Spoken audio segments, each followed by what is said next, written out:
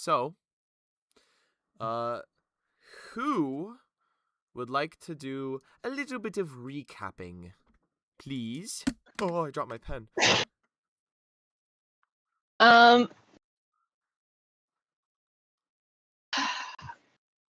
take your time. Take your time. We got all day.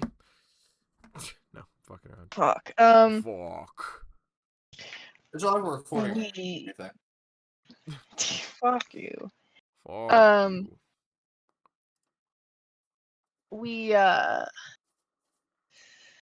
left the garden after having a disagreement and Plank almost losing his life. Yes. But there were talks about the rest of the party joining dinner, and they're like, "Oh, we'll just be servants," and you know, they're not trained enough to do that. Yes. Almost got in a fight with one of the striking guards because he was not a fan of the disrespect. Happens. And then got sent everyone back to my room, but Toad, hearing some rumorings, went and spied on the Grand Star. Through these servant passageways. Real of Toad. Toad Real Toad wearing the servants' uniforms. Heard a conversation between the hag Felly and the Grand Star. Jesus. Okay.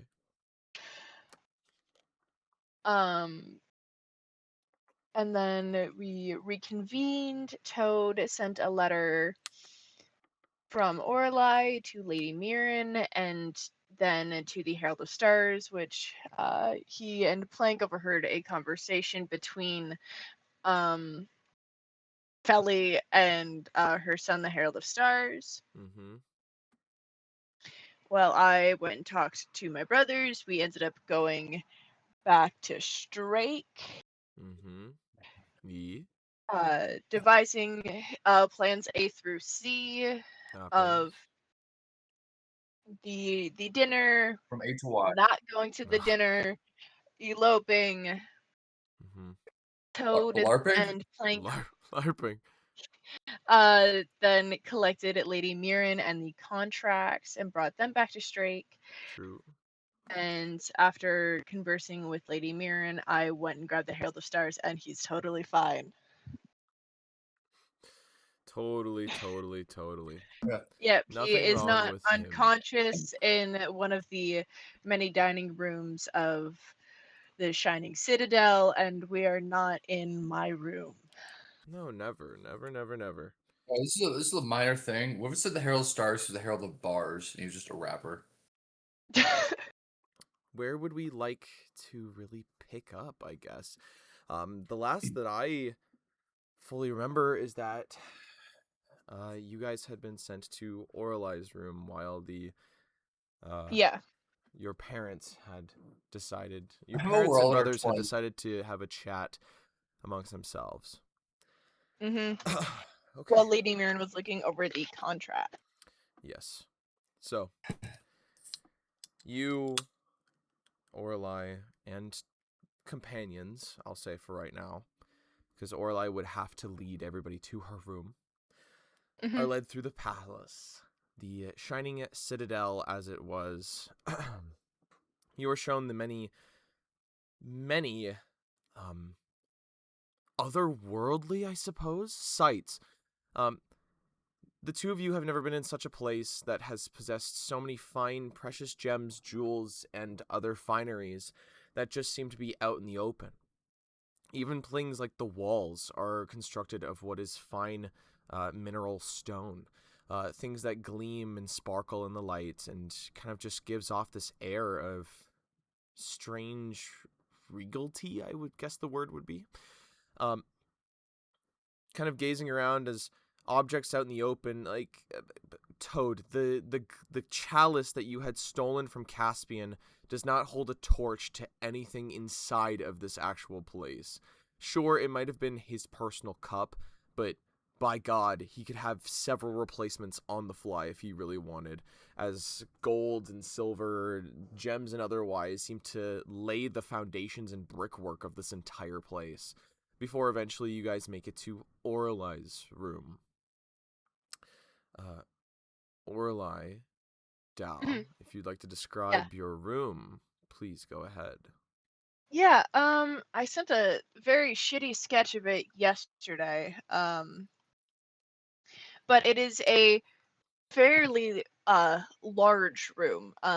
When you open it, there's lounging furniture everywhere. To the right, there's a pair of double doors that you can guess leads to her closet. There is a desk on the far right corner that has candles on it, lanterns. Scattered everywhere are pens and paper. Fine, comfy chair sits in front of it. There's plants that hang from the ceiling and on other tables. Um, in between one of the lounging chairs and the desk are um, huge glass double doors that leads to a balcony that overlooks the gardens. Um, and then to the beside the closet doors and the large bookshelves, there's an inset of a uh, an incredibly large bed that's surrounded by flowing fabrics and curtains. Blankets are lazily yet chicly draped down the steps and across the mattress. In the middle of the room, in between the different bits of furniture, there's a large, um, almost coffee table that there's room to be set on, but can also be lit to be a small hearth. It is very cozy. There are things everywhere. You can find small paintings of the people in her life, notes and letters and whatnot. It is maximalist to all degrees. Um, it's very nice, and there are a lot of things. It makes the very large room seem very small. As you all enter, again, those of you that don't come from what is a life of luxury, you feel small and pale in the comparison of just what is Auralye's bedroom. But the space is nice nonetheless, as you all would enter. You can put your things in wherever. I need to try and figure this out.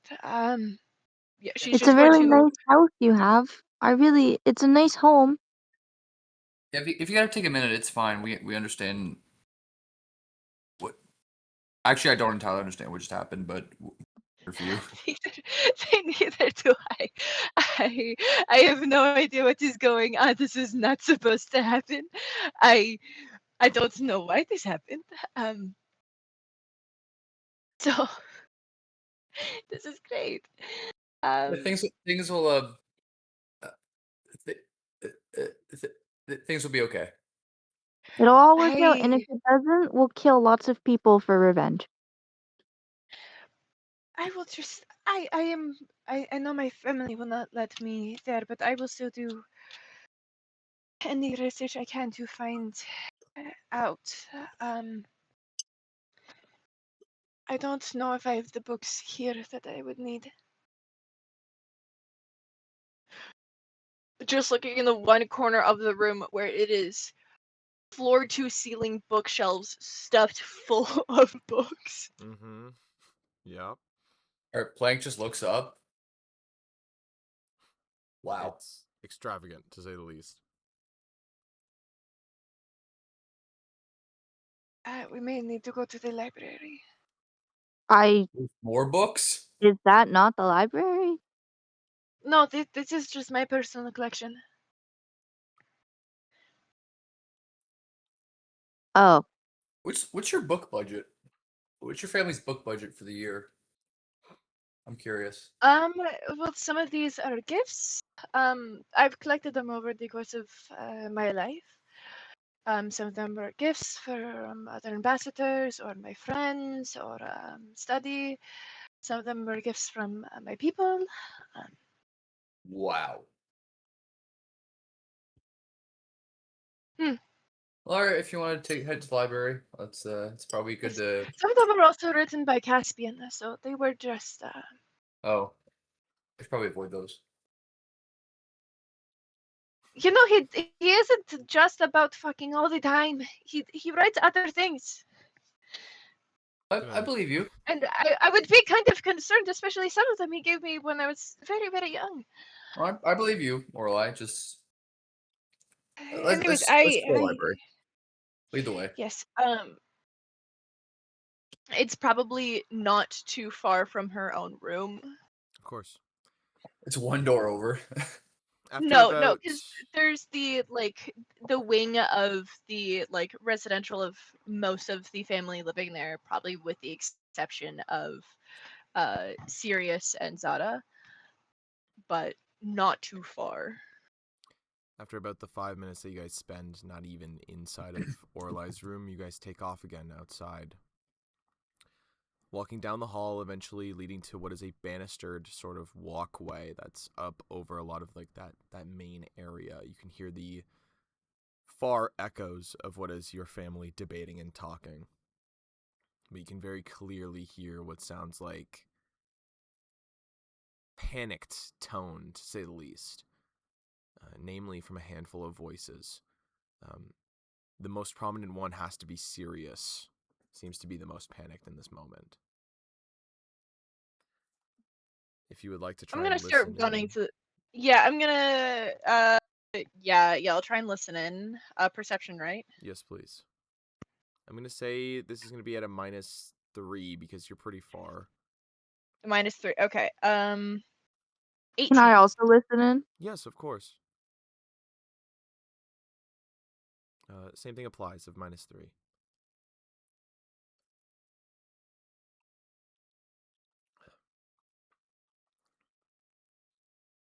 6. 6. Awesome. Toad, it sounds like a cacophony of noise. You can't exactly tell what exactly is being said, but you can very clearly hear what is the sounds of panic. I got a 19. 19? Awesome. Okay, so you're right there with Auralye. You guys are able to pick up better pieces of the conversation. Sirius sounds frantic, especially now that something has now befallen the Herald of Stars, in which you can hear that he's talking with your other brothers. Specifically, he seems to be worried about the fact that what the fuck are we about to do?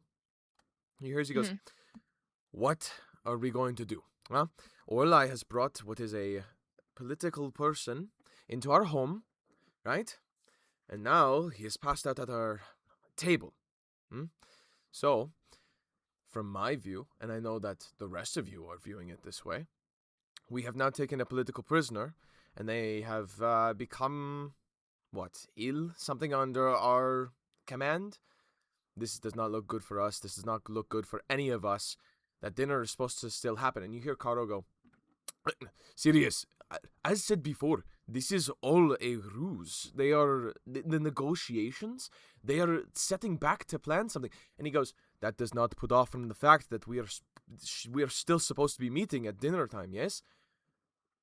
We are still obligated to abide by the rules and sanctions of these different countries. I'm willing to overlook it every now and then, especially now with the suspicion and concern that demons are possibly running their fucking country. Yes, Lady Miriam, and you watch it, you can hear she goes, perhaps, and he goes, perhaps, but what, we have to send him back, realistically. Mama and Papa are talking, but I don't know. I don't think that whatever they're talking about is what has affected him. I think that this is something to do with devils and demons and whatever else. You can hear as Karo goes, I don't think you're wrong.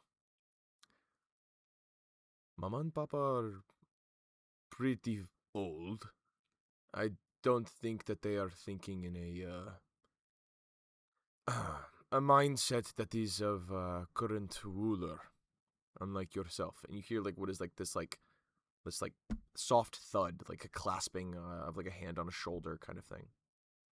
You hear Sirius goes, "Yes, I think that they are stuck in the past, but we need to figure this out. We are a small nation. We do not need all of Alazan coming to us. Yes.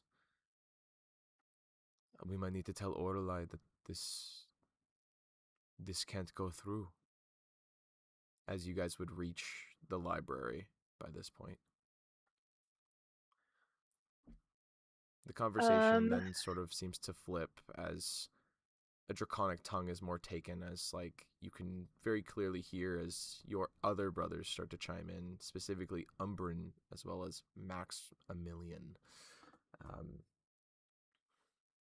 That sort of harsh, like rolling R's and dragged like vowels seem to bounce off of the walls in a cacophony of like noise, but a little bit less coherent. Plank, you would stop understanding at this point, but Auralye would still understand. Yeah. But you'd make it to the library at that point.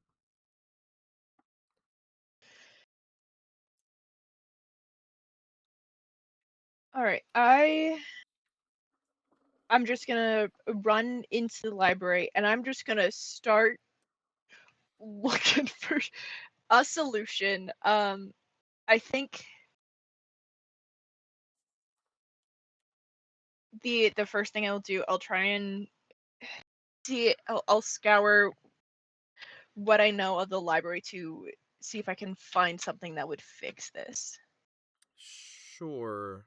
Can you? Oh gosh. Is there like isn't there like a library lore check or something?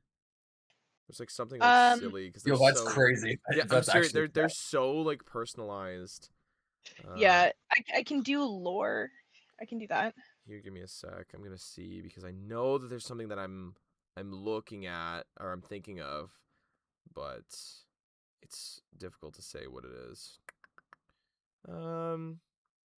Academia, accounting, architecture, art, astronomy, carpentry, circus, driving. There's a lot of them. Carpentry is wild. No, there That's is a library lore.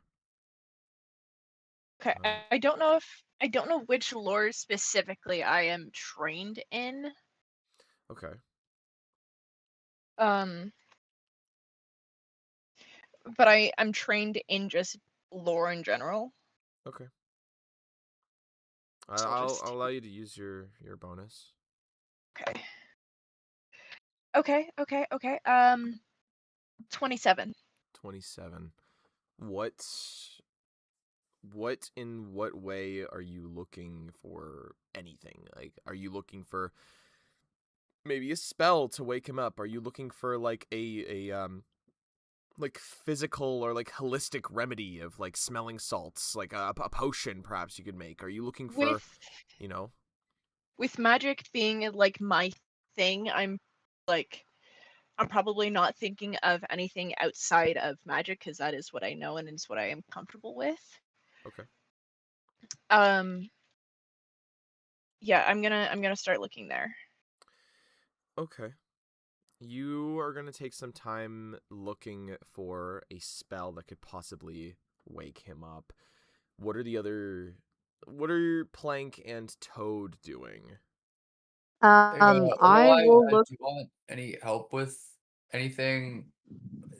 Is there any like sections you want us to check, or one of us? I just don't get lost. That's all I can ask. I will look for an alchemical solution, like if there are any formulas for like a dispel magic sort of potion. Okay. You give me the same type of lore check if you don't mind. I crit failed. Awesome. No more Toad gets lost in the endless section of the library. Seems so. The books fall on me and I'm pinned to the ground. As you No, you so fucking die. here's the thing about the library. It's why I said not to get lost. you can actually get I'm lost, and fucking people have lost gotten in here. lost. There's no doubt at all. I am so fucking lost in here.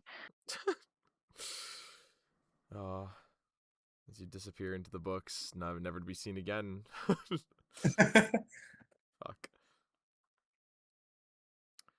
But yes.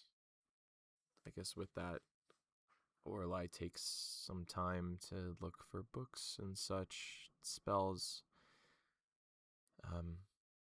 What was your check that you made again, Dal? Sorry. It was a 27. 27. The most readily available books are the ones that are what are basics of magic, spells from 0 to like level 3 essentially. Dispel Yeah. magic is probably your best bet as to something as simple as, if it is a magical effect and he is put under a spell or something along those lines, then obviously dispelling such an effect would be your easiest way to go about this. But you're unsure as to if this is a magical effect technically that he's being put under via what is a spell that's been cast, it's part of a contract, or otherwise.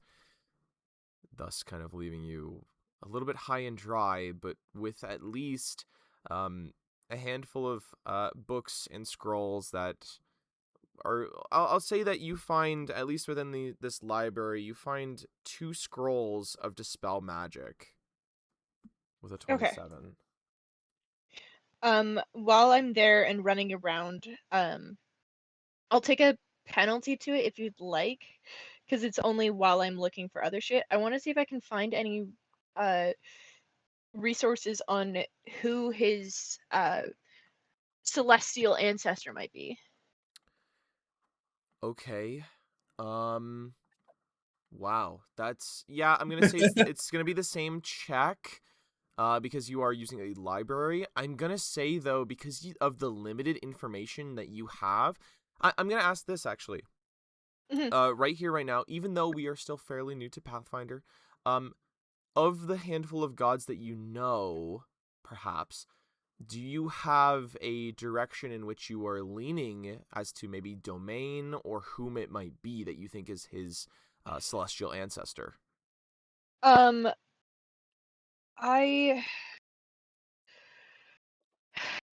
So one thought is the goddess of like the stars and everything.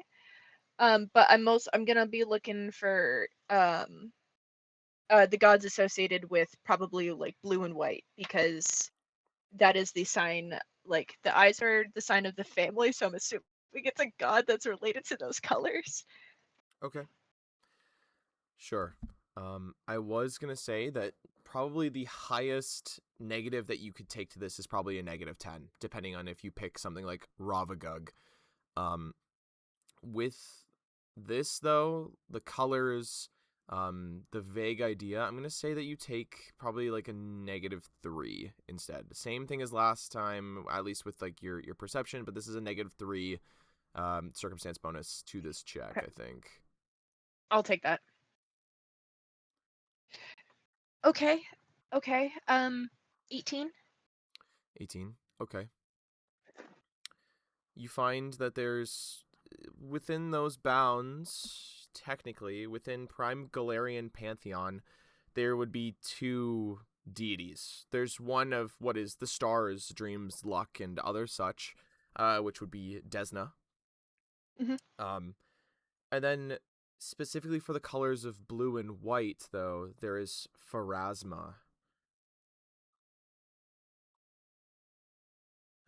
Okay. Of course, there are other sort of minoring gods that exist here and there, depending on where and how you look, but these would probably be like your first big ones. Like Pulura is apparently the deity of like the North Star kind of thing, but that's one star versus what is the entire night sky. Yeah. Those 2 would probably be your most safe bets, you would think. Okay. Yeah. Yeah, I'll just take those books as I run through and I'll just throw everything down on the one table and start looking over things. Yeah, well, she's doing that, and Toad's kind of lost. Can I attempt to go back outside and see if I can hear anything else Yeah, sure thing. from the family? Yeah. Camouflage? Yeah, sure. You want to stealth and go out there? Yeah, just like, Yeah. because I hear what they might say without me actually, like, God damn! Son of a bitch. No, I did good. Oh, very nice. 23. Son of a bitch. Okay, 23. I'm gonna say with the 23 here. I just want to hear if I could hear anything that like they don't want us to hear about the situation. Oh, Or most like even definitely. if there's I'm gonna say this as well. With a 23, realistically, consider like you guys are upstairs. You are like a lot further away from them. Like you're hearing off of like the bouncing of walls. With a 23 stealth, you can get like pretty fucking close to them if you wanted. You think you could get at least within 30 feet of them, like down on the main floor if you wanted to try and hear as much as you can. yeah, given the circumstance, I want to because like if worst case if they catch me, it's like why are you here? So yeah, there's no like yeah okay I'll get as close as possible. Sure thing. Plank, you go downstairs to Right, the Auralye, I'll be area we're back. talking. Hope find something. Where the fuck did Toad go? Aralye's locked in with the books. There's All right, well, I'll be back, Toad. Toad trapped in a bookshelf somewhere. You make your way back out, downstairs, back to the main area. They seem to still be talking in what is that fierce tongue, though you've probably heard Auralye kind of speak it every now and then. You would know it's Draconic, as they seem to like what is forked tongues speak to each other. Again, these like thick, like like these like deep, low tones. The accent completely disappears as they speak this, language. So you're assuming that this is probably their first natural language as they speak to each other. Zara is also present there with Lady Mirian, in which she, as you kind of stand there, kind of watching from what is the shadows, can tell that she must understand Draconic as well, as she seems to be picking up pieces of their conversation. Lady Mirian seems to have no fucking idea what they're saying, as she seems to be poring over the contract, while Zara is like half-mindedly paying attention to the both of them. Like she's sitting with Miriam, like kind of looking at the page, but like her head peeks up every now and then as if she's trying to listen a little bit harder to what the guys are talking about, it seems. Every now and then you would hear as like they pop back into a common tongue, though. It's never for anything huge. It's always just like, ugh, like what has our sister essentially gotten us into now, kind of thing. One of them, the one that's been identified as Umbran, though, in the common tongue, just to address the crowd, goes, I am going to go speak with mother and father. I think that we are not getting a full picture, so I think that it would be best if we bridge that gap. Yes. As you watch as the rest of the guys kind of nod and give general affirmations. He gives us a small wave, like just sticks like a hand out as he turns and starts walking towards what is presumably their chambers or wherever they've gone. Lady Miriam still continues to pore over what is the contract as well. As you can hear, she seems to like recite like word by word by word certain things. Specifically, you can hear that she seems to mumble what sounds like an oath over and over again. As the first parts that you can hear is she goes, I, as kin of the gods, affirm my allegiance and pledge my unholy weapon to those that seek what is right. I, as kin of the mortals, swear the protection of those that may not be able to protect themselves. She trails off for a bit and then kind of holds on this ending part that seems to come maybe 2 or 3 sentences later, in which she goes, "May these contracts be my bindings." And she kind of like sits there, kind of half mumbling to Zara, just like, "In what way can we sort of manipulate that?" And you hear as Zara just seems to kind of half-mindedly go, "My lady, I don't think that there will be much manipulating of it. I believe that my husband will be dealing with your herald."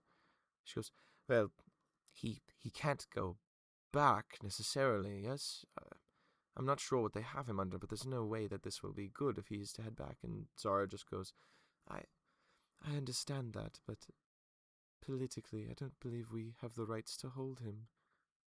This is not correct, as it was." This kind of low-hanging solemnness that seems to kind of envelop that small area as Plank, you just sort of stand and watch as they seem to continue to chatter. Some of the men getting a little bit more upset as time goes on as well. Namely, Sirius and Kato seem to go back and forth every now and then. Kato putting his hands on the table, kind of slamming it every now and then, seeming to spook the 2 women that are also there. But Sirius seems to kind of cross his arms and seems to, again, this hissing tone as he seems to kind of berate or scold his brother in some way.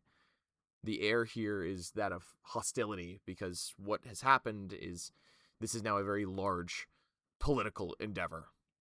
Yeah. They now need to figure out what the fuck they're doing. Can I attempt to hear anything from Auralye's parents' chambers? Or You try want and to get a little bit try and follow after Umbrin? Yeah. Sure, yeah. With a 23, I'm going to roll perception for him. It's not as if he's like actively looking. Actually, no, wait. He has like a perception DC.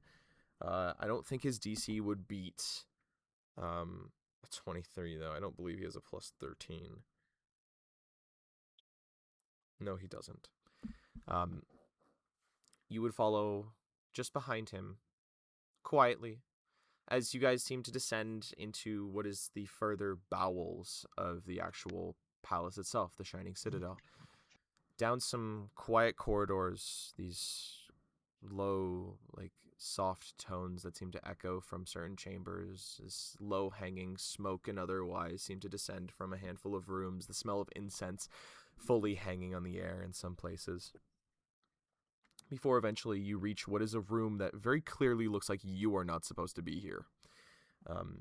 You reach what is this almost like penthousey private living space, with what is the smell of, again, incense and otherwise that seem to hang ever so slight over everything. The lights are dim, the curtains are drawn, this almost purpley pink coloration pouring in off of what are magical sort of torches, braziers, lights, and otherwise that seem to fill what is a lavish room, not too unlike what Auralye has, but with a little bit more of a, not for a condescending tone, but maturity, I suppose is the word. Okay. Everything here is more dark tones, calmer. Everything here is still supposedly light and airy, but everything has been cut off. The door shut, windows drawn kind of thing, as Umbrin knocks on the door, as the door is then received by what is the king. As it should also be noted that out here there are Strakian guard, specifically royal guard, that seem to stand just at the edge of what is the doorway as well, just to be sure, as these are the king's chambers, the queen's chambers as well. As Umbrin just kind of greets them. Yes, sorry. As I'm standing behind them, can I just make a quick perception check if there's anything like that would alert them if I'm walking into their like room, if they have anything for like intruders or anything? Sure, yeah. Make a perception check, yeah. 18. Realistically, you do see that like the doorway itself, door itself is beautiful, but the like actual entranceway is heavily engraved. Along with what is that, you very clearly see that there are some kind of runes or otherwise But realistically, if this is an alarm spell, then there's no reason for it to go off if you're to slip in with Umbrin.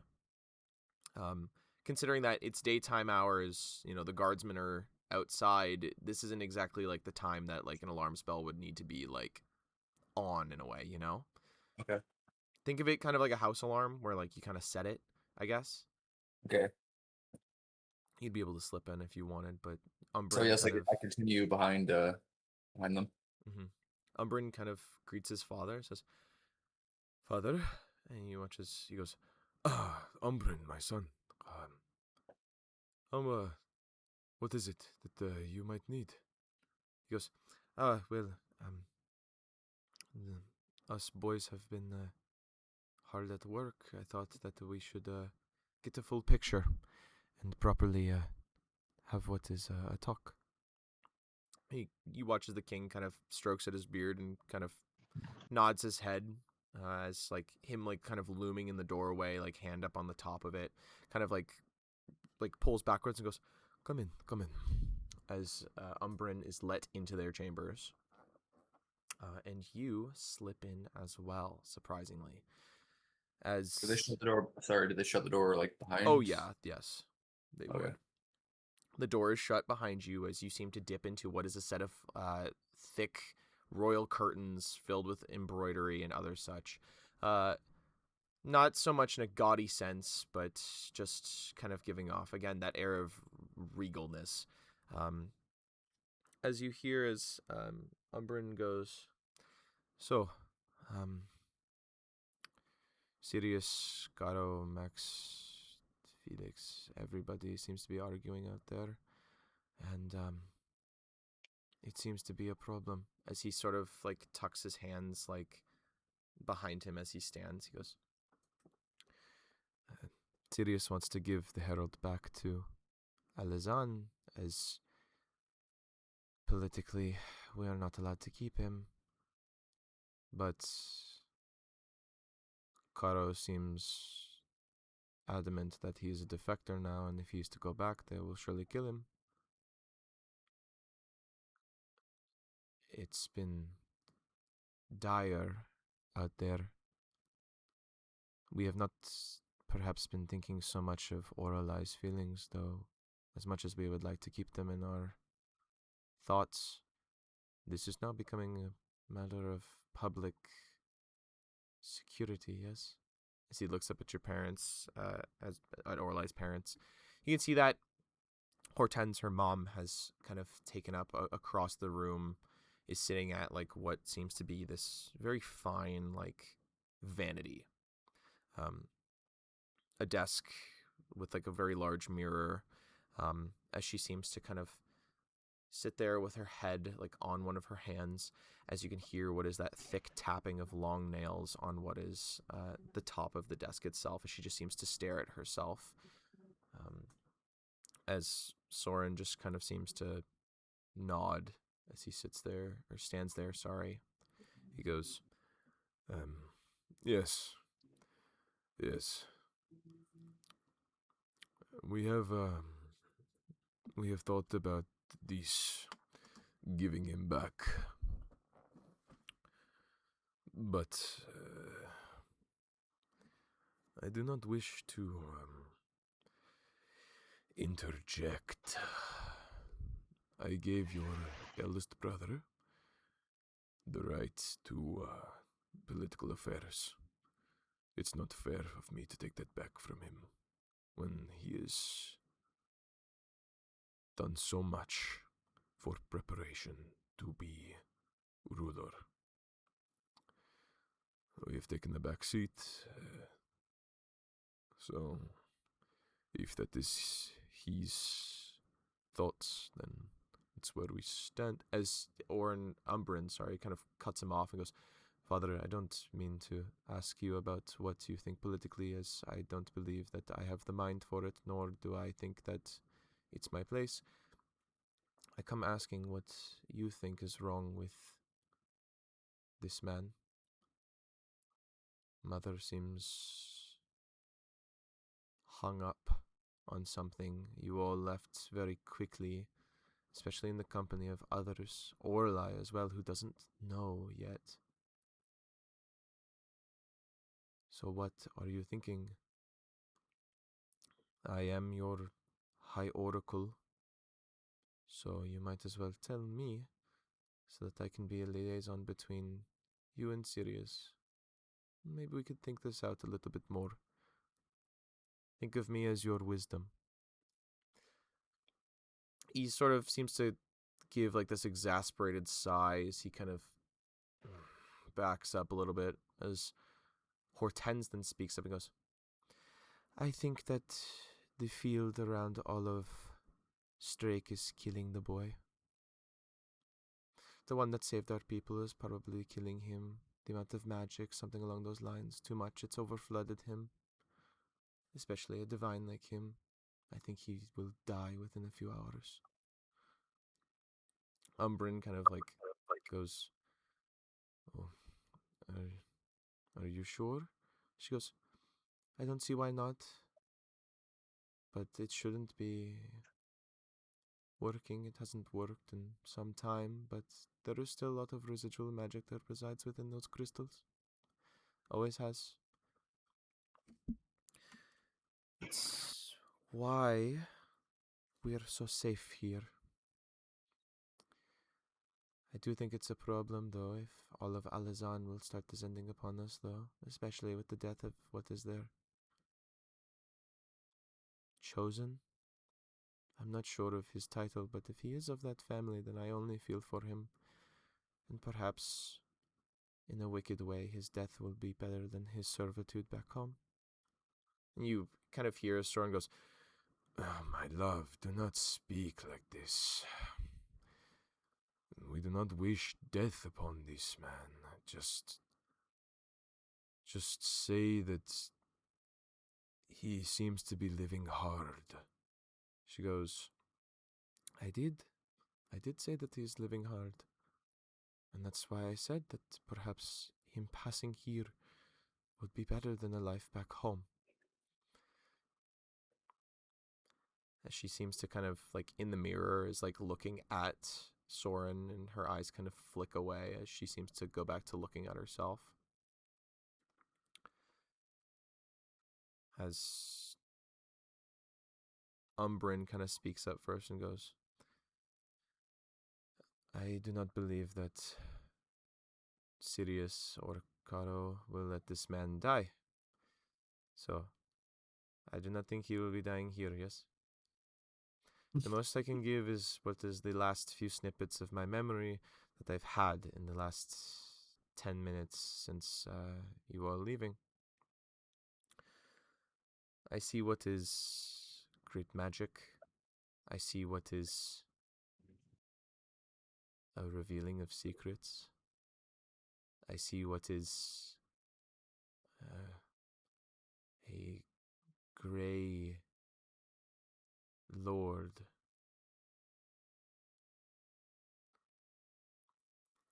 I see a people once thought dead still roaming the world. I see them doing as such. I see Auralye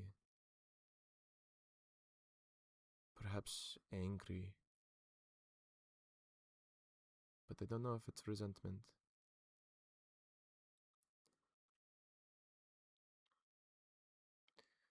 Soren kind of just sort of eats this information, just face tanking it, as you watch as his eyes kind of fall to the ground.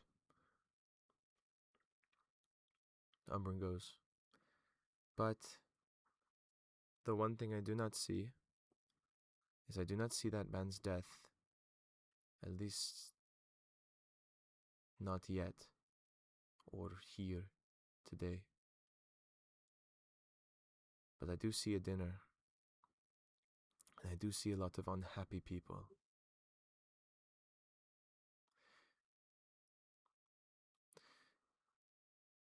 I will go tell Sirius that you both think that what is old magic is killing him, but I do not think that this is correct. as much as the respect that I have for you as my parents, as king and queen, I have more trust in the visions and other such that seem to bounce around my mind that plague me.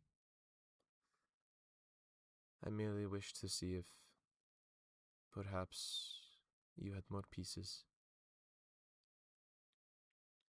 I will leave you both to your stewing, but please do come join us when the time is right. We'll be checking on Auralye soon, too. She would most likely like to see you both as well, I think. You can see that Soren just kind of nods as Hortense's face seems to scrunch a little bit. Not in like a, ugh, but like a, like, fuck. Like, that's, yeah, I gotta do something about that. Umbrin just goes, I will be leaving you now. As he sort of turns, walks back to the door, opens it, and leaves. Plank, are you staying or are you leaving? I'm saying. You're staying in the room? Yeah. Okay. Before I do, is there any other way out? Is like the door the only way like in and out of the room? Like would there be any like open windows or anything before I All make of the decision? windows are shut and all of the curtains are drawn as they seem to be in a time of privacy. Okay, I'll leave then. Okay. You leave with Umbrin, basically being his shadow. As he kind of steps out, sees the royal guard, and he goes, thank you all for your, all the work that you do. I have nothing but appreciation. As, you can hear what is like the soft, like, chink, like, clang of spears as, like, what is like a soft salute is done. As he seems to kind of walk back to what is the main group of the men.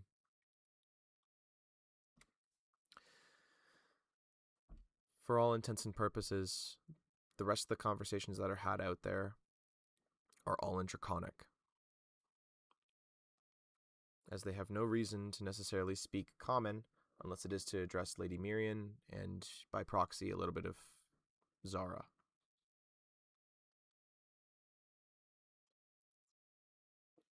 Okay, so I return to Auralye's room.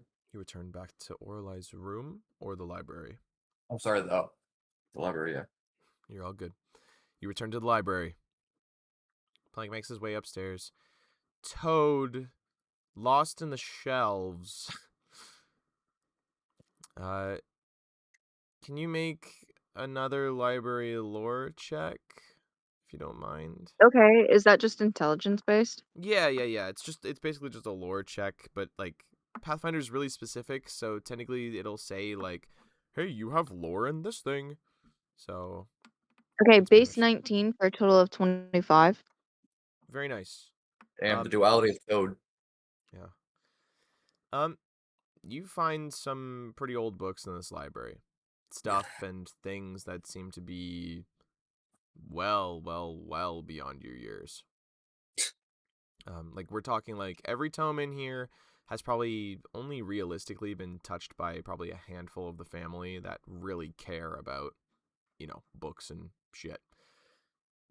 And While I'm Auralye. all the way back here, can I look for something that might contain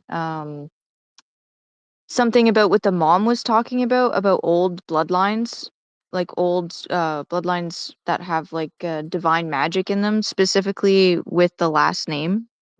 Sure. Yeah. With a 19, you'd find some. Again, parts of those old books. Again, probably only tomes really touched by Auralye and a few of her brothers, realistically. You find a book. Where are you? Huh. Like Scooby-Doo. Huh. Where are you? You find a book I that seems am. to be written in common in what is like a calligraphy, like hand. The name of the book is The Blood of the Eternal Divines. Okay, This It's book hard to seems to scoop that up. pertain. This book seems to pertain to what was these, divine houses or something. You haven't exactly plunged yourself headlong into it, but you grab it. And you have it. And I'll search for Auralye. Awesome. You make your way back to the front of the library, or sort of, I guess, like the middle front, in which there's a long table in which Auralye has gathered different books, scrolls, and otherwise that have stacked themselves high. As you can see that Edhara seems to kind of stand on the table, kind of just across from her, like kind of loafed, just kind of staring at her, waiting for like what is a command. As you find her in this state of what is, I suppose, panic is the right term. Yes. I would say that's probably Yeah, fitting. she's freaking the fuck out. Sure.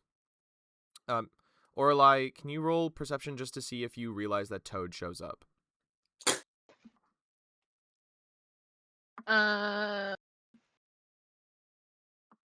No.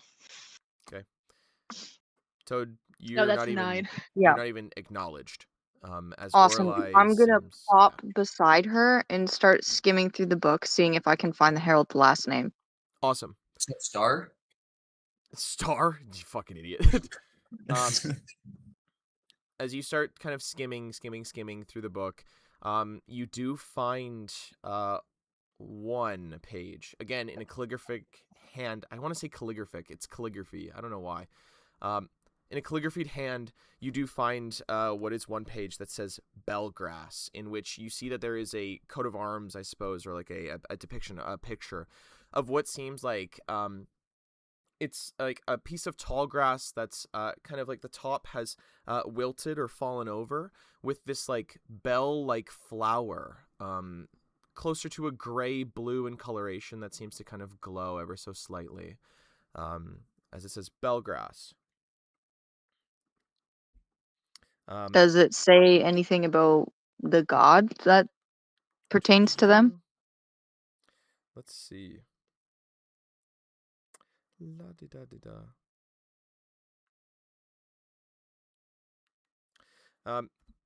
It says that the Belgrass is part of one of the first thought to be divine bloodlines, as it seems that those secretive seem to perhaps have a tie to the goddess Pharasma.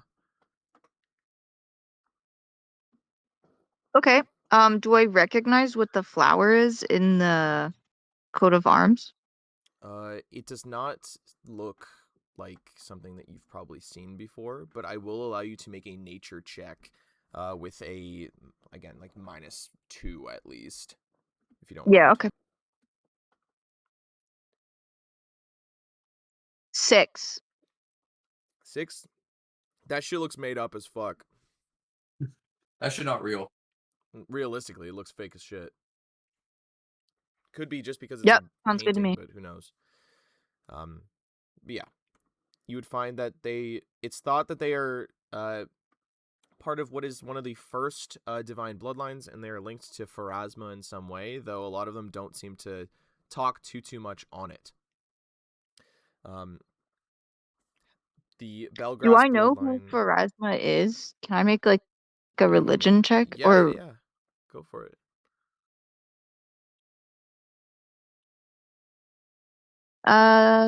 14. 14? Yeah. In Estellas, they weren't exactly keen on the gods, but it doesn't stop that kind of literature from flowing, especially in a city that relies on information and other such things. Galarian gods and otherwise do make their way into what is, culture, other such things. Pharasma is thought to be, like, she was said to probably be one of the first gods, realistically. The person that kind of created everything in a way. But either she got bored or didn't like that responsibility and kind of split up that power, it seems. Now she kind of just sort of, takes a back seat.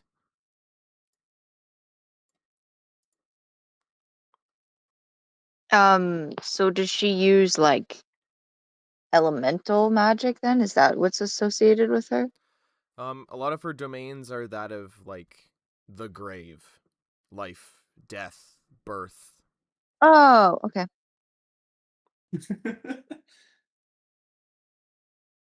That's what's thought, at least. At least from what you would know, I guess.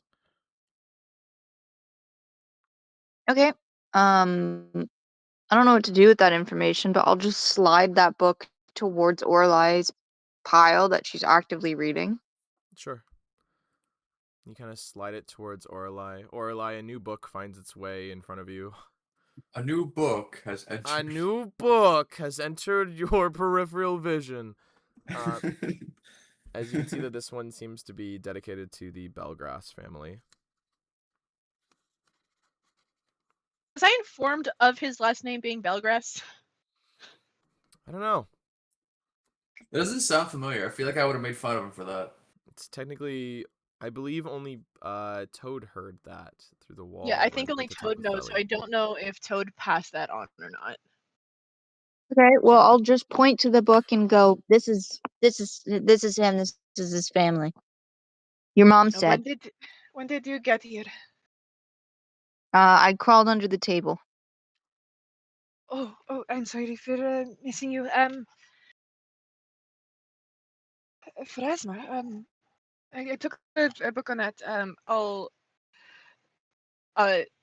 dig through my pile and find the book on Pharasma that I pulled out, Sure, yeah. You find, like, and I'll just quickly skim through it. yeah, sure.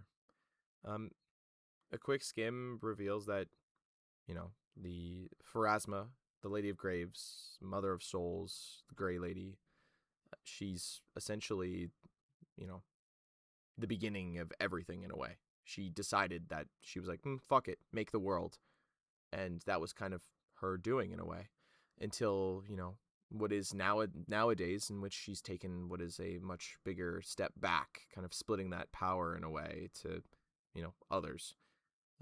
A lot of her areas of concern, as said before, birth, death, fate, prophecy, and time. Hmm. The edicts, as you have her book in front of her, strive to understand ancient prophecies, destroying the undead and laying bodies to rest. The anathema, creating undead, desecrating corpses, and taking from the dead in bad faith.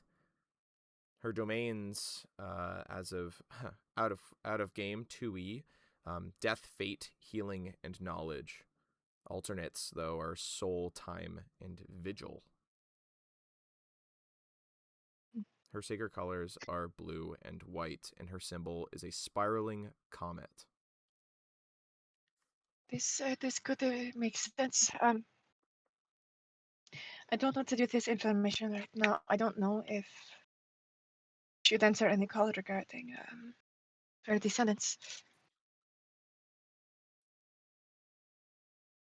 Hmm. But okay, I'm going to. Okay, I have some idea. Okay, I'm just gonna scoop up a few books Okay. and these spell scrolls and run back to my room to grab some of like casting supplies.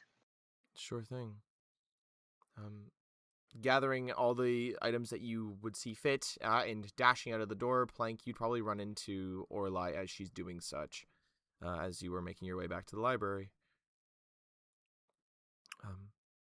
But Auralye, you make your way to your room and collect casting supplies, little things, paper, ink, whatever you could possibly need for casting. And I love sorry, this the conversation I overheard, was it like, what kind of magic was it that I said like that they think this is? residual. No, it was like old magic. You said old magic. Yeah, her Yeah. mom was speaking of old magic, Okay. whatever that fucking means. But yes, you guys would run into each other in the hallway as Auralye dashes past you. Plank to go to her room, collects paper, parchment, ink, quills, pens, whatever she fucking has. Actually, she would probably have like fountain pens. That's a thing that just isn't around. This is like some real like regal shit, realistically. Hey, Orla, do you need help carrying any of that? No, I've got it. Thank you, though. Where did you go? I'd rather not talk about it, but I have some information. I hope it helps. I They seem to think it's old magic I don't really know what that means, but that's what everyone thinks that's what's going on here. I don't know if that would help you, or I'm not really well versed in the history of magic, but I just thought you should know that. I thank you. I mean, a lot of magics kind of disappeared for a little bit during the kind of centering, but they didn't die as much here because we did not have the same effects. So I don't know. I may also just have to take an actual look and try and analyze it. I may have not noticed any of the effects because I've been I'm not trying to stop you, so just keep doing what you're doing. I'll go back to the library and just try and find something, but just I'm not trying to stop you. I know you're Plank. You also don't have to go back to the library. You can stay here. There is the bathhouse. There is the pools. There's the gardens. I'm gonna tug on Plank's arm and I'm gonna like gesture to draw his ear closer because I'm gonna whisper something so that Auralye cannot hear. Okay. You're what's up, just little getting guy? closer. What if we head back to Sure. What's up? What's up, Toad? what if we head back and we grab the actual copy of the contract, the master document? What if we stole it? Do you think that's a good idea? It might be. I mean, what if there's something else on that copy of the contract that we're missing? Or what if having that contract gives us an advantage? Uh, I'm not opposed to it, but do you think it's a good idea to leave Orlai alone right now with everything that's going on with her? I mean, she has her whole family here.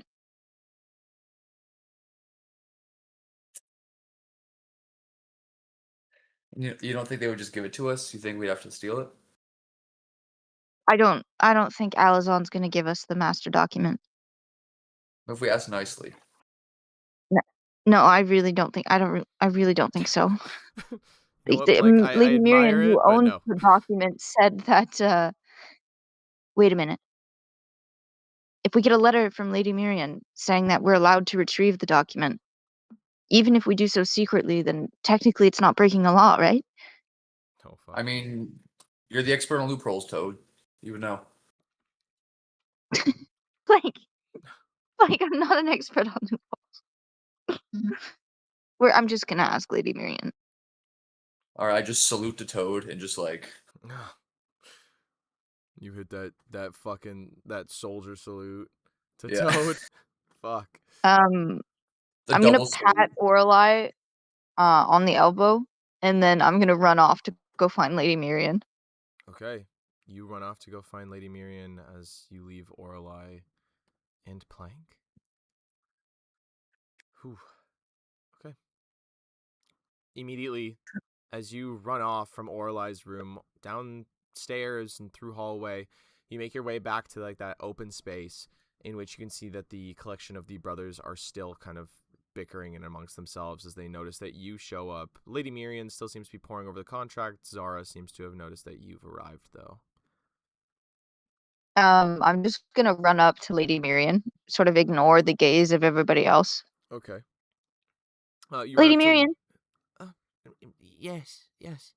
Oh, yes. would there Hi. be any use in retrieving the actual contract itself? Like, I could go back for it and steal it. You mean the copy that the Alazinians have? Yeah, I thought you said they have the master document and you have They copies. do. Yes. Do you want me to retrieve it? You can attempt to do so. I don't know how you would do such a thing, though. Where is it? Oh, I'd assume it's with the Grand Star in her sort of filing system. She kind of says with like an exasperated sigh. Oh, okay. I'm gonna turn over to the brother, and forgive me, I don't remember his name, but he's the one that does alchemy. Evander. Evander. Evander. Yeah, Yes. that's right. I'm gonna turn over to Evander. Do you have any potions of invisibility that I might be able to borrow? You watch as like he kind of stammers and kind of like looks around and goes, yes, I would. As you hear Sirius go, no, you cannot be doing this. This is more political intrigue. You can't be doing this. Listen, friend of Auralye, as much as I can see that where this is going, I'm not stupid. We don't need any more heat on us. We already have what is the Herald here, as We're he already gestures. sizzling. The Herald has now been taken from his seat and laying on the floor with what is like different like things laying on the floor, like wrappings, cloths, other such things. So he's not just like on like sat in the chair. They have him like actually like on the ground now. He goes, listen, I can understand what you're doing, but this is, you cannot be causing more of a problem for us. Well, I mean, technically, you're holding him legally, no? He defected. Well, we don't have He's not a prisoner. confirmation of that. And you watch as Carter goes, bullshit, we don't have fucking confirmation of that. He showed up here of his free will, claiming that he was a free man. He showed up here, and also there were witnesses when he left with Auralye. They already know. Sirius kind of like sighs. He goes, legally speaking, he has not said that he is defecting in any such way, though. We have not indoctrinated him, brought him in. We have not given him his rights, his anything. As far as we know, he's still just as affiliated with Alazan as he was, what, a half hour ago, an hour ago before he arrived. The most that we Well, know legally is... speaking, and I have to be honest, I'm not a lawyer. Let's just put that out there.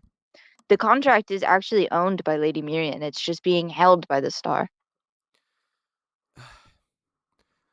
If you can requisition it in some way, then I don't see how that would be problematic. But if you are going to steal it, as with a potion of invisibility, because again, I am not stupid, then that will be a problem.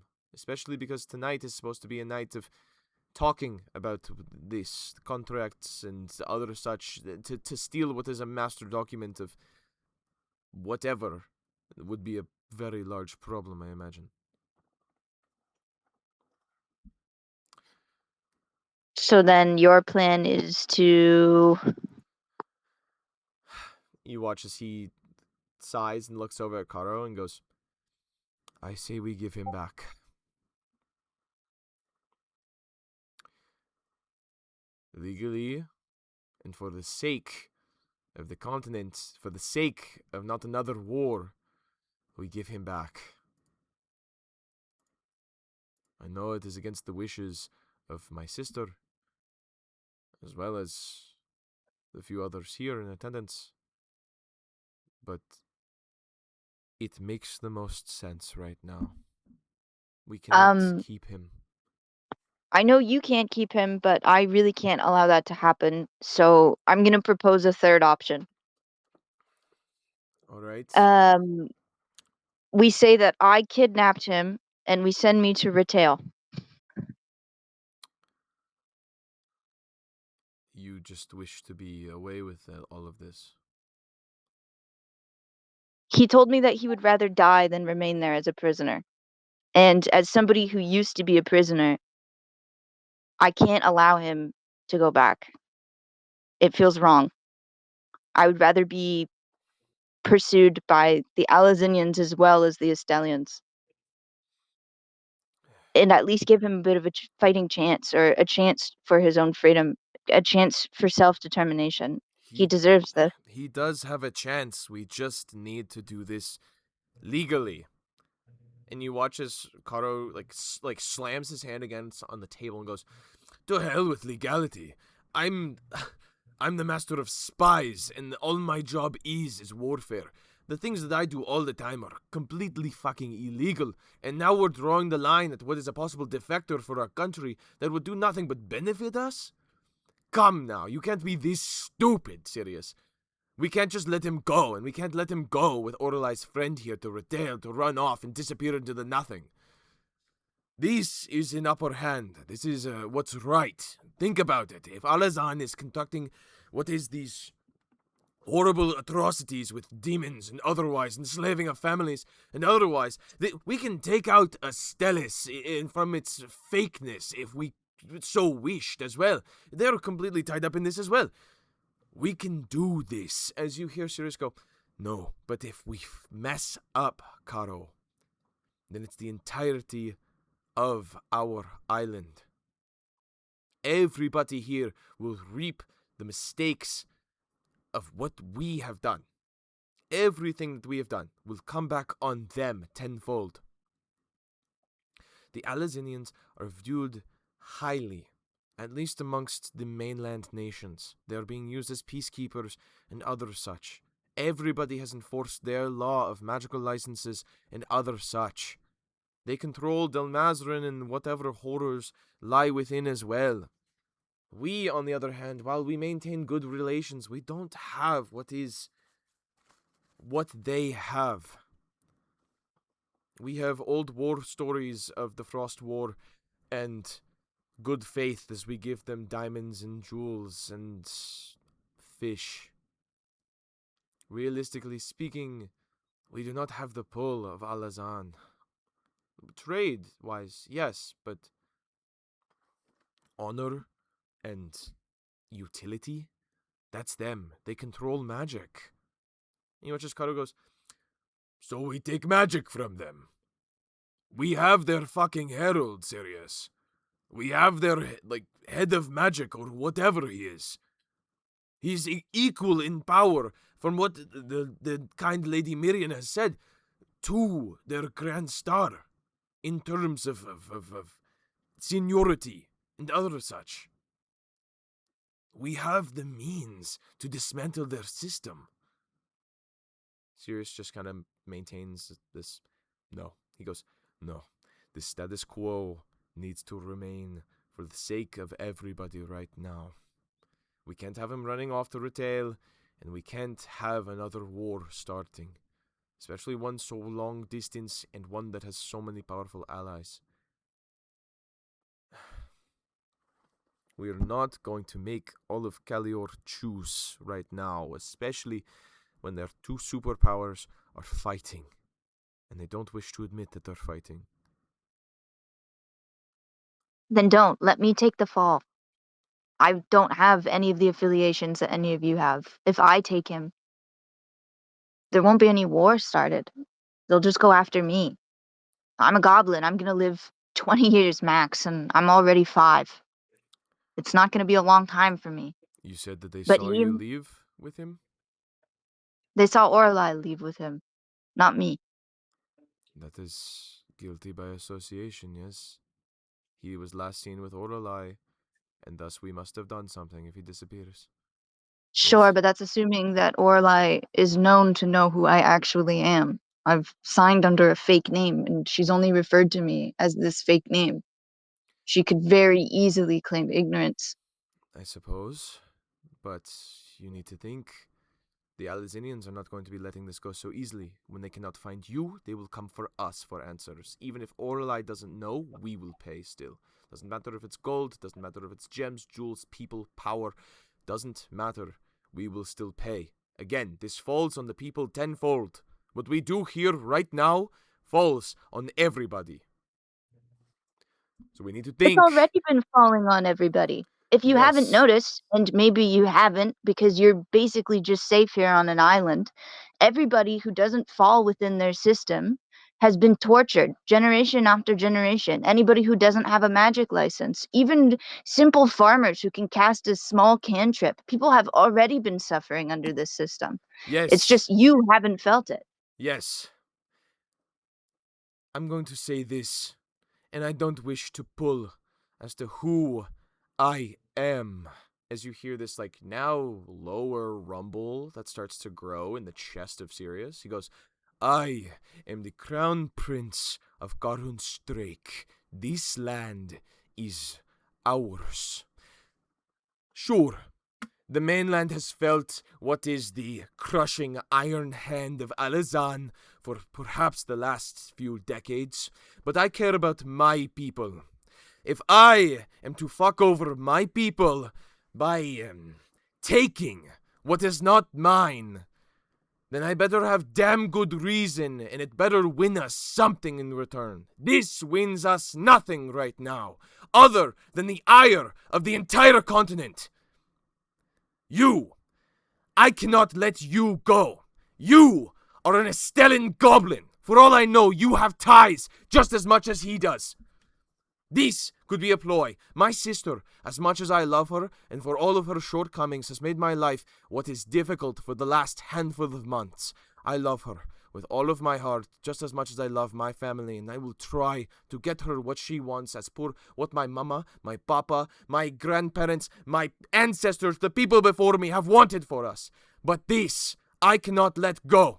I cannot let my people die. I cannot let them suffer for what is the royal family, for what is one marriage at this moment. I cannot let you, quote unquote, take the fall, because you will not be taking the fall. We are guilty by association. This man was seen leaving Alazan with my sister, royalty. He was seen by not one but two people. We will reap. Not you, and not the herald. Strake. My family. My people. He will not leave with you for retail. If you wish to turn and run, go ahead. I do not know who you are. But he cannot leave right now. If he does leave, it is back to Alazan. This is final, as he turns to what is all of Auralye's brothers. His wife, as well as Lady Mirian, as everybody has just kind of started staring at him with this like general look of, whoa.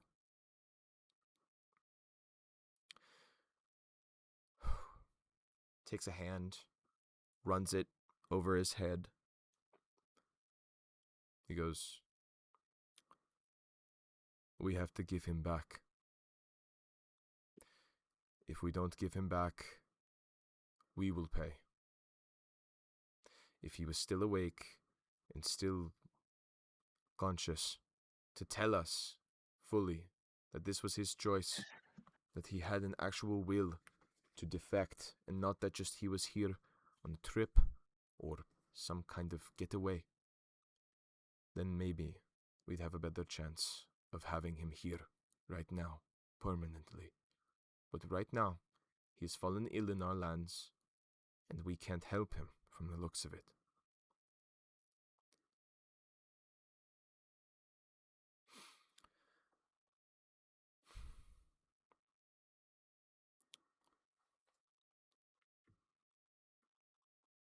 You watch as the other brothers sort of avert their gaze a little bit. Betas. Not really in a beta sort of tone, just a, I don't like the taste of this conversation. This is usually a tone that we don't tend to keep, and it's not feeling very nice on everybody right now. But they do recognize that. Sorry, would we like hear this like going on? Like, within, yeah. like, Oh yes. like we would hear this from like Yes. however far the library is. It's not a cacophony of voices. It is a single voice, and that is Sirius.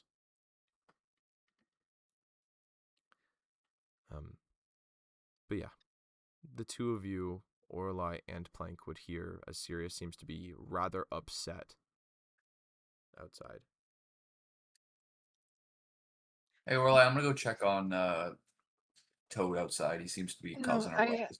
I should go. They won't be happy, but I may have an idea.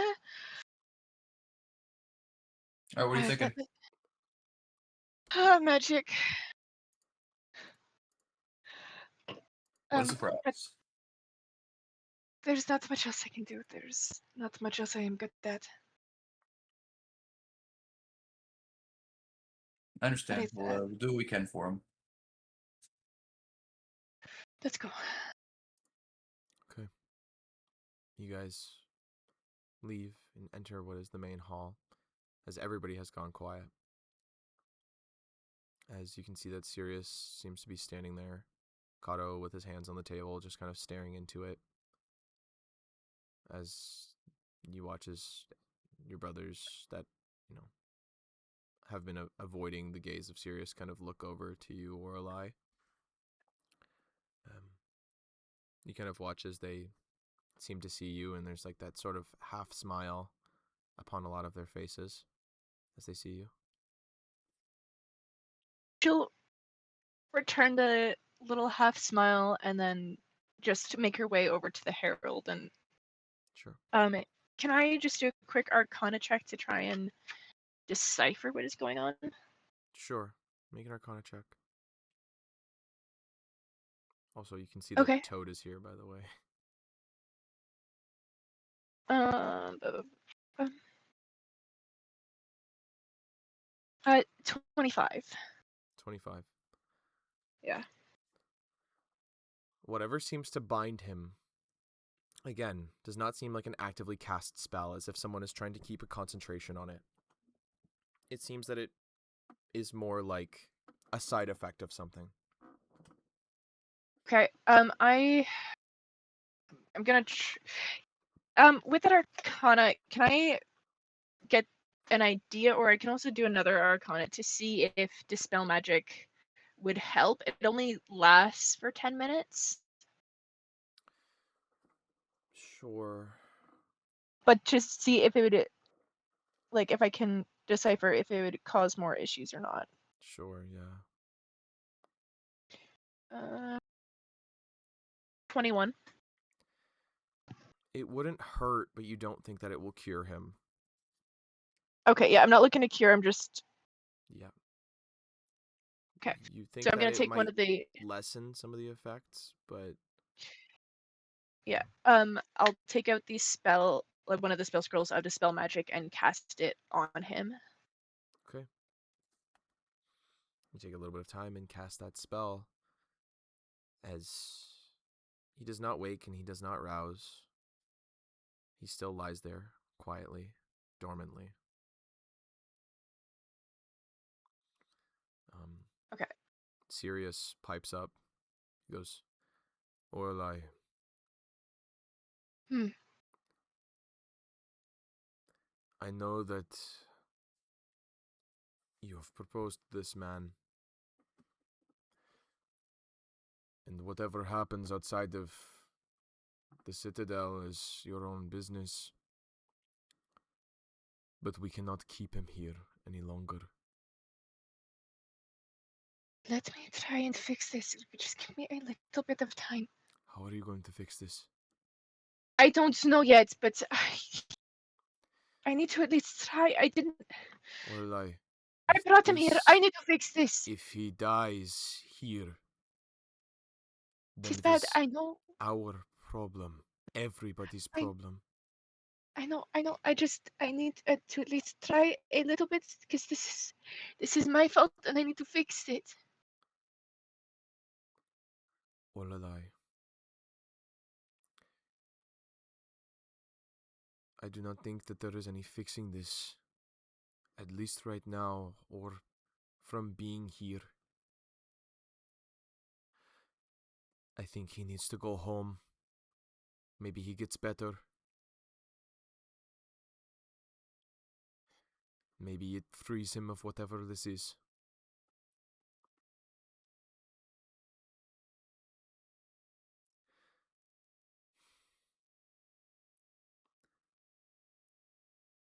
Sure, but I at least want to try first. There could be something.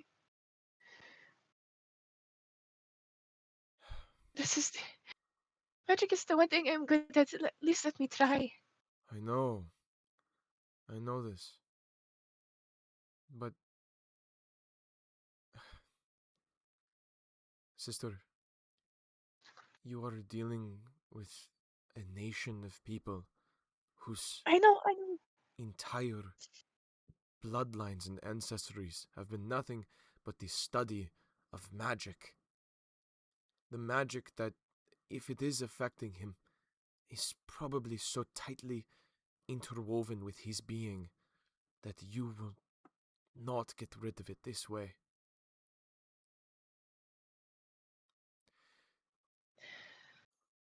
Your friend here, as he gestures to Toad, goes, your friend here did not have a horrible idea of trying to get the master contract from Alazan to actually read. Though I do not condone the stealing or the running away with the herald in any such event. But if we do have that contract, then we do know what's happening. And we do know if this is just arcane, if this is demonic, if this is the gods. We have a better idea. I know you want to try. But right now, I think it is better to save your energy. There are other ways and other times to save him.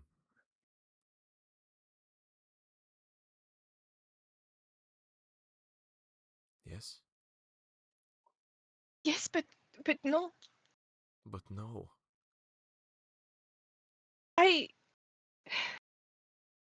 I promised him that I would not hurt him, and look at what they did. You have not hurt him. I brought him here. But you didn't hurt him by doing this. I do not believe you speak the truth. I did this. I at least want to try and find a solution, or at least find a way to get him home safe. Umbrin kind of speaks up and goes, Auralye, Hmm? you did not hurt him. You bringing him here did not hurt him, no matter what you tell yourself. Who did hurt him is just beyond the teleportation circle.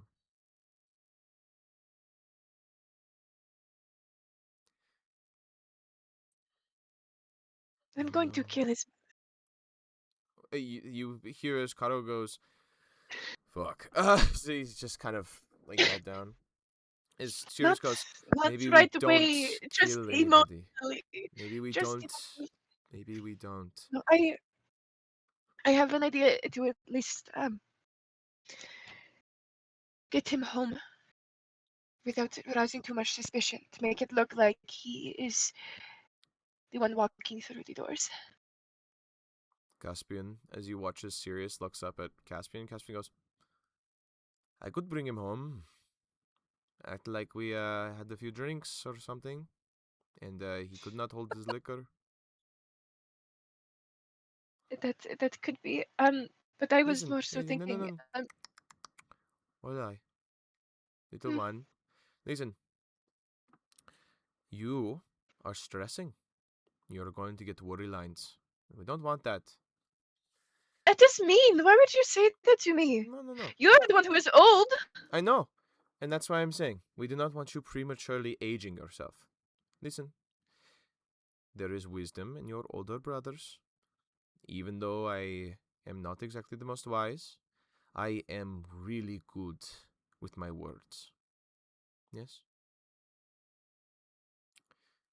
I will say this. I brought him here. We had a few drinks. I wanted to get to know the man that was going to perhaps be part of my blood. Yes? He had maybe one too many. I kind of walked him home. Yes?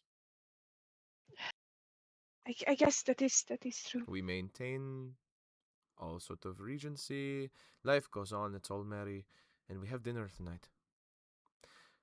I just kind of need to splash some wine on his armor, I think. I can just magic it there. Or No, there's no. wine around, or No. Hey, um. you mm, stop. You're stressing. Stop this. I'm not stressing. I am thinking. I actually You- use my brain. What do you think I am doing? Here, I will figure it out. Yes, I'm better at thinking on my feet than I am at a table filled with minds better than mine. Okay? Okay. You will be fine, sister. He will be fine. Yes. I'm sure of it. Yes. He's. Fuck. If this was going to kill him, then. Perhaps he wasn't good enough, huh? As Caspian starts getting up. Hey. Oh, That's a come wild now, thing to come say. now. He's not going to die. That's why I said that if he died now, then he perhaps wasn't as good of a man as we thought he was. Yes? Yes, I As don't he know if kind it's. of grabs the bottle of wine off the table. I also don't know if it's any consolation, but we may have found some information about his family history. That's excellent. He's not allergic to wine, yes? Is that in there? Uh, no, it is about his ancestor. Good. Well, I'm going to splash some of this on him and I'm going to down about half the bottle so I smell like it. And you watch as the other brothers are just like, this is so crass.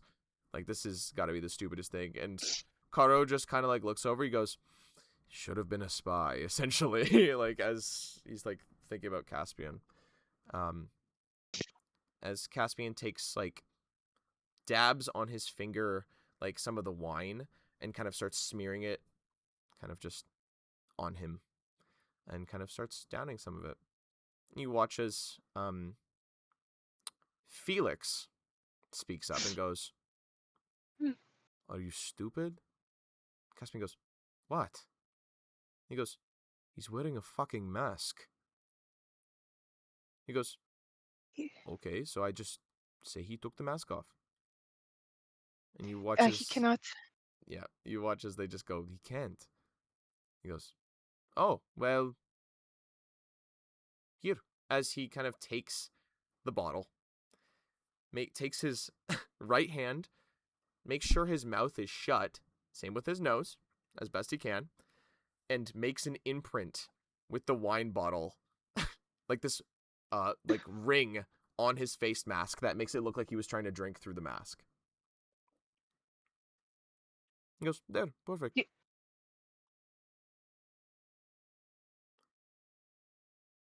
As he then takes the bottle off of him, takes a really big swig of it, maintains it in his one arm, and starts throwing the herald over his shoulder. As if they were walking together and he passed out mid-walk. He goes, "Ooh, okay, I will be seeing you all at dinner, yes?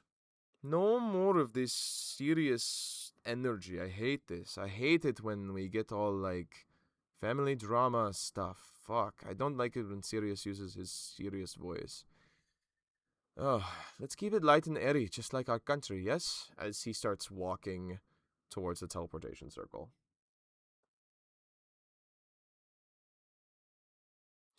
You guys watch as he pitters away. Goes to the teleportation circle outside. Takes another big swig. Steps on it with the herald. And you watch as they disappear.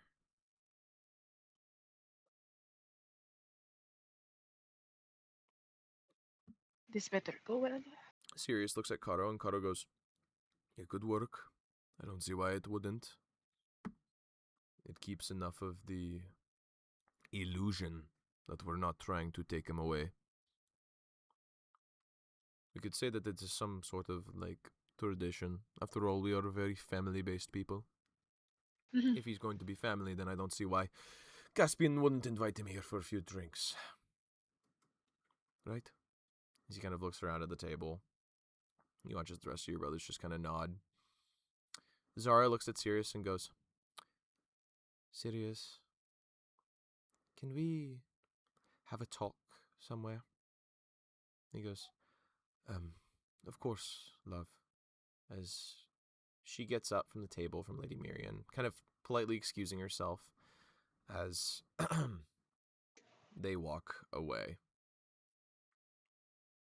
leaving the rest of your brothers, Lady Miriam, and all three of you here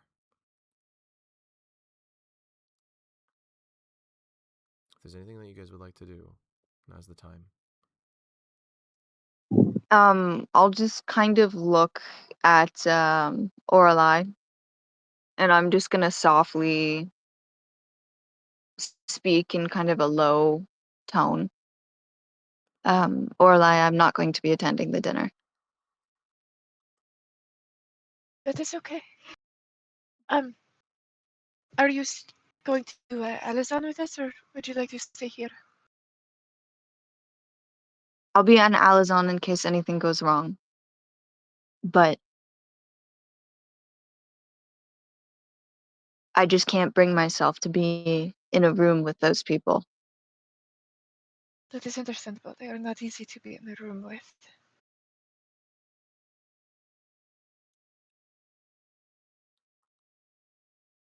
Okay. We do need to figure out everything for this dinner, though. I still do not feel like it will go well. It certainly will not go well.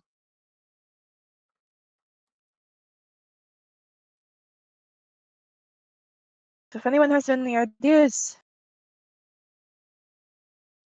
Well, we might as well start by preparing some antidotes. It's likely that they'll try and poison you, and I don't think they'll stop there. the vendor probably will have something. I do. But, Karo, would they go out of their way to poison us? Or just Auralye? And you watch as Karo goes, it's a bit of a reach. I don't think the Grand Star. No, I I would not don't. put it behind that hag Belly of a ripped out woman. her own earlobes. It's not the Grand Star that I'm concerned with, and the Grand Star certainly wouldn't use alchemy. No. No, And Miriam goes, Lady Felly would be your biggest problem. I will skin her. Legally, and by all means, she has the right to be at this dinner, as she is the mother of the Herald. Mm. If she does anything, I will eat her. I'm not sure what that fully means, but if somebody is going to make a move, as she looks at the entirety of the table, do not be the first to move. Yes? No. If Only you're... This is primarily why I won't be attending the dinner. That's understandable, but it always looks better some way when in these talks if you are second to act rather than first. Yes? We can agree on that. Of course. If there's any way that I can help you, Princess Auralye, then please tell me so. I do not wish for this fate for him. But No. Alazan has been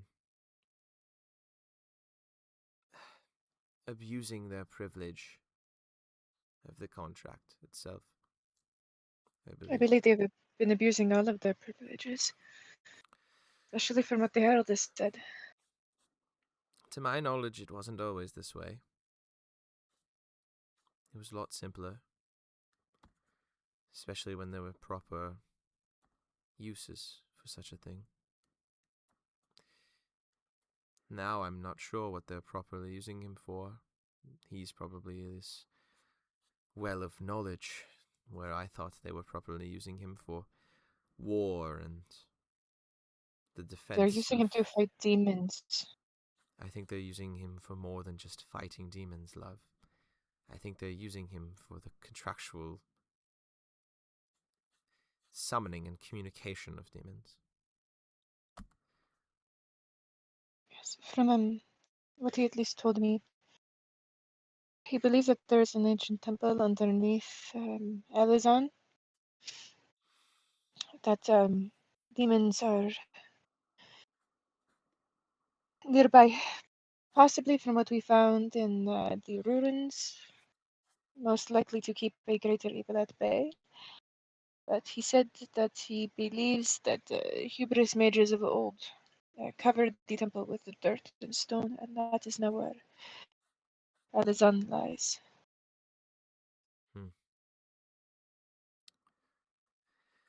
Well, from my knowledge of being master of traditions, I can only speak to what I know. And I know that this tradition is thousands of years old. It wasn't just one house or one family, as we've sort of deemed them. Not family, clan. We're a clan, as was what we were. Belgrass clan. Named after the native plant of where we were from. Contractually intertwined with what would become the Alazinians, I suppose. And the protection of the land and what it held for a time. And then a time came where they didn't need us for a while. And all of a sudden they need us again. For at least the last 10 generations, after the blood dried up, after the moon exploded, after life itself changed for the worse.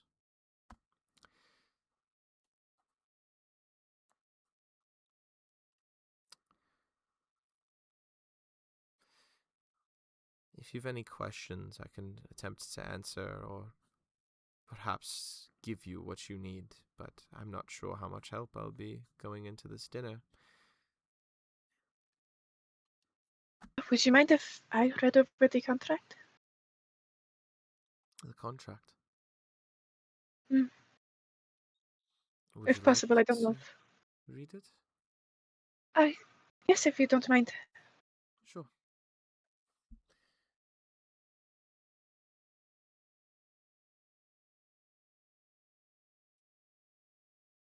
What are we thinking?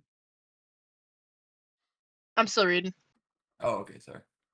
Have you read all of it? Okay. Oh, I just kind of like. Sorry. No, you're all good. Is it You don't have to assumed read that it. the Herald of Stars is the one that conducted the signing? From the sounds of it, it possibly is under that servitude as punishment, absolvement, or absolution section inside of this document.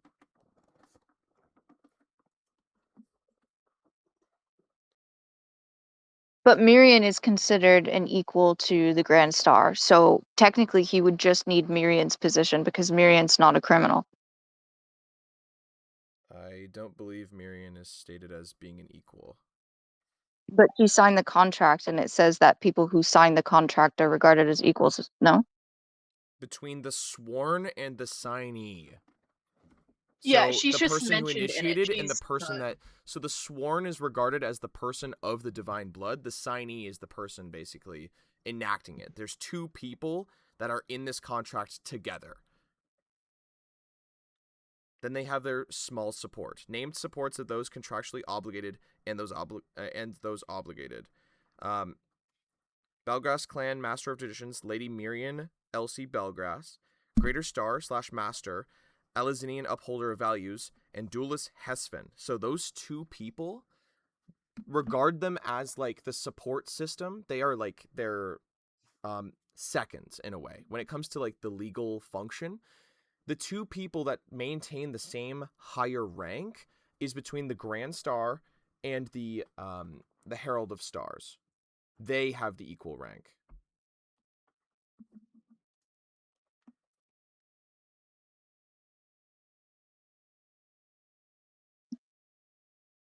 So anybody else with divine blood who signs this contract would also have equal rank to the Grand Star? They would if the Grand Star signed with them.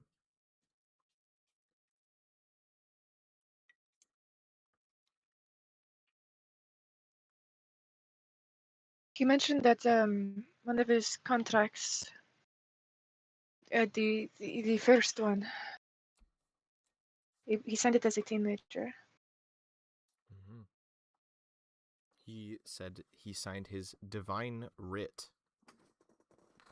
Some divine right. Do you know what that is, Lady Miriam? Yes. The divine writ is an acceptance of your divine heritage and your eligibility, I suppose.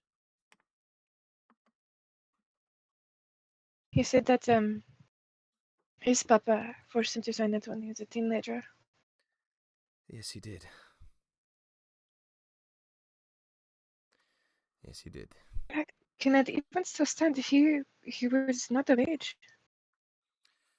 Well, technically, as per ancient custom and tradition that's not found on parchment and ink, the will, I suppose, of the one of divine blood that wishes to sign their divine writ is solely their own. It's up to them. There is no age, necessarily, that they cannot sign. But As he long he as was they're forced accepting. to. Can one truly accept if they're being forced to accept? I am unsure. There is nothing in these contracts that says anything about under duress, as I've heard you say. But at the same time, this contract falls under the absolvement and punishment part. Mm-hmm.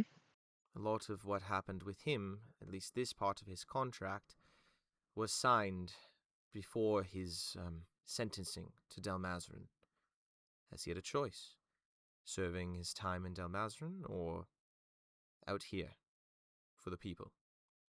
His divine writ is something else. I see. So could that be the other contract that was mentioned, or do you think there may be another one? I'm not sure. The divine writ isn't typically seen as a contract of sorts. It's seen more as it's a coming of age. It's an acceptance of whom you are and what you're capable of. Typically written by the person that has been selected for it. Yes, if I was a young girl again and I wished to do my divine writ, I would write it out myself, like a poem or an oath in a way. An acceptance of who I am and my responsibility on this world in a way. Though I have words for the recent years and how it's been portrayed, as I've read of the times before, and it seems that a perversion has taken what is our sacred customs and traditions.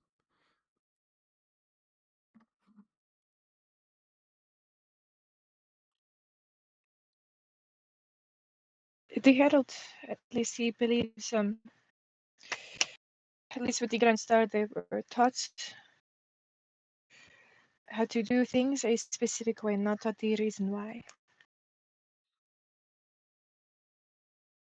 I don't know if he's just being protective or if they are just being blind.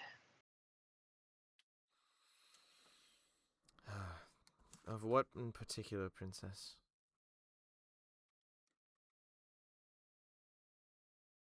I don't know. There is, and I mean no offense, it feels as though there is something sour within Alazan. No, there is. I have no love for the place. I have love for the land that once was, but not for the people or the things that pervert it. I'll talk out against any of them. But legally speaking, if we want to get into the jargon, nobody can do anything about me doing such. As I am the only named person amongst his support. To remove me is to be... What's the word? The contract would be null in a way, as the accepted persons would be forcibly removed in a way that's not cohesive with the rest of how the contract is designed. He needs me as much as I need him for this contract, and the only way that this contract breaks is my... what's the word? Forced removal without his word. I see. So, like, Lady Felly trying to get rid of you would actually make it null and void. Yes, I never claimed that she was smart. Mm. Again, I have no love for her either. She's of the same Alizinian blood as all those other people that seem to live there. Yes. I have not had much encounter with her, but I have not heard the best of things.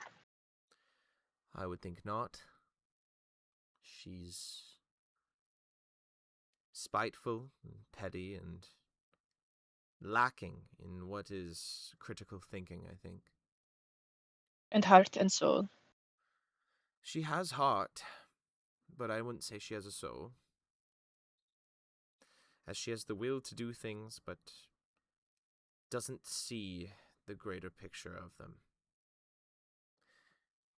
Lady Felly finds herself obsessed with her son's honor and what that means to her family. And it has started to wear on that family. Honor is Do you think what's she actually cares for him? perhaps somewhat, somewhere deep in there. But I think she more views him as a tool, in a way. Something to show off, perhaps. Even though the position of Herald of Stars in this instant is not something to regard with great appeal. I could not be happy or content if my child was condemned to servitude. I think in her mind it's better than him rotting away in a jail cell. Yes, that is true. I've not heard any good of Dalmastra. No. At least he's out here, rather than in there, perhaps.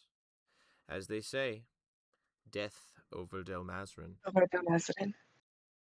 And maybe in some way it was the fates for the gods working. Maybe he's ending up where he needs to be. Perhaps. In a way that can put an end to it. I have no doubt that the gods work even as we speak. But I, I as know they do. just some old crone, can only sit, watch, and wait for the gods to enact their visions. Well, maybe now we can work together to fast forward those. Perhaps. Maybe you reach out to push Pharasma into some action. Ooh. I will not be pushing my lady. Ancestor, yes. As if this is her will, then this is how this shall be, I suppose. But I am not chosen of her in this moment. He is. And maybe we can at suppose- least ask for some protection for him. Yes, perhaps.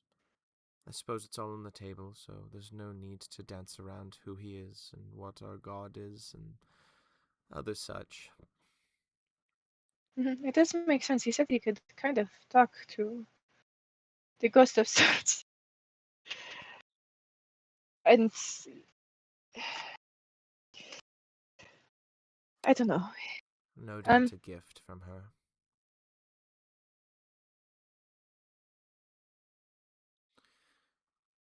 But yes.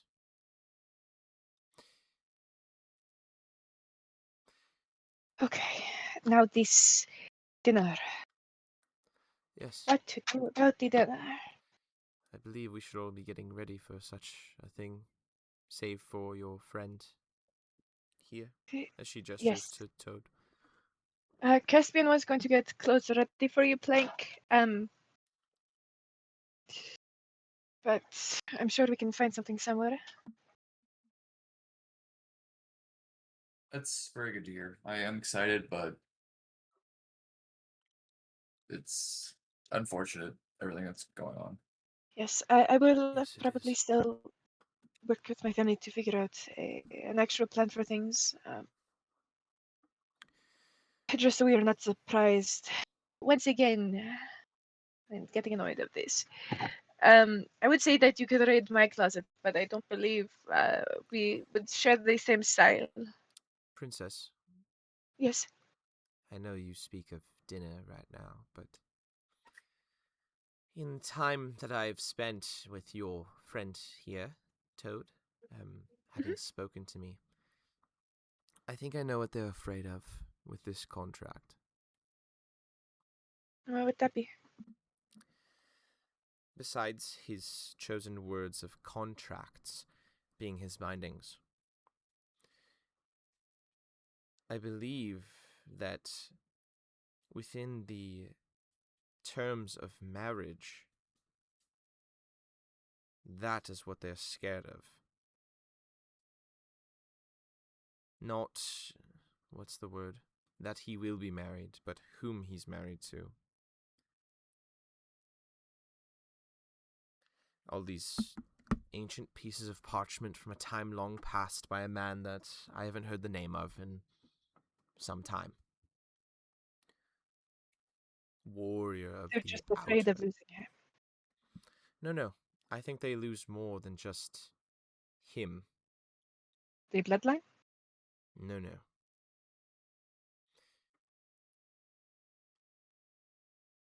Not trying to be condescending or an ass.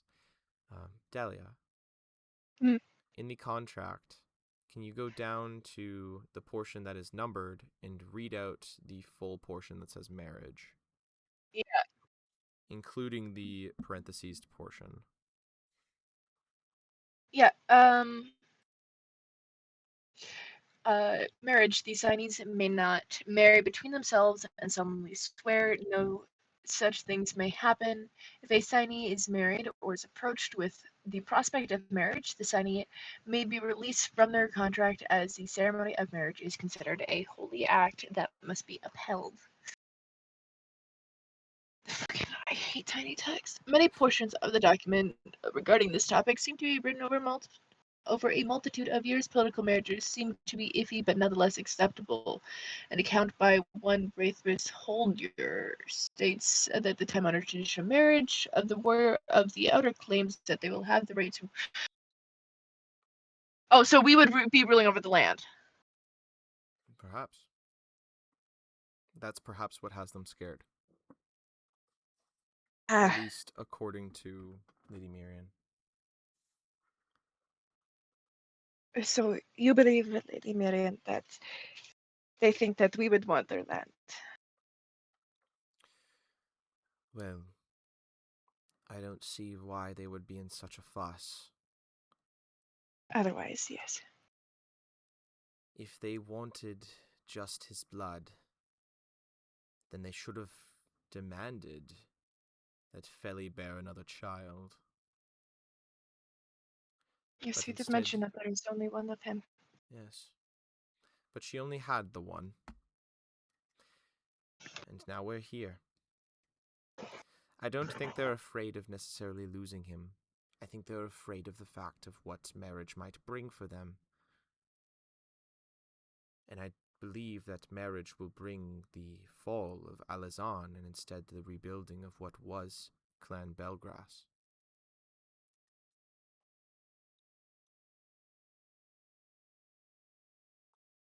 See.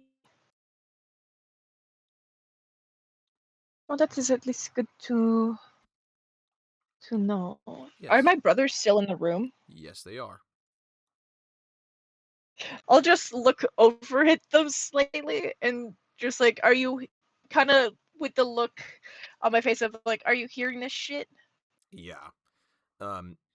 Sirius isn't in the room, but like your other brothers are like hearing this, and there's like this like, what the fuck? Like, why would that even be like a thing that's written in a contract?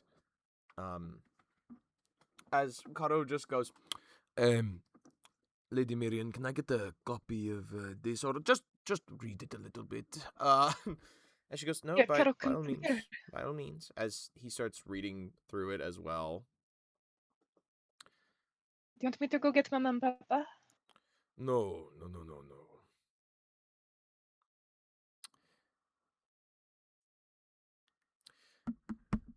So, I know what Sirius thinks, and I know that he is the head of the family right now. I do not think that we just give him back, though. No. I still think that this dinner happens. But, Auralye, I'm going to say this, and do not tell Mama and Papa. That goes for all of you, as he points out to what is your brothers. He goes, if this means what I think it means, even if they say no tonight, you run away with this man.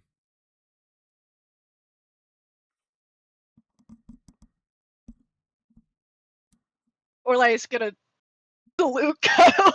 You're gonna what? Salute him? Yeah. The Auralye salute to Karo.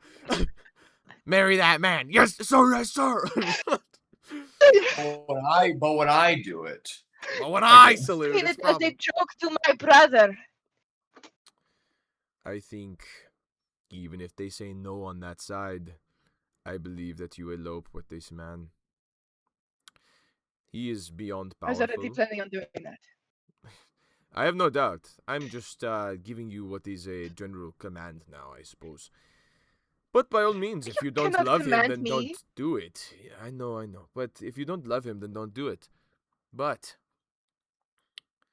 I do think that you will be throwing quite a large wrench into their plans if you run away with this man. As, after all, who can stop the eloping of two people? It's a time-honored thing that, oh, I don't like your boyfriend, oh, I don't like your girlfriend, and then they run away, get married, and no one can stop that. I love him. I will marry him anyways. Yes, you know. Nobody can stop that. Listen, I know what Sirius said about us reaping what we sow, but I care more about the injustice at the moment, I believe. Yes. I do not wish harm upon our people or No, me neither. the opposite. But But this is also a huge injustice. He has not been yes, treated it well. is. If Alazan falls, in a way, and it goes back to however it was, then he gestures to all four of you, including himself,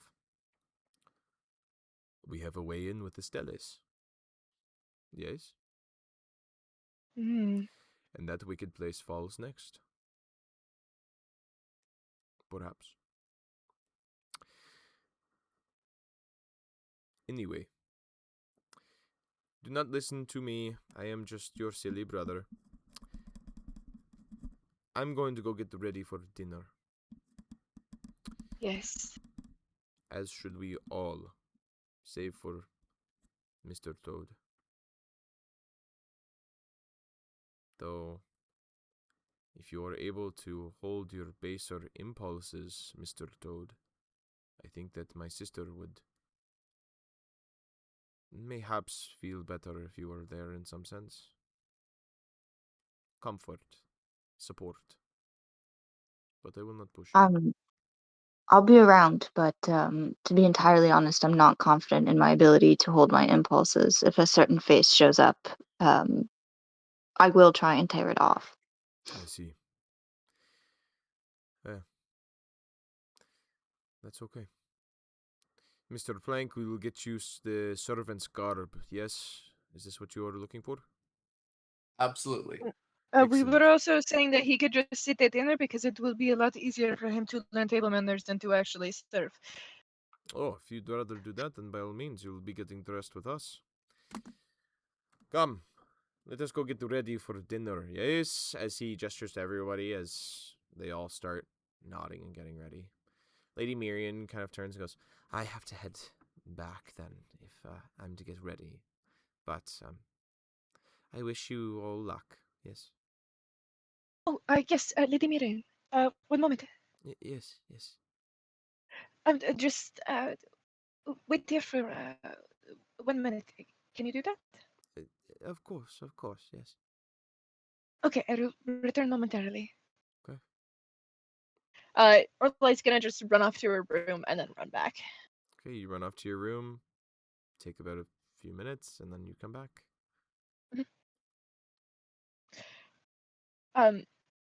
And she just holds out a small box to Lady Miriam. She goes, what might this be? It is a gift. A gift? Yes, For me? of course. Oh, you don't need to do such things. No. Come now. No, you have helped us greatly, and also, it's if this marriage does go through, you would be family. So, please allow me to give you your first gift as family. Ah, I'm honored. She opens the box right there in front of you. What is it? It's just a few, like it's a small jewelry set of adamantine and crystalline jewelry. Oh, okay. Just simple earrings, a small necklace, some bracelets. Goodness. You didn't have to do such a thing. This must have cost a fortune. No, I just had them around. You just had these around. Oh, well, all right. Lady Not one to Miriam, if judge. I am going to be blunt, please look at where you are. I understand this, but I do not wish to take more than I'm worthy, I suppose. But You're more thank than you. worthy. Thank you very much. Of course. I will wear these tonight. If you do not mind. No, of course, they're yours. Thank you. Much appreciated. Thank you, Princess. Of I course. best be going, though. Yes, do you want someone to walk you back? Oh, no. I can find my way. There's no need to worry about me. You all take Of care. course. I'll be seeing you tonight. As she starts Yes, walking see you off. very soon, Miss Lady Miriam. Yes. As she makes her way to the out into that hanging garden, to the teleportation circle, and disappears into it, leaving you all to get ready. Whew. Okay. So, I'm gonna ask the group. We can go one by one. What are we wearing tonight? Realistically, you have the luxuries of palace living at your disposal for whatever you wish to wear.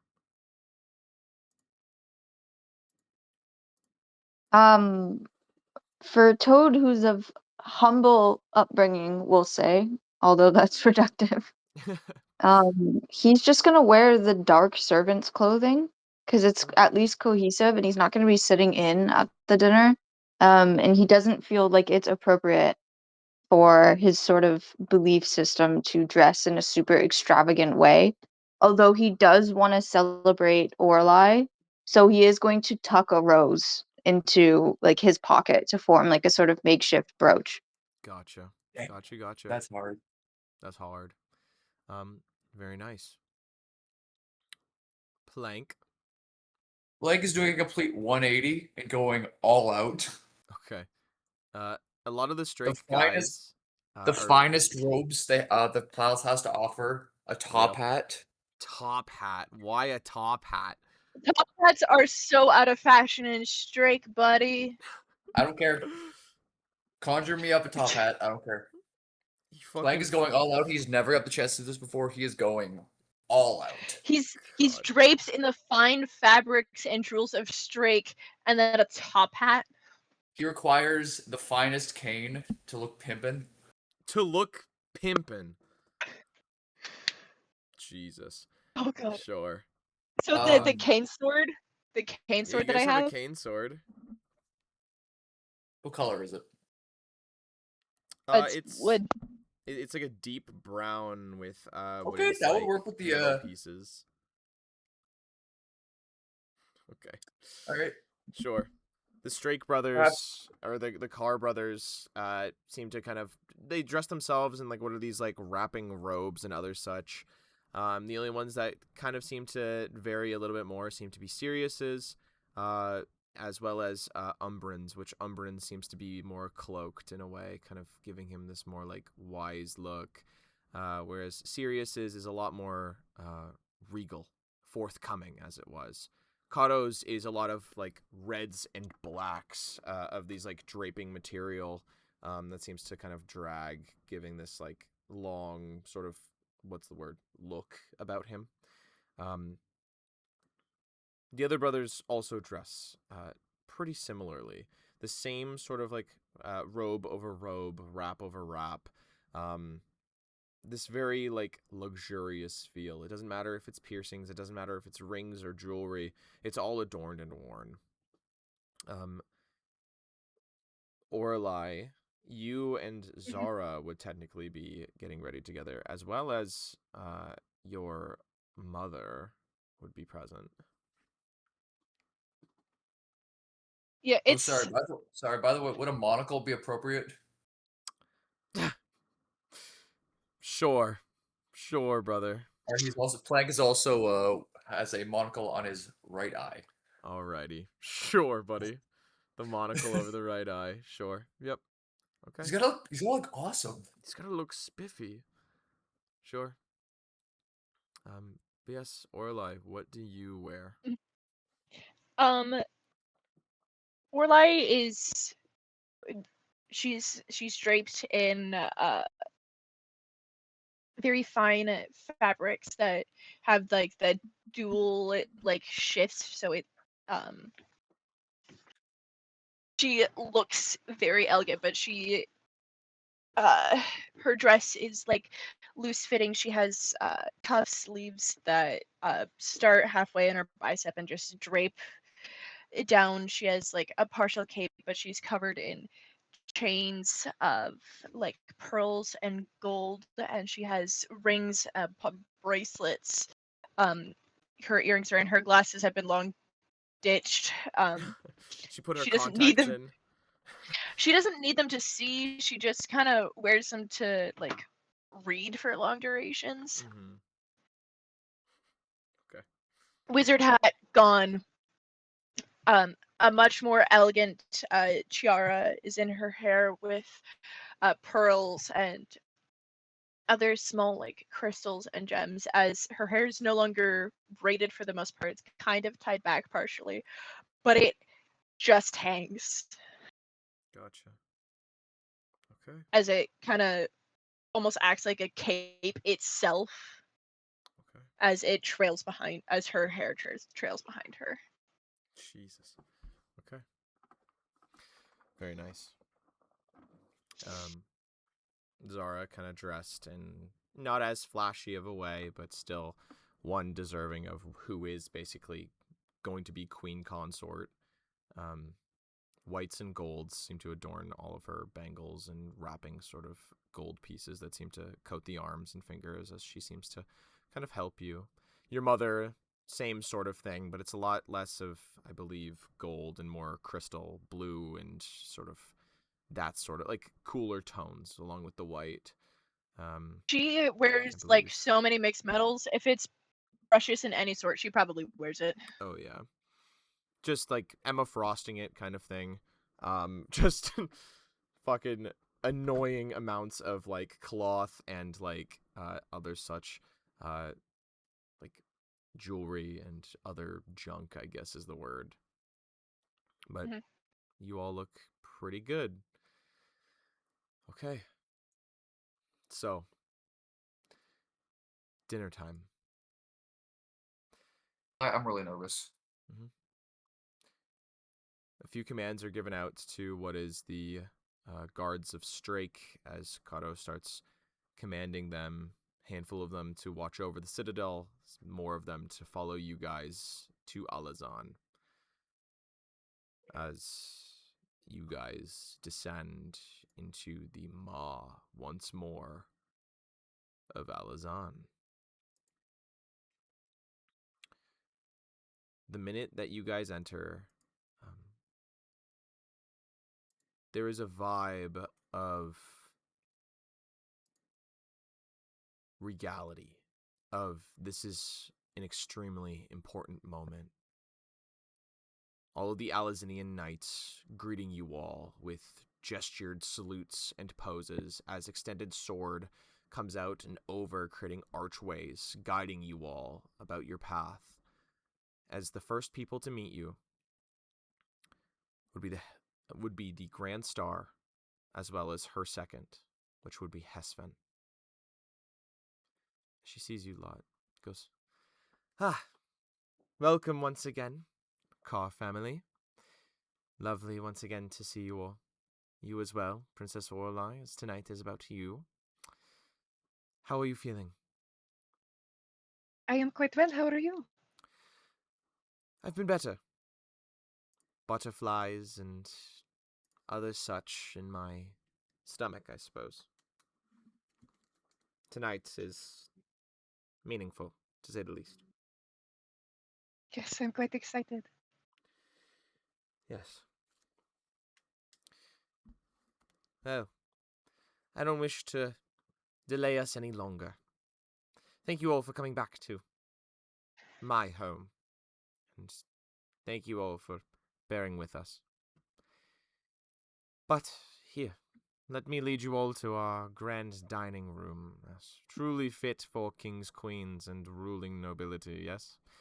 As she kind of gives like a slight chuckle, as you can hear as like there's a little bit of chatter from your brothers behind you.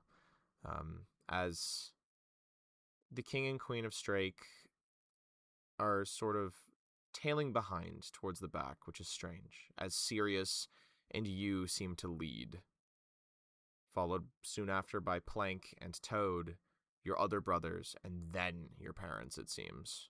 Them allowing you guys to take the forefront of this, it seems. Sorry, is that would that be a customary thing, or that's just because I think it's kind of strange that we're ahead of It is. her family? You can always ask Auralye why Sirius seems to be leading. Why would Sirius be leading right now? He's leading because this is now politics. This is not you Oh, being given yeah. away by your father. This is intercontinental relations. This is his Yeah, field. yeah. That makes sense. That makes sense. They are figureheads, realistically. He runs the country. I'll just kind of look up at Sirius. Is everything okay? Yes. As he just seems to kind of walk quietly. Him not... He's linked arms with Zara, but they don't seem to interact too much right now. He goes, yes, I'm fine. Thank you for asking. Are you okay? Of course. Yes, I think we have somewhat of a plan. This is a big moment. It's going to be okay. It's going to be good. It will be good. I have no doubt, okay? Mhm. I want to ask you one more time, though. As he switched to Draconic, he goes, this is what you want, yes? This is what I want, yes. For the rest of your days, your years, those moments in between, when you wake up, when you fall asleep, you want it to be him. Yes. And you watch as his eyes kind of look at you. He blinks once or twice, kind of nods, and he goes, okay. I will do everything in my power to make sure that you have this then. Thank you. I promise I will do my very best to cause you less trouble. No, you were fine. I spoke in a moment of anger. No, I understand. No, I you have as much of a right to everything that we have as much as we do. Yes? yes, but I suppose I'm in a slightly different position, but I understand. And you're also just being protective. Yes. I don't I want... would not want you to act as anything but yourself. Yes. You're still my big brother, and I appreciate that. Yes. Life has gotten a little bit harder since my scales. I hope they don't... I hope your life does not wear on you like it does to me in some ways, yes? Though I don't think it would. Mama and Papa, as you know them, they are confident in me, and I must take this with the utmost seriousness. And Yeah. very funny. As I much think as you I have to want, remember the whimsy in my brother. I do, and I know these times. But whimsy comes second to the lives of my people. I know. And though you are my sister, ultimately, if hundreds of thousands of people die for what happens here, I don't see myself being a fit ruler. I understand. Hopefully, in the future, you can lean on us a bit more. I shouldn't have to. This is my job. Yes, but we're a family. But we are still a family. At least let us ease some of your burdens a little bit so that we can be happy together. Perhaps. Also, you should be asking your friend where he got a top hat and monocle from. I don't know where I we've don't. manifested this. The monocle, I think he got it from we found some in the dungeon, so he I might saw have him retrofitted talking with that. my personal terror, Tegil, and I think he was asking about hats and monocles. I'm not sure where Tegil found this, but I will be certainly asking later. So I'm not a big fan of the top, but I don't like them. They're so weird. I don't Just know. have a mage's hat. Yes. They are. You watch as Zara like kind of pulls on his arm and goes, my love, perhaps we stop speaking in Draconic. I believe we're freaking out some of the Alazinians. As he goes, yes, of course. I will stop.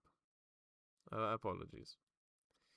As he kind of gives one last look at you and a nod as you guys reach the dining room.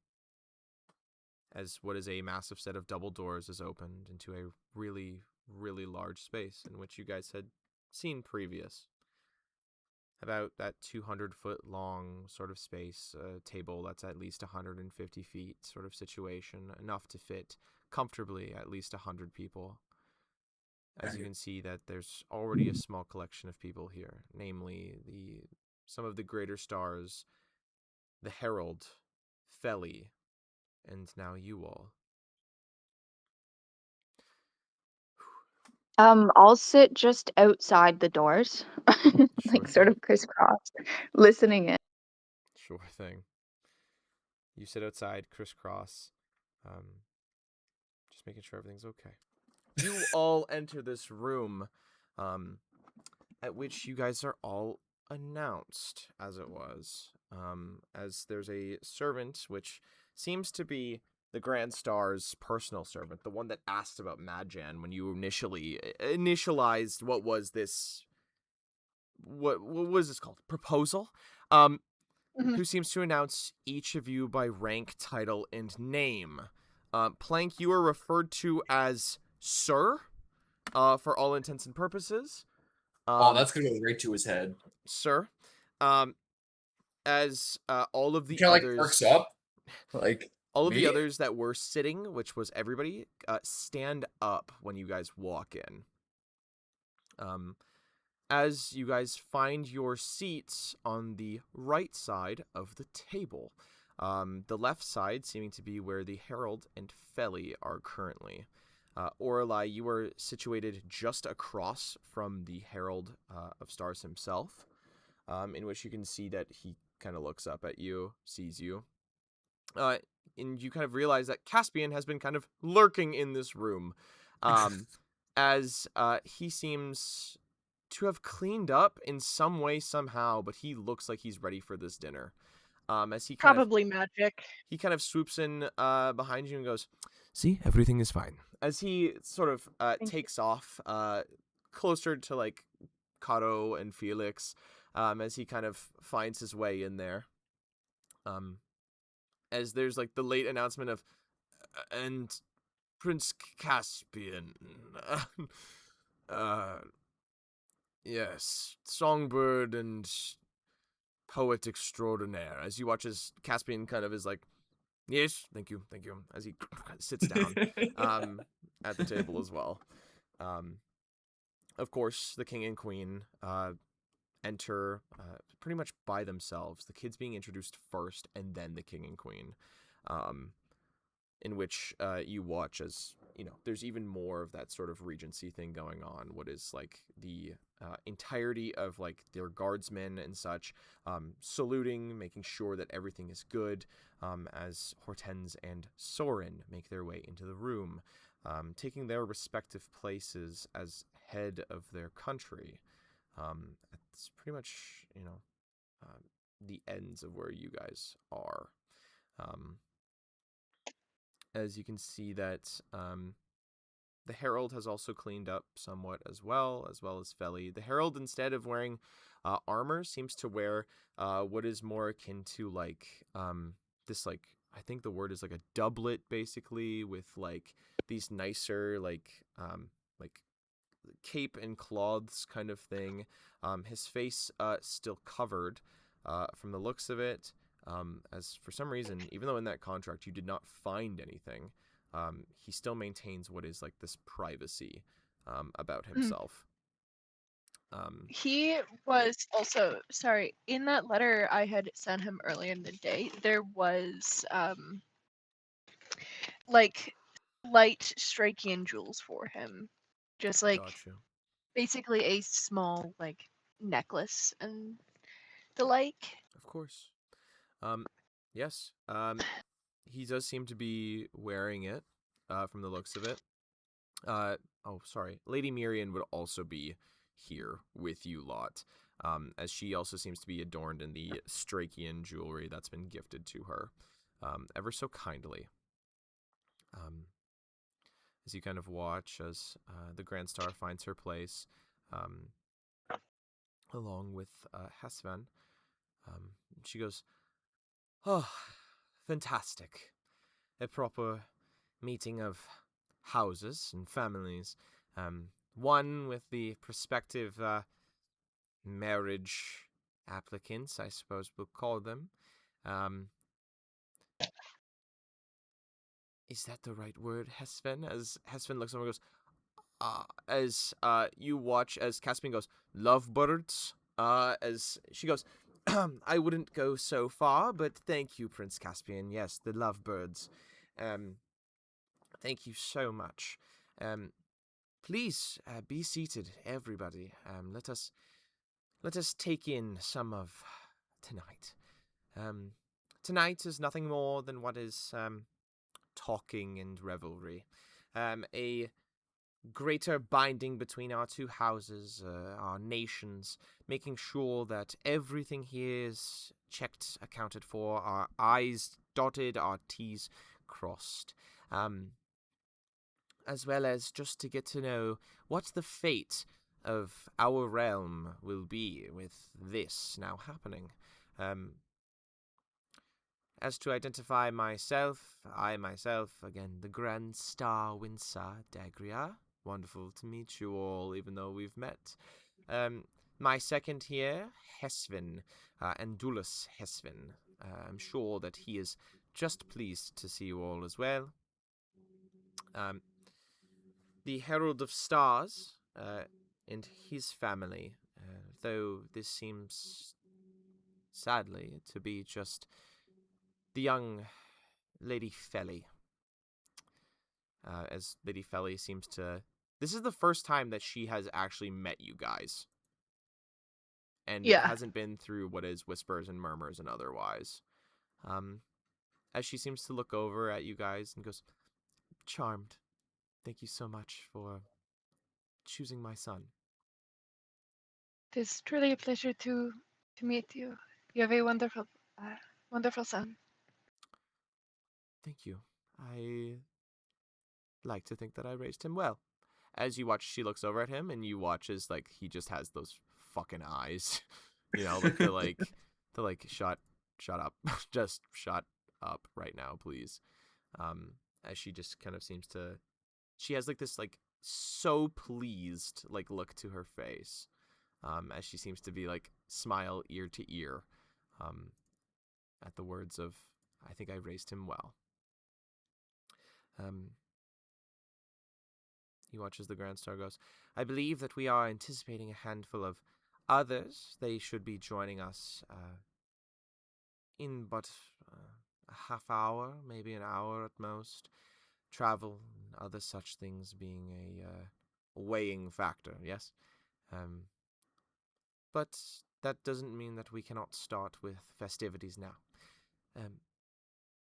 Wine," as she kind of gestures to the room, and you watch as what is like a lot of the car boys go, "Yes, please." Caspian goes, "Oh, you've got good stuff." And as you watch as the bottles are brought out, he goes, "This isn't good stuff." As he kind of seems less interested. Hortense and Soren seem to reject wine, instead choosing to be satiated with water instead, for some reason. This certainly draws a handful of eyes, to say the least. Plank and Auralye, you were both offered wine. Yeah, I'll take it, but I won't drink from it right away. Okay. You were poured a goblet of wine as it was. Plank, I'll take a glass just to be nice, but I will not drink it. sure thing. You were also poured a goblet. As I don't want to ruin my clothes. yes, as you watch, as there's Eat and drink now. mhm.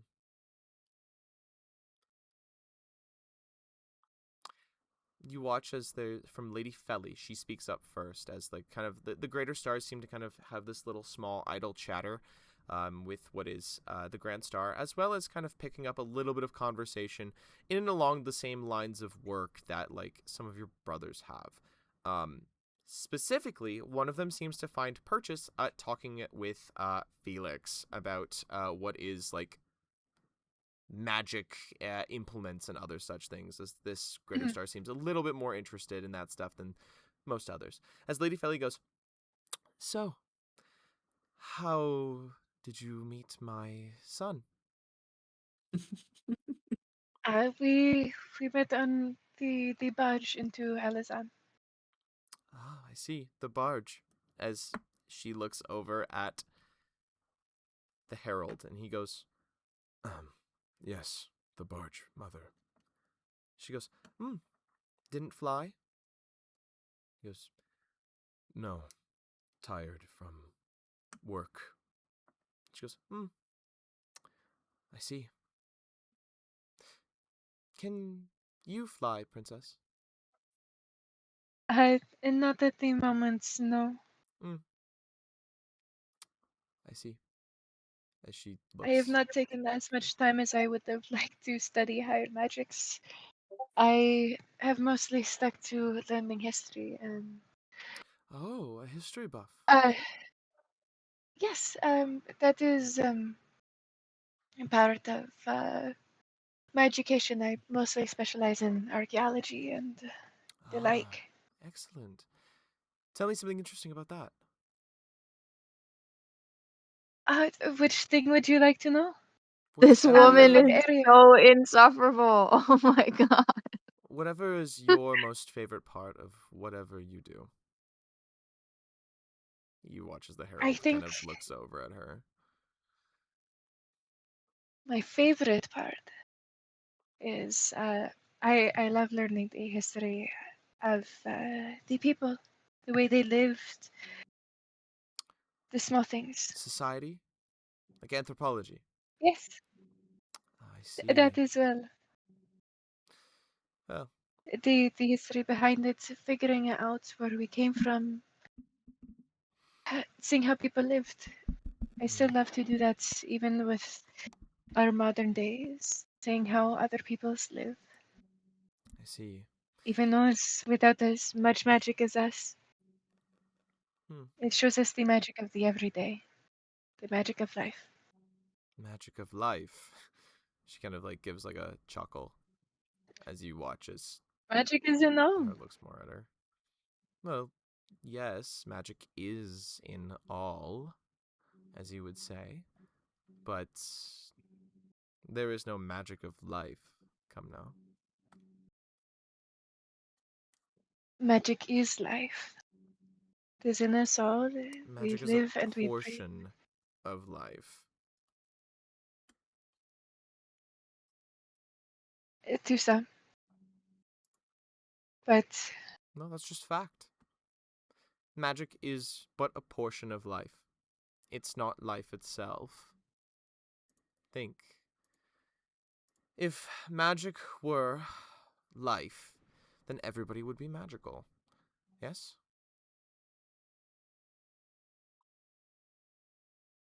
in a sense, but I think you're thinking more so of the magic of the actual mana and like. But magic is also the small things. It is nature. It is the divine. Mm, It is joy. It is sorrow. It is no, remembering no, that no, we no, are no, no, alive. no, no. Magic is not emotions. Magic is Every paladin and sorcerer right now just freaking out at that statement. Magic is an efficient system in which we've boiled down to a key set of words, phrases, and hand movements, as well as things that we can put into other such things. Things that are made to make our lives better. It's not things that can just be used willy-nilly. If I feel what is a bad emotion, I don't believe that I'm just going to sling fire into the nearest, small home because I feel like it.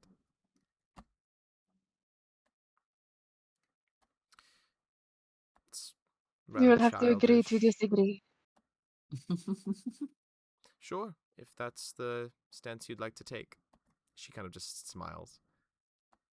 The herald, kind of looks over at you, Auralye. This kind of this look on his eyes of I'm so fucking sorry. She will just return that look with a smile. Okay. He kind of speaks up and goes, Mother, did you know that magic isn't just about efficiency? She goes, what are you talking about? He goes, well, think about it. Everything that you see is a source of creativity that somebody imagined in their head somewhere, yes? So, realistically speaking, creativity is the efficiency that you're speaking of. She goes, I'm not sure about that one, but sure, keep going. He goes, magic itself is everywhere. And thus, to use it, you need to be creatively inclined. Good at using your imagination. Or else how would we have such wonderful things? Food appearing when we want it to. Water pouring from wherever. She goes, that is merely because we need them for survival, son. The efficiency pipeline is that we need X, so we do Y, and thus we receive X. Sometimes we do Z, but when Z happens, it's few and far between. It's always X and Y. Everything can be boiled down to X and Y that we do things the way that we do them. We need X, so we do Y. He goes, okay, so what about for different things? He goes, what do you mean different things? Why are you fighting me on this? As he goes, I'm not fighting you, I'm just saying. He is making conversation. Yes. How Like, is magic supposed to be progressed if you all think the same? Yes. Let's say, simple things like creating lights. If I wanted to create a light that was efficient, it wouldn't bob up and down or move or adjust in temperature or actual brightness. It would just be there. Okay. So, when I adjust such a thing, for what purpose is that? She goes, well, if I don't want my room to be as bright as the sun, then I turn it down. He goes, all right. And when I turn that ball of light into a dragon, and I turn it around my room, she just kind of goes, well, it's a silly topic of conversation, but it seems otherworldly that you'd really do that, or could do that. And he goes, but if I did, all the rules are there. You've said that magic itself is a simplified handful of words, gestures, and whatever else. If all of the formulas are there, then why shouldn't I do that? She goes, because it's not efficient, and it doesn't make sense as to why you would do that. It would make the light less effective. And he goes, but does it? The light doesn't become less effective because it's a dragon. It's still just as bright as the sun. It still serves its purpose as a light. I just made it do And what I wanted to. if I may as well, the purpose can just be joy. I don't The joy believe can there's bring us much together. room for It joy connects. with our tools. We have been given a tool set by the gods in which to make our lives easier, better, more functional. And I believe those that maintain a joyous approach are juvenile, immature, and are uncertain of what they actually want. As she looks at you, Auralye, taking a small I sip from think her cup. joy is a good tool to bring us together. But if we wish that we all have joy, we can work together to achieve it. But in hard times there's not much joy, and thus the revelry must wait. In hard times, it is looking and remembering the joy, and also working hard to achieve it once again. No? Possibly. But at the same time, there has not been a lot to celebrate about. Until today. Yes? She looks over at the herald and he kind of just nods. He goes, yes, I'm getting married. As that is said, there's a quick quiet. As she goes, yes, you are, aren't you? I never thought the day would come. He goes, I'm very happy. She goes, I have no doubt. Again, I'm not saying the world should be devoid of joy, just that there's a time and place, and we live in hard times. The world still recovers from what happened 100 years ago, and some of these resources could be put elsewhere. thus is what maintained Alazan and our people for at least 100 years. Efficiency. I agree that we should be working together to bring life back to Kalior. Sure. If we work together, then we can achieve so much more. Of course. Here, I've been talking so much. Why don't you tell me a little bit about yourself, princess?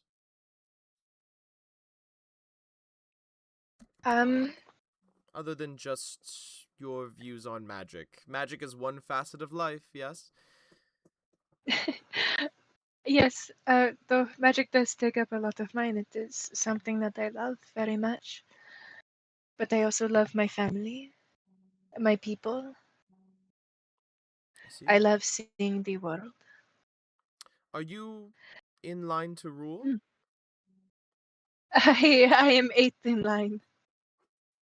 You watch as she doesn't say anything, but she just kind of looks over at the herald, takes a sip of her wine. Eighth? But I do not, yes, though I do not wish to rule. Oh, why's that? I believe that is a job. I do not feel like I could do as best of a job as, especially compared to my brother Sirius. No? You don't think so? I love my people very much and I would do almost anything for them. They are like family. But I also know my limitations. I know that I am more so suited for magic's history. I will serve them to the best of my capabilities, but I would also serve everyone I love to the best of my capabilities. And knowing that, I know that my people remain in the best hands of Sirius and Zara and my parents. Oh, isn't that lovely? It's good to know that you're so family focused. As I wish the best for my son, and I can only expect that with marriage, one thing leads to another, and I'm sure that you'll have a family someday, yes? Only can only hope. But Well, I'm yes, glad that my son has picked a woman that knows her place. As she takes another sip.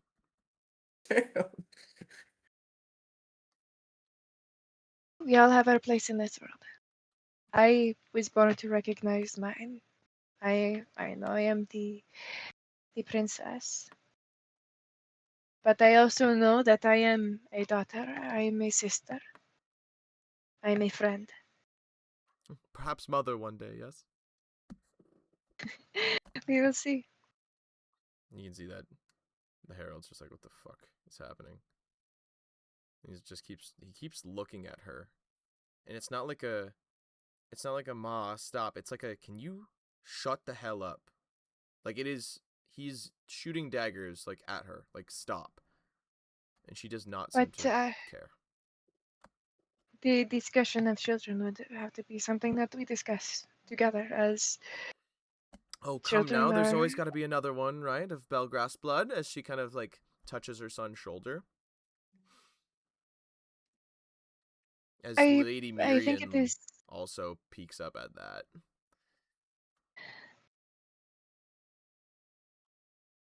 We would want to make sure that we are both ready, as children are a very large responsibility.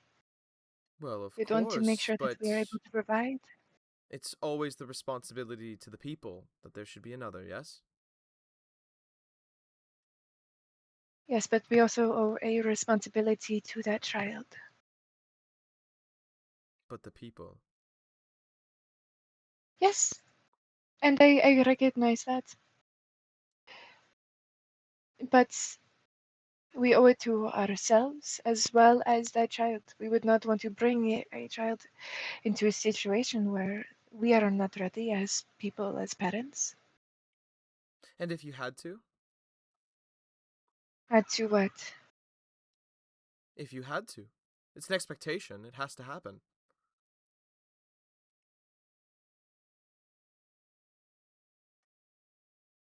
Surely,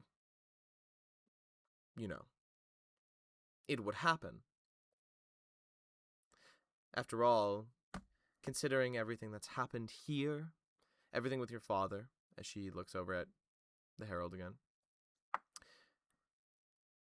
there's always got to be somebody else, yes? Sometimes our obligation to the state, or the nation, the kingdom, overrides the will of what we want. And that's what happens. It's our duty to provide for our peoples, to do what we must. Because Yes, we have but to. we also have to keep in mind that this is not a sacrifice that we are making ourselves. We Of would know course that not. going in, but this is a person that Of has their own course, life to yes. live. A person, potentially of divine blood, perhaps another last of their line. All big things to think about, and what that means for politics and yada yada yada. I don't want to bore you. Come now. We're here to celebrate and be merry, yes? We shouldn't be talking about such things. I apologize. It's me bringing it up. It's me forcing what is this conversation. But anyways, you seem lovely. I'm so glad that my son has chosen you. I am honored to get to stand by his side. Of course. Now, I know all of your brothers. I've seen them at least once before. Who is this fellow in the top hat and monocle? Is he family? This of a sort. This is my friend Plank. He travels with me. He was with us when I met your son. I just hit her with the pleasure, my lady. Ah, vile thing. You watch as he turns to her, like the herald, and goes, "He's not undead, so shut it." And she goes, "Oh, don't care. He's some form of twisted necromancy, and he's here at the table. I'm worried he'll spoil the food." You hear Karo kind of pick up and go, Lady Felly, with all due respect, my lady, he is diplomatic envoy accompanying my sister. So if you could please try to exist with an open mind, that would be much appreciated. She goes, "Oh, of course, yes, I didn't realize his importance. Of course, yes. My lips are sealed." It's kind of awkward. As this is going on, I'm just like polishing my monocle on Yeah. my cape. Of course. I'm just gonna lean over to Plank. Plank, it is also a thing of respect to not wear hats at the table. I'm gonna be Put- honest, put Orla, that that was your aside. fault for not mentioning that. This I one's on you. gave. Fuck, Auralye, why didn't you tell me? Were you I not paying just attention? slowly just like duck under the table, take off the hat, and pop back up. You kind of pull your hat off and pop back up, and you watch as the Herald of Stars looks to Lady Miriam and goes, "Realistically speaking, should I be taking mine off?" And she goes, "No, not now. I'm sorry." He goes, No, thank you." As he kind of leaves his, coif on, as he kind of looks back and goes, so,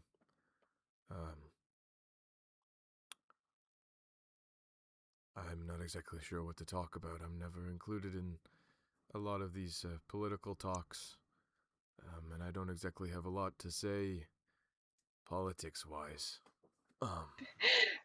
To be fair, I am also often at the political talks. I'm only brought you dinners for socializing. I see. I think that's what I'll I've lean been over to brought for Auralye. too. I really like this guy. You picked a good one.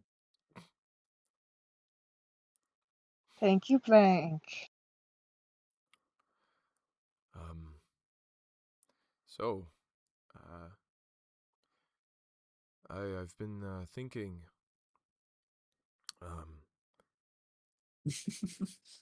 What? That it No, sounds go ahead, dangerous. sorry. It is dangerous, I guess. I wanted to know. I should be providing you a token. Do you have something in mind?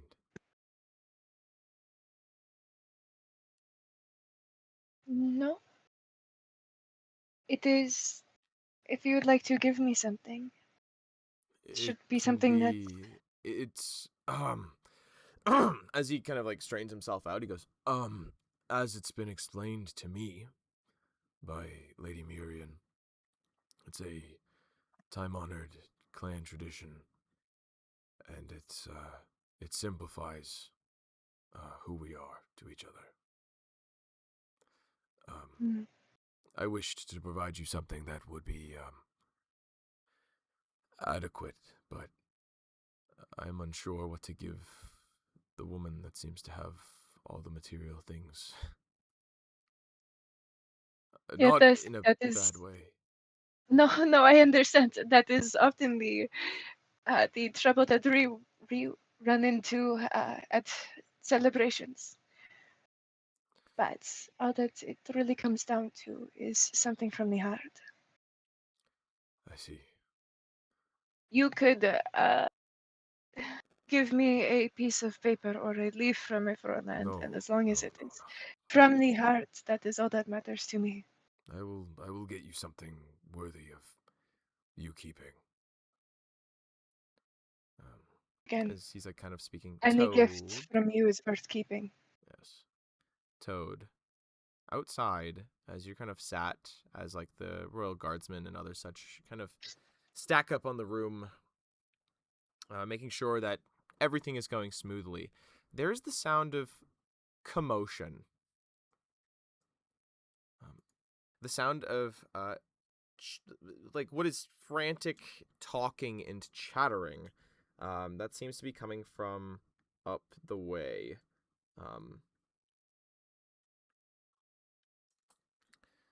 What sounds like a older, more gruff male voice, accompanied by what is like a cacophony of what is like other screeching voices. Namely, one more that seems to be feminine but younger, not nearly as gruff or as like deteriorated, I guess the word is.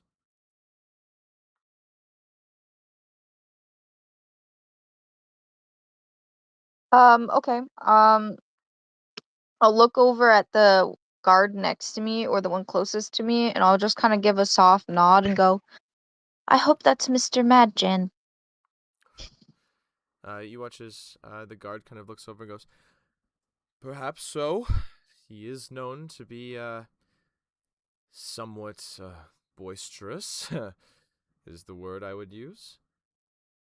Lovely I'm very people, glad that someone actually exciting and worth meeting is going to be joining the Carr family for dinner tonight. though. I see.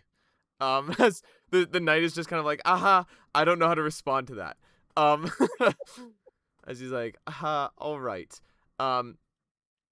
As from up the way, in like what is like a nicer, like he's dressed in like a black suit from the looks of it, with what is like this like poet shirt underneath from the looks of it, as you can see like the ruffles like near like his neck, as well as like coming out of like his sleeves, heavily tucked in to like his pants, what is like this squat, more round dwarven gentleman, in which you can see a lot of him has been replaced with a variety of different goods, stone, metal, and otherwise.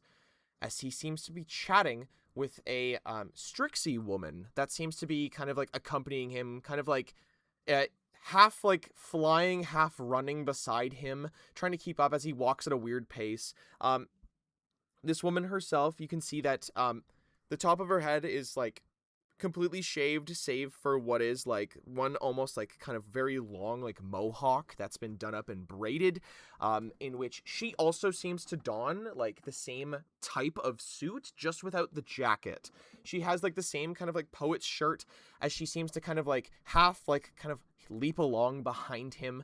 You can see that she's also adorned in like what is rings, earrings, other such things, as she seems to follow behind him as he goes, "God's damned fucking thing! Ugh. Such short notice! Ugh. Can't believe this. Can't believe that Windy's gonna be doing this." As you hear as this Strixie woman goes, "Sir Magan, you need to calm yourself. You're going to blow something." And he goes, "To hell's with it. If I blow another thing, then I'll just replace it like I did the last. I can't believe this lad's having this happen to him.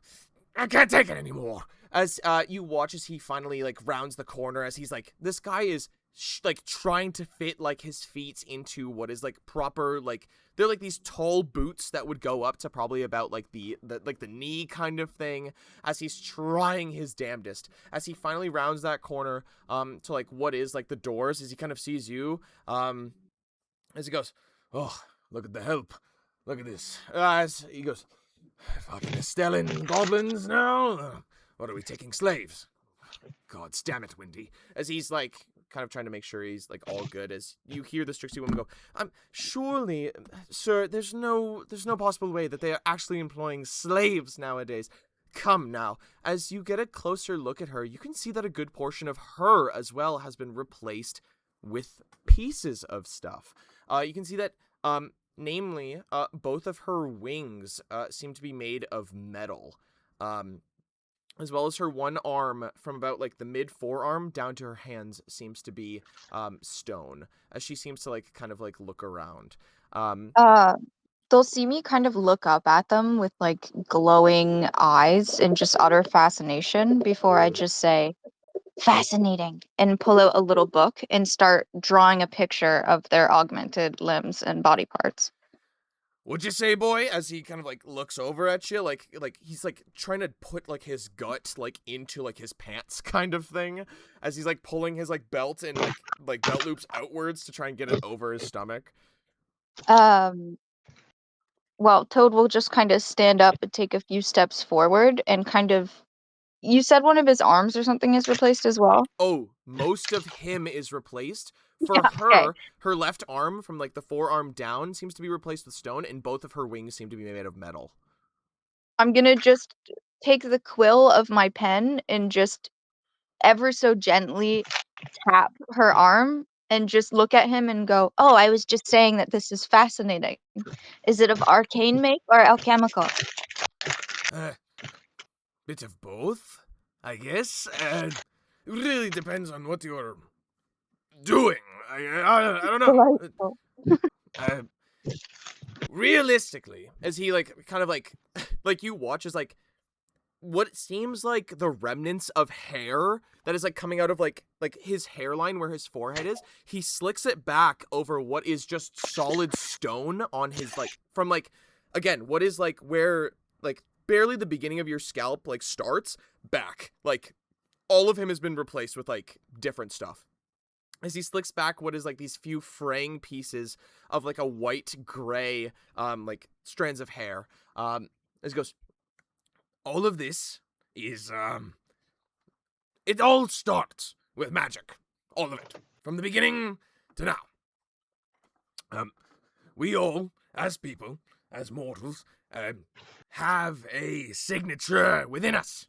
And that signature is used to power everything about this." As he kind of gestures to what is like the person following him. He goes, "Quilly, could you do the thing?" As you watch it, she goes, "Okay." As you watch as she kind of stands there, and you watch as like her wings like spread outwards, as you watch as there's this like bunch of like ting ting ting ting ting ting ting ting ting ting ting ting, as you watch as like these individual metal quills, like all these like feathers start like vibrating off of each other. He goes, no. Kind of like grabs you, Toad.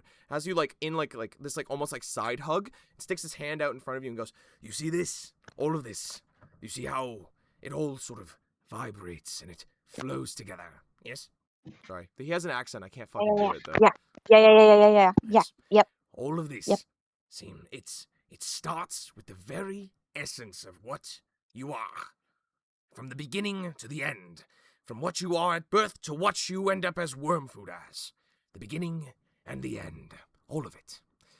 Right now, Queely here, my subordinate, as he like looks over at her and she goes, I'm the headmaster of your school. He goes, sure, subordinate. She lost her wings. Gruesome accident as well as her arm. And I have helped put them back. As well as her. She's helped, of course, by herself. What it is doing is mimicking what was a sort of phantom limb in a way. Creating this sort of connection. What we found through my studies and other such, electricity holds the same property in a way. It bounces between 2 points in which it seems to connect, or like in a way. Well, so does magic. Magic, sticky, potent, and otherworldly. As you can see here, it has decided to stick to Queely here. It is stuck to the nubs of where her wings were when they were rendered from her body. And instead has chosen to reform around the metal itself, creating what once was. But it can be reshaped as well. It can be reshaped, elongated, shortened, compacted, removed in a way, fully. It's an essence. It's there. It's invisible. It's like the air. It's everywhere. Wait. I'm What were gonna we doing? pull out my formula book and I'm gonna flip quickly to the sketch I had made when I saw my future reflection in the mirror. Mm-hmm. The one that's like really hard to tell that it's me aside from the purple eyes. Yes. And I'm just gonna hold it to him and go, I will achieve this one day. One day, through studying works like yours, I will become this. You watch as like he kind of looks at you. You get like a proper look at his eyes. His eyes are these solid, like I want to say like almost diamonds from the looks of it. But you can tell that like, so how Auralye has like that kind of gem cut in her eyes, but it's like a solid white cue ball. This is instead like completely transparent with like what is like these like refracting diamond like cuts like in them. Like if you have a cut diamond and it does like that refraction thing with the light where it's like blue and red and yellow and stuff that it does. It's like that, but with his eyes. You watch as the eye like zooms in, like you watch as it kind of like physically like tries to like it like lurches like almost out of like his skull and like looks at it more finely. In which you can see that this is a heavily augmented piece of magical machinery or technology, whatever it is, residual magic. As you can see that very lovingly on the back side of it has this very thin coating of what seems like something soft with what is like these beautiful little like engravings of like metal or something along the back of like different eyeballs and them outreaching as he kind of seems to go, you might be a prodigy. You should come by the school sometime. Yeah. Queely, as he like looks over at her, and Queely kind of like pulls what is like a small scroll of paper out from like her like the top of her like shirt and kind of hands it to you. He goes, we take anybody, realistically. Everybody's welcome. As that is for the good of everybody, yes? I'll kind of look at him with a smirk and I'll go, so you're taking Estelle and Goblin slaves? Well, why not? If you've an interest, I see no reason not to. You seem... Actually, I don't know. Are you free? I'm so interested. Are you free? You seem to be wearing servants' garbs. It's a long story. I'm not a slave anymore, and I'll just kind of take the scroll and stuff it inside my clothes. Right. And you'll just hear like a rummaging of any random number of items and potions that are in my clothes hidden. Got you. Clink, clink, clink, clink, clink, clink. He goes, well, we're always looking for new prospects. Always, always, always. Don't think that you're not allowed to be. Queely, we must be going. As he kind of says, I'm so sorry to not have forgotten your name, but I need to be attending this at this moment, as my ex, I suppose, is doing something unsightly. Queely, as they start making their way into the dining room. Inside, you guys would hear that there's a very large commotion beyond the two doors, before eventually you would watch as a stout, like, I want to say, like, in and around the 4-foot tall range, a dwarven man walks in, as well as a Strixie woman that seems to stand with her wing, like, height, probably closer to 6 foot.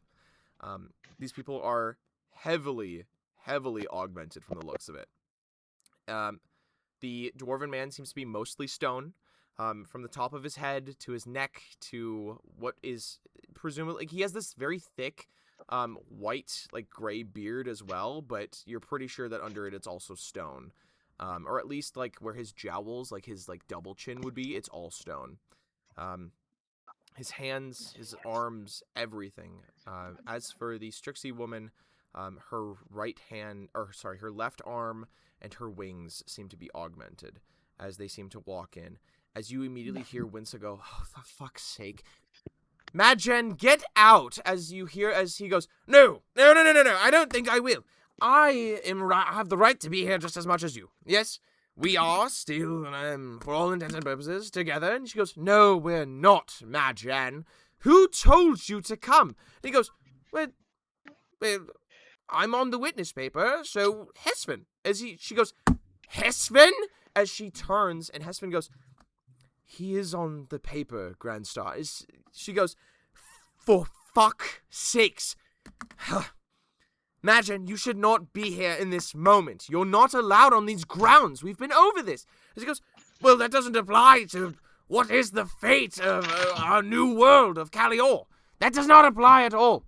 Besides, I heard Andrin's coming. And she goes, Andrin? Why would Andrin be coming? And he goes, well, he's also important. Why wouldn't he be showing up? And she goes, why would Andrin be showing up? He's part of the Adventurers Guild. This has nothing to do with him. And he goes, well, that's a fucking lie. First of all, the girl there, princess, as he points to you, Auralye. Yes, I am. He goes, yes, the princess. Princess. She's affiliated. So he's showing up. And she goes, since fucking when? And he's like, well, since it was announced. Right? As you watch as he looks to your brothers, and the brothers are like, we didn't know about this. As Sirius goes, Auralye, did you tell Andrin, Elda, or Tian about your marriage? I did not. I have not had the chance to reach out to them. Then how the fuck? As they start, like, looking around, nobody knows anything about this. As Madgen just goes, well, so I'm not like the big bad guy. I'm not public enemy number 1, so I will be sitting down at the table in which I am allowed to sit at. As he goes, that is final. As he pulls out a chair, and you can hear, like, the soft scooching of what is, like, his, big dwarven ass against, like, what is the ground. As he drags his seat inwards, as Queely, like, walks in, he goes, as the Grand Star goes, who is this? Madgen, who is this? And as he goes, well, that's Queely. She's my second. She's Queely. Why? You've met Queely. As the Grand Star goes, no, I haven't, Madgen. You're just inviting people to what is very important meetings right now. And he goes, well, I'm just as right to be here as anybody else, and since Queely's my second, she deserves to be here.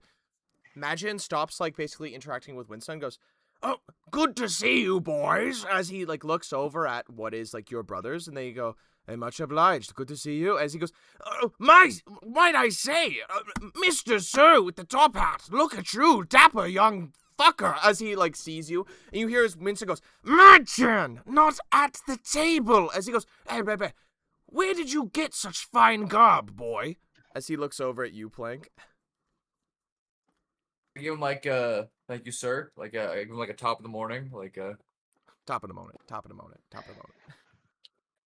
A tip of the hat. I tip. Yeah. Gotcha. I just simply asked for it. And they God, what a fine thing. Quickly, we should really look into our wardrobes.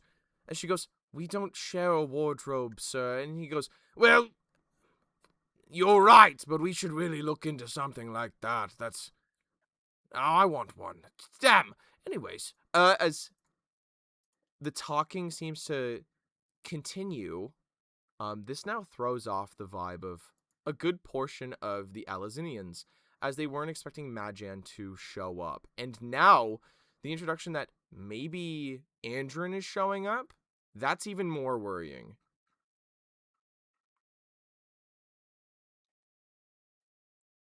Who would have told Andrin? I do not know. That's the worrying part. Are you wearing your tags? I left them in my bag. Do you have them on you? They're not on my person right now. Were they on you when you proposed? Yes.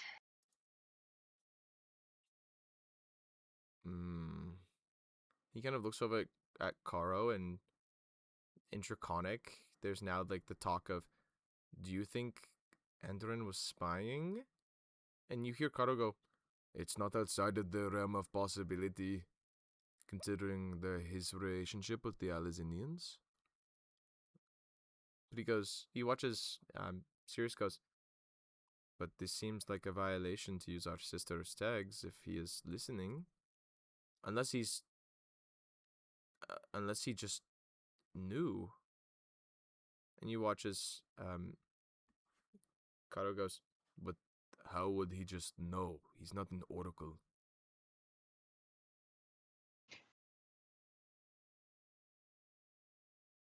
I don't know. Um, Plus, if he was spying through the tags, there'd be far too many tags to even spy through. yes. So that's the weird part. Realistically, he would have to know that something was happening to spy on you, unless he's always been spying, but I don't know if those tags are even capable of that.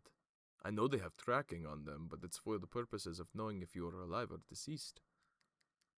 Maybe Felix can take a look later. Perhaps. Or somebody has not said something on our side of the table. As you watch as Karo and Sirius like start looking at your other brothers, and they keep just shaking their heads like, no, I didn't do anything. You hear Majan pipe up again, goes, my, you have such a fine young lad outside. Why do you just leave him there as some sort of doorstop, a Stellan slave? You have so many bright minds, and yet you put them to no Toad? use. Toad? The goblin outside? I never got his name, Miss Princess. It is alright. And you may call me Auralye. It is alright. Miss Auralye. Yes. But Toad, he is a friend of mine. He travels with our adventuring party. I see. He is very, very intelligent. He has some smarts to him. Either way, why do you leave him to the Stellans? As he looks over at Winsa, and Winsa just goes, I don't leave anybody to the Stellans. That's what they do on their time is their business. Imagine. I don't control them. If I may interject as well, from all that we really know of Toad's past is that he was raised in Estelis and lived there for a majority of his life before he found our way to us. He did say he was free, as, Majan seems to, pipe up again. That's a good mind he's got on him. Or in him.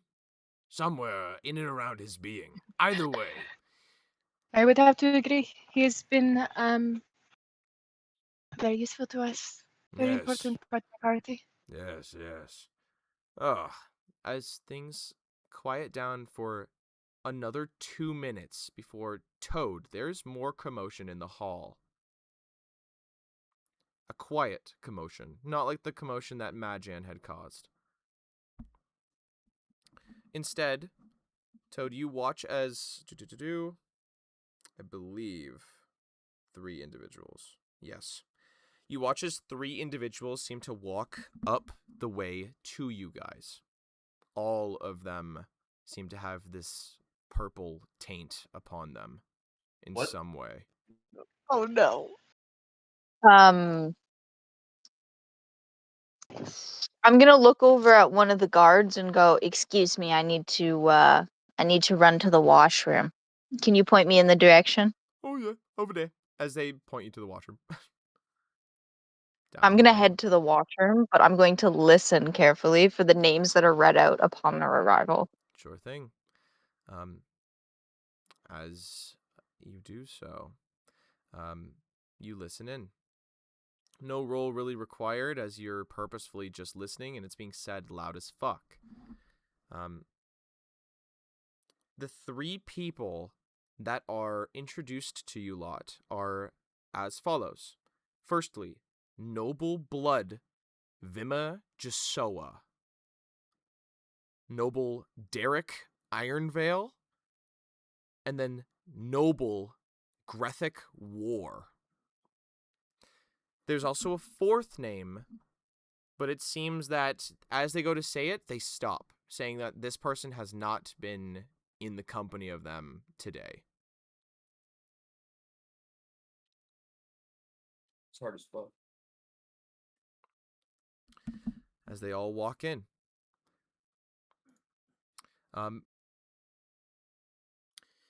The first person that walks in, this person identified as Vima Jasoa, Vimaggesoa. You can see that she is of what is a slightly darker complexion, a little bit older. Looks like she's about her 40s from the looks of it. The only thing that's kind of weird is that she has this like auburn hair, like red, but bits and pieces of her are purpled. You can see that it seems to be creeping upon the skin a little bit in her eyes and such, as you can see that she seems to hold herself with a sort of higher regard. Sharp features, she's thin as a board kind of thing, as she seems to make her way in. Derek Ironvale, red hair. Like, we're talking like Genesis. Red hair. As he kind of walks in, his fingers, as well as like tips of his hair, maybe his roots, are touched by that sort of purple ichor from the way he walks in. His eyes somewhat, but he seems fine, realistically. Both of those people that came before were human. The person that then walks in, Grethic War, is just a fucking drow. Full-blooded drowish person. Stark black skin intermingled with what is a purpleness to it. Does not seem to wear what is like noble robes of any kind. Instead wears what is like seemingly ceremonial armor of their people. This sort of multi-plated slatted armor that also seems to have a spellbook holder that seems to be empty. As well as what seems like a like cape and cowl sort of thing as they walk in. Derek Ironvale spelled DERRICK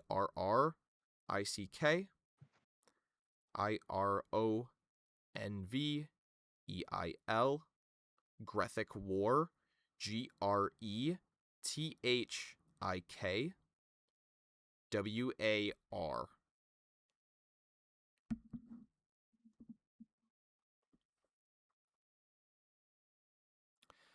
You can see as they're kind of introduced, the fighting that Winsa was kind of pulling with Majan immediately stops, as she immediately switches gear and goes, "Ah, I see. Esteemed nobles of Astellis, we welcome you to Alazan," as she gives like what is like a small, like kind of like curtsy bow kind of thing. As they seem to just kind of walk in, the first woman goes, "Yes, thank you for having us, as it was." You can see that her teeth are botched from the looks of it. Fucked up in some way. Oh, no dental? Her mouth is like kind of the same color as like what is her eyes? Toad's eyes. Purple. As she seems to walk in. We're here on official business, and I choose to want to make this quick, as I have no more time to be wasted. Yes? You watch as the grandson goes, "Of course." She goes, "Please sit, and we will serve dinner right away." She goes, No, we won't be staying for dinner. We're here for what is a simple statement, and then we will be departing. Yes? You watch as the Grand Star is kind of taken aback by this.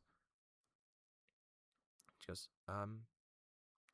all right, well, by all means, say your decree. As she sits down, she goes, Vimajasoa, the noble blood, goes,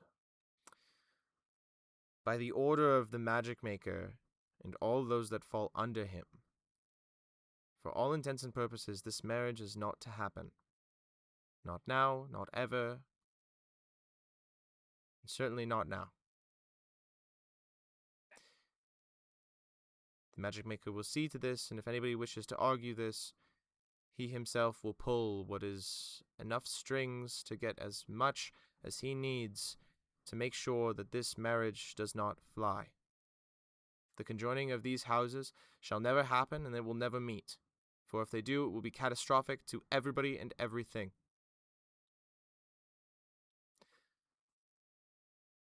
The quote-unquote Herald of Stars, if that is what you so choose to call him, has signed more than one legally binding contract, as seen before the god of law, Abadar, as seen before the stars, as seen before multiple witnesses.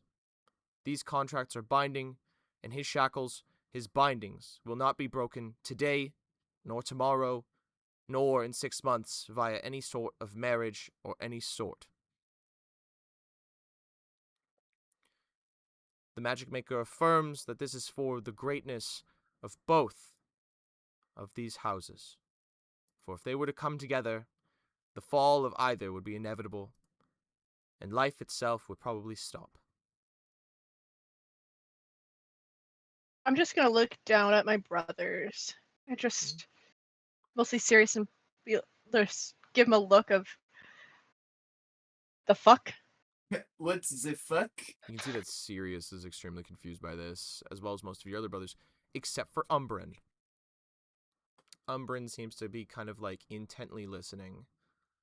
He foresaw this, you the fucking bitch. You watch as she then speaks. Now,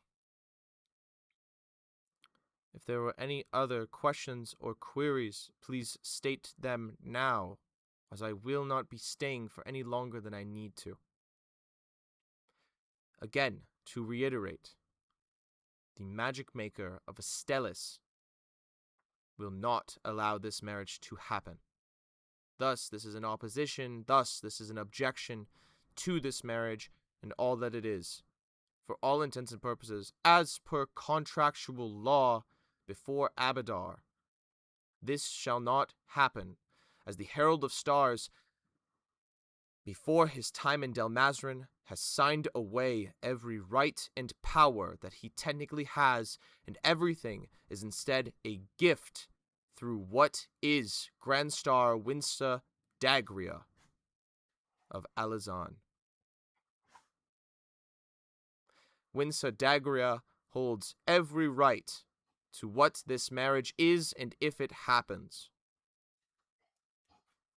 as he has to go through her.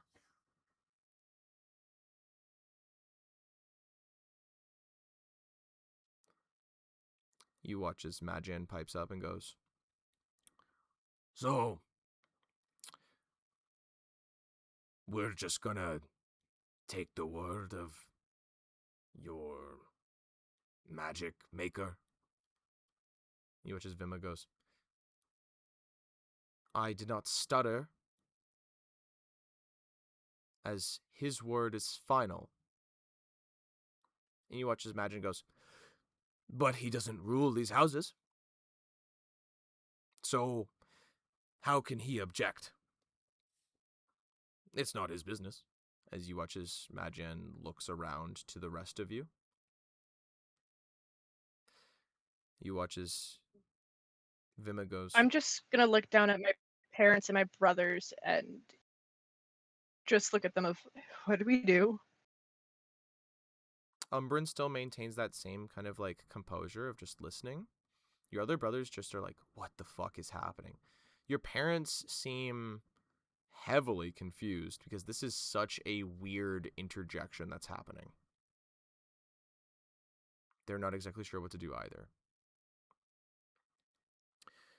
Vima then goes, "Yes, the magic maker does not have claims to any of the households involved. But through the contractual law, he has seen that there is no possible way for this to happen." Again, Winsa Dagria, who is the Grand Star of Alizan, has full say over this marriage, and if it happens, the others here are unimportant, as it is simply her decision. You watch as Majan goes, "So what about Andrin?" And you watch as Vima goes, "What?" Goes, "Andrin. You know, Van Rippen? He's supposed to be showing up. He's completely other than this. But he's going to be coming." You watch as Vima goes, "That is of no concern." And you watch as he goes, "Well, he's not tied to either house by blood. But if he just says, then they could get married?" She goes, "No. Again, contractually, they are bound. He must listen to Miss Dagria."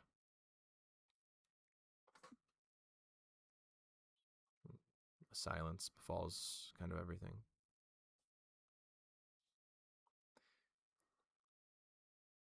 You watch as Majan goes, "Where is this contract? Can we see it?" Which is Vimid goes, "You may, if you so choose. Grand Star, do you have your version of the contract?" You watch, she goes, "Yes, I do." As it's produced and put on the table. As it's kind of passed over to Majan, and Majan starts looking it over. He goes, "Ah, strange. Strange. Fimid then it goes again, affirming one more time. When Sedagria has full say over what happens with this marriage, contractually. And then you watch Majan go, "Contractually? If I killed the Herald, he'd be free of his contract. Yes?" And you watch as the room kind of tenses, as people kind of reach for blades, and they go, you watch as Vima goes, "As per contract, yes, but that would defeat the point of marriage, as he would be dead." He kind of looks around and goes, "Well, realistically speaking, we're all magical people. Somebody must know how to revive this man, yes? Somebody, anybody." Kind of starts looking around the room.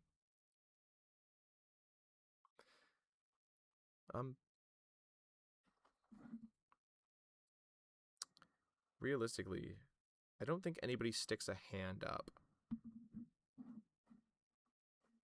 No.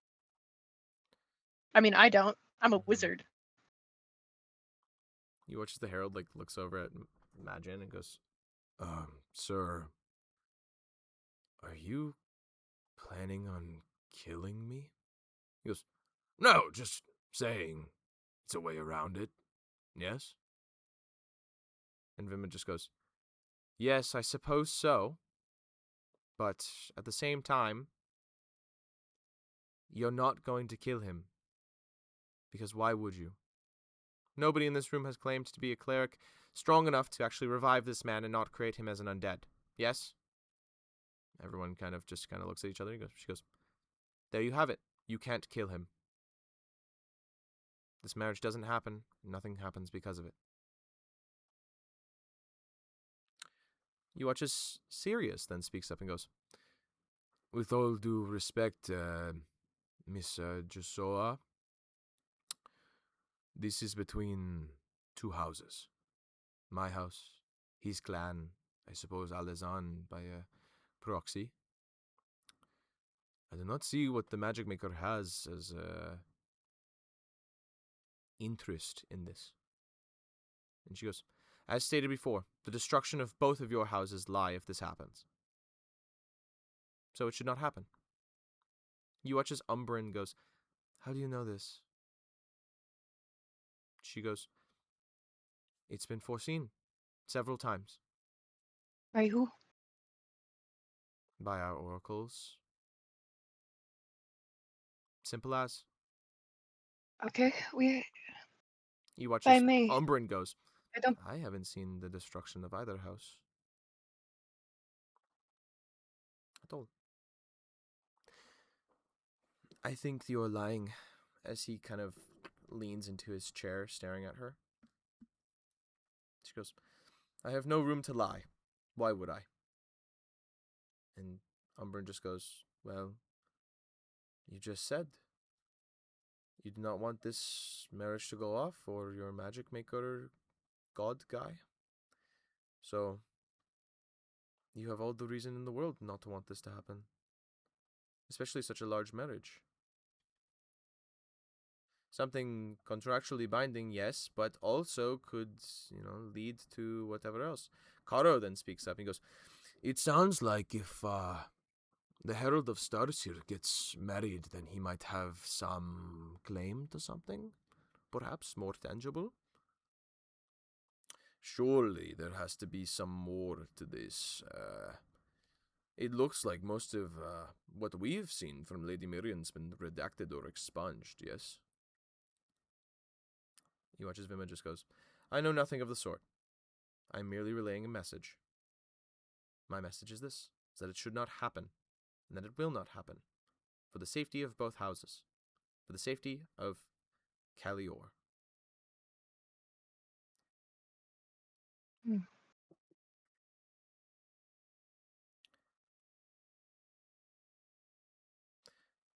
Kato kind of looks up and looks at the herald and goes, tell me, kind of looks down at the paper and goes, Serowin? And you watch as there's an immediate reaction as he says his name. Is that how you say it? You watch as the herald just kind of nods. Felly looks like she's been, like somebody just flung shit at her. Lady Miriam's eyes are now very wide. He goes, you're the last of your blood, yes? And you will watch as he nods. He goes, yes, to my knowledge, Lady Miriam is too old to most likely produce any sort of heir, and I, in my 20s, are the last of my line, to say the least. He goes, right. Realistically speaking, in times of war, we don't send what is the last son purely for the fact of continuing your blood, yes? Realistically speaking, this man is the last of his kind, and he should not be forced into this life of servitude purely for the fact that, he's to serve? And you watch as Winsa goes, he has chosen this life of servitude. And he goes, but that's not right, now is it? He is the last of these people, so enslaving this man won't get you what you want, realistically, yes? She goes, I suppose, but at the same time, he's given himself up. He's at the mercy of what is Alazan. He goes, of all the men in my army, of our army, of all the great houses all across all of Strake, never, even if he was a condemned criminal, would I force the last son of a house to go and die for the state, to never marry and never create some form of heir, to have what is a chance at the bloodline, yes? Does this not seem cruel as he looks around to his side of the table, so your side of the table, Auralye? Mhm. I know that he's done some wrong, but, here, perhaps to get a proper picture of this, we should know what he did. Yes? Winsa goes, all right. Well, realistically, his crime was that of murder. Or I suppose assassination would be a better term, as it was against a political figure. He watches there like, oh? He goes, yes, the Herald of Stars here killed the last Herald of Stars. There's a silence that kind of befalls everybody. Karo speaks up again, goes, right. So he assassinated the last Herald of Stars. Yes. Who was... And you hear the Herald go, my father.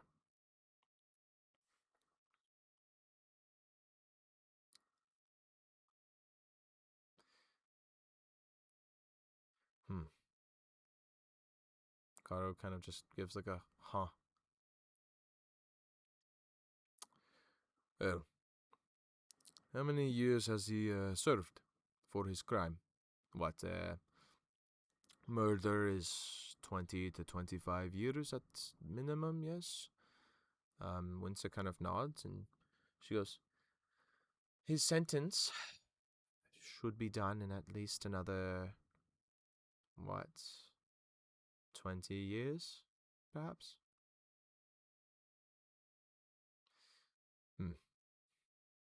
I see. Oh, this is a bit more difficult. Vima then pokes up again and goes, as said before, this marriage will not be happening. Contractually, legally, and otherwise, the Herald of Stars that you see before you is a murderer, a man that should belong in Delmazrin or any other prison that would lock him away for some time, and he has chosen to give up his freedom so that he might serve. And thus he has. If I may, can I ask if there is a reason why? You ask the Herald that? Yeah. He kind of like locks eyes with you and goes, Felly steps in and goes, listen, we don't need to talk about what happened to my husband, yes? My husband's dead, my son murdered him, let's move on. The why doesn't matter, as he is here to serve now. But That's the it. why may matter. What? Many people at this table, I assume, have taken lives. But it matters not because it was in self-defense or it was in times of war. So Well, do those lives not matter? they do. Does it only matter in sense of political standings? My son did not murder in self-defense, and he did not murder in a time of war. And then what was the reason? In your eyes, it may not be self-defense. I would like to know from his point of view, if you would. As you watch as Madrin goes, can you just shut up? Just let the boy He may be talk. your son, but he's also a man of his own. I do believe he can speak. I can. I killed my father as he had become possessed.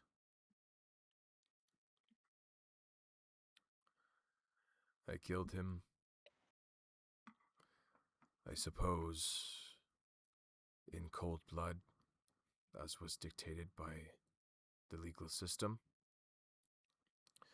As he did not attack me, he did not do otherwise, but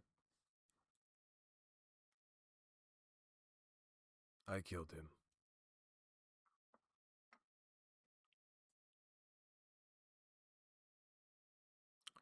He watches.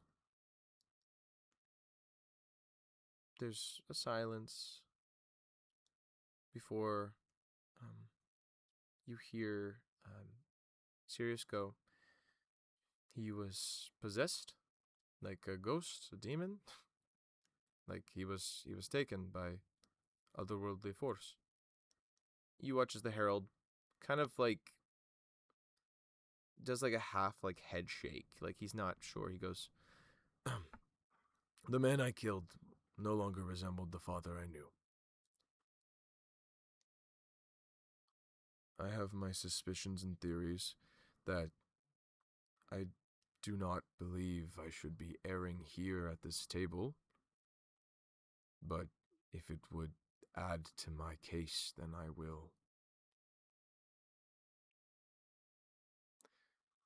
He watches Madgen and goes, you might as well speak. Harold once again picks up and goes, I killed my father after what was some time away from him. He had returned from wherever he'd been sent. He had a conversation with my mother, the Grand Star, and otherwise at the time. Before I feel that my mother had pushed him too far.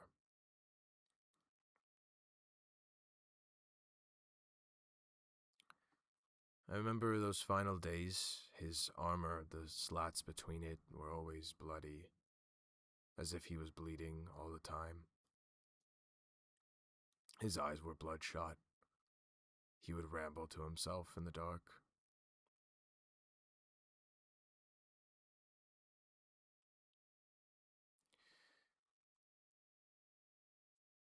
We ran away one night.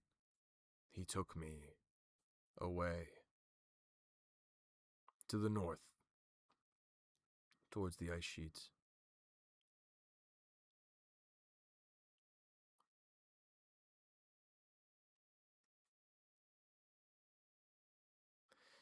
And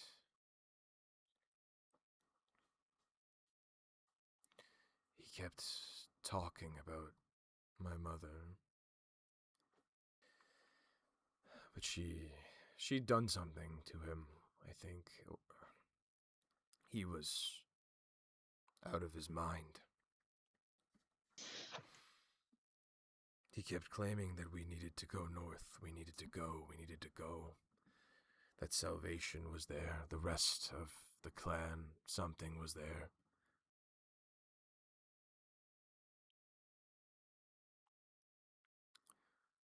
On one of the nights that he had collapsed of his injuries or otherwise, I stood there in the snow. I knew we were being followed. I was scared. I had heard from Lady Miriam about where we come from, our clan, but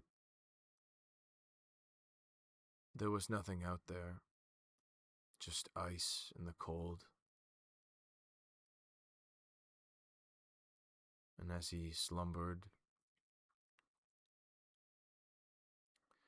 I killed him.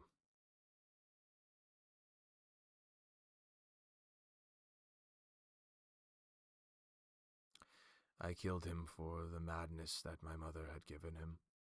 I killed him for the demon that my mother had pushed upon him. I killed him for the unholy thing that my mother has become.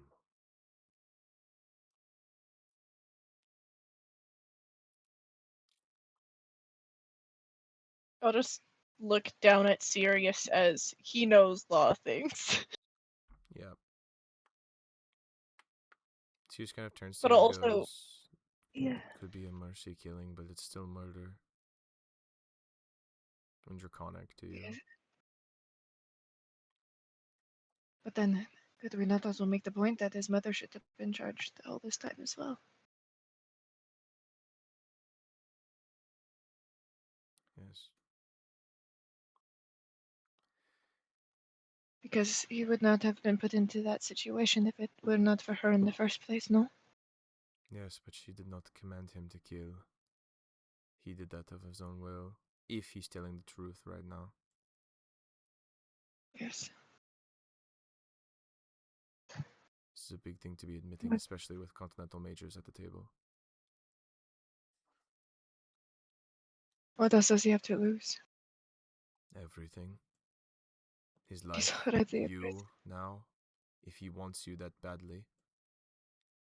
Perhaps he doesn't want to look worse in your eyes if he's lying. It's always possible. We do weird things for those that we love. We try to protect them from the things of us that are ugly. Yes. I don't think But such an did we act like hypocritically this. this? I don't think an act like this would have happened if he merely mercy killed his father. I think he's lying. And it is information that we will not get out of this table.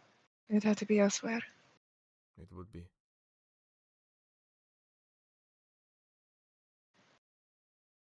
What do you think we should do?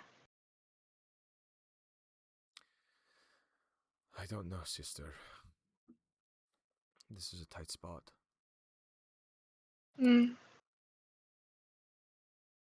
I think that nothing good is coming from this conversation.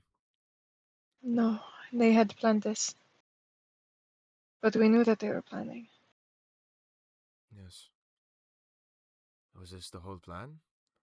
That the magic maker had already looked over the contracts and knew that he couldn't. I'm assuming. Maybe Andron has something up his sleeves. He's been sharper in the sober days. Perhaps. Karo speaks up and goes, You said he was bleeding? As he looks over at the Herald, and Herald goes, Yes. He goes, Why was he bleeding? Did your mother stab him? You said that he'd been bleeding for days, yes? Yes. Was there any autopsy or anything done after his death? Windsor just goes, It was pretty cut and dry. I understand that the reason of his death was cut and dry, but there's clearly something else going on with him. Yes. Sarowyn, as you now know him, just goes, I don't know. Karo looks over at Feli and goes, Did you stab him? What? Your husband. Did you attack him? No, why would I attack my husband who I loved? Well, he was bleeding through his armor. Where was he bleeding? As you watch as Sarowyn goes, his arms and his legs, his chest, his back. He goes, Right. So I got a question. What makes you bleed from every part of your body?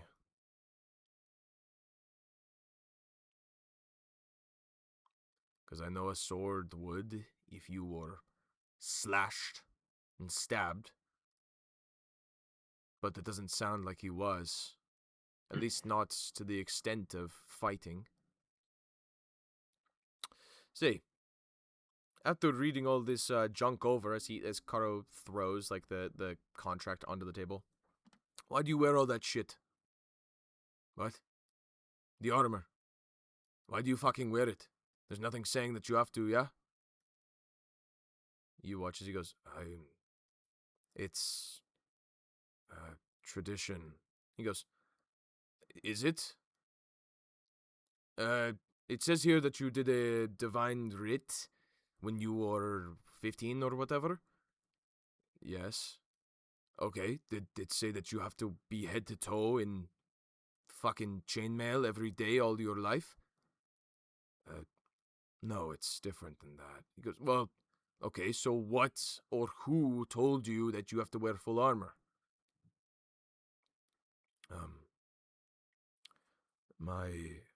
My father mentioned it, as well as my mother. He goes, okay, they are not master of traditions. Sirius then goes, yes, they're not. Lady Miriam, does he have to wear all that armor all the time? Is that a part of your people's culture? She goes, I don't believe so fully. It was always written inside of what was our traditions that you should be upholding a mantle of what is properness, wearing armor, defending the weak, other such things and of the such. It's customary, but he doesn't need to wear it all of the time. Sirius goes, why don't you take off that coif and have something to drink? Harold just goes, I don't believe I'm allowed to. And why would that be? Your master of traditions just said that you don't need to.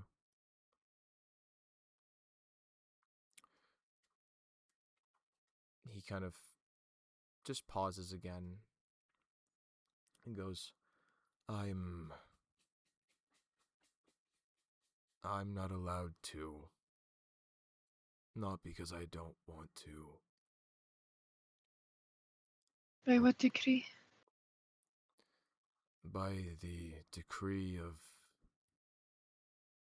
what's been written on another contract. But what contract? There is the one here,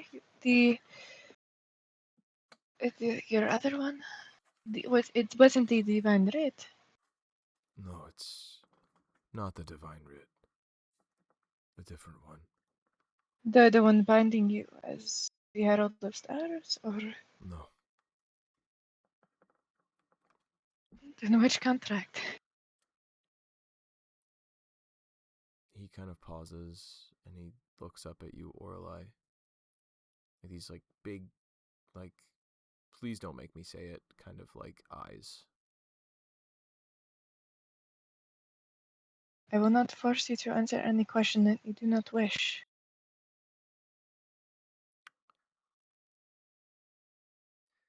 A contractual debt to hell, demons, and otherwise.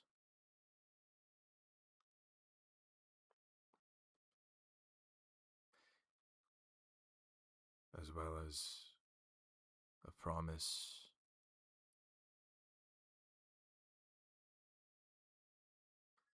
to my mother.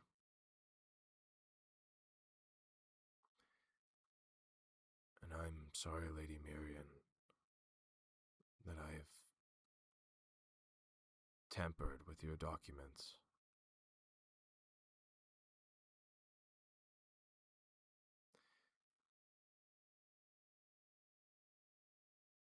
He kind of stands up, straight upwards. Goes, all of these contracts have been tampered with. All of the ones that are here on this table, save for the ones that have actually reached the hands of Astellan peoples.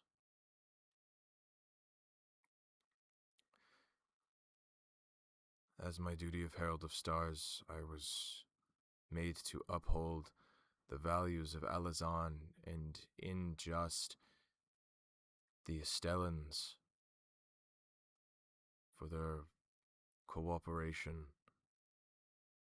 to keep a secret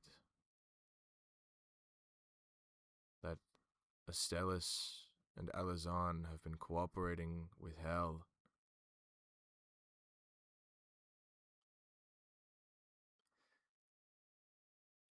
Good.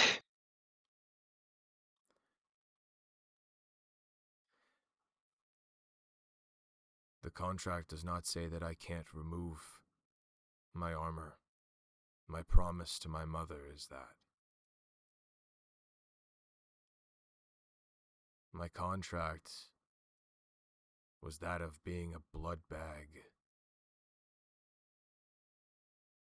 providing blood for Hell. They are bleeding you dry?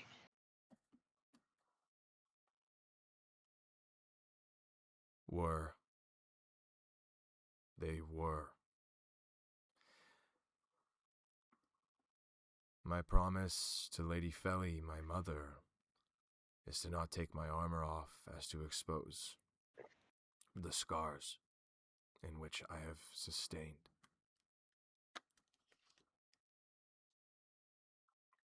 Okay. he looks over at the Grand Star and goes, I know that you have had no cooperation in this, and you are just looking out for the people. But I do know that there's something wrong with all of Alazan.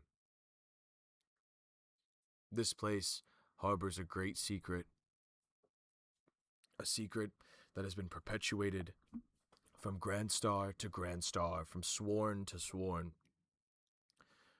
that has been forgotten at some point, either deliberately, accidentally, or purposefully.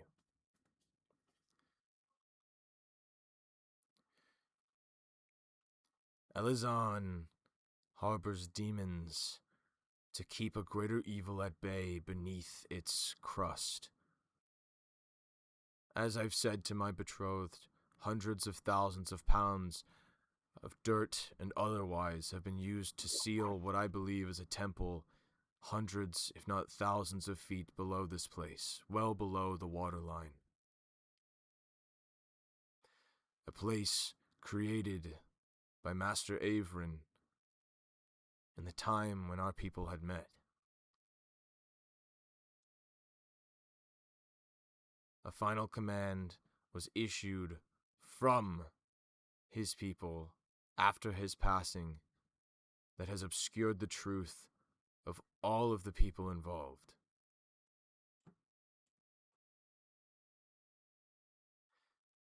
And I believe that I'm part, if not complicit, like my father before me, if a bit more willingly than he was, in this.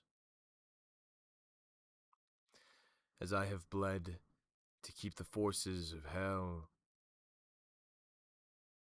obedient below Alazan, I believe. I know my crimes are grievous, but I do not do them because I wish to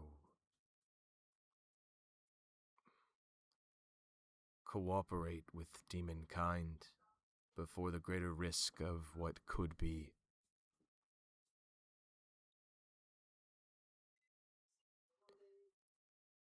I have plenty to atone for realize what I've done, the people I've killed, lives I've ruined, the horrendous manner of this place, and how it treats people, how it's treating you all.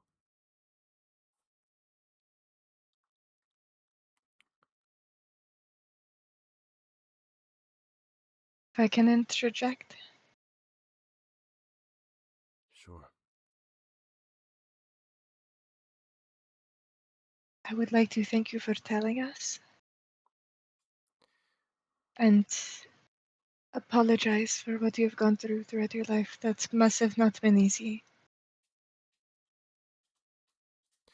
But from what I am hearing, these are tales from someone who cares for his people They are still crimes. and who is, yes, it is a emotive, but the crime is still there. And it is done for the best of heart.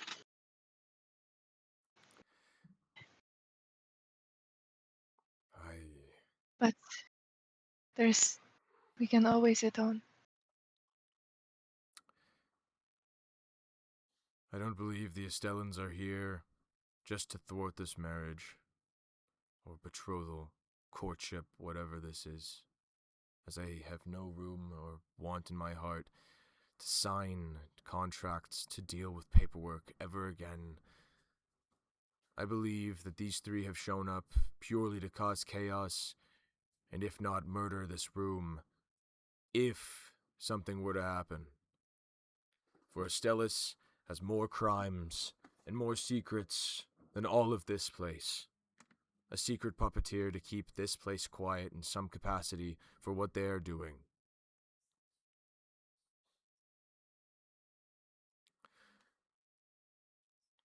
After all, they're the only place in all of Calior that keeps slaves.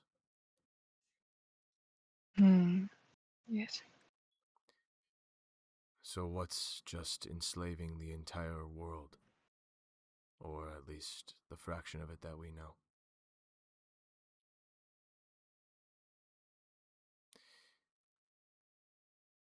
I believe that they have more crimes that they must answer for that I cannot persecute them for. But telling them to at least 3 continental majors, if not just 2, as he looks over at Madjan and he looks over at Sirius, will hopefully be enough proof or perhaps a way forward than us dancing around this forever. I can't take it anymore.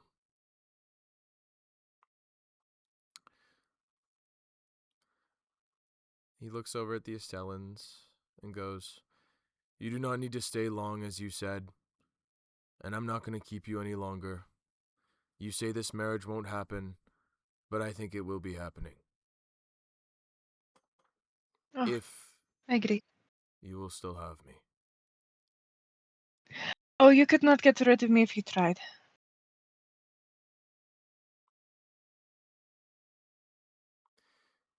I'm glad.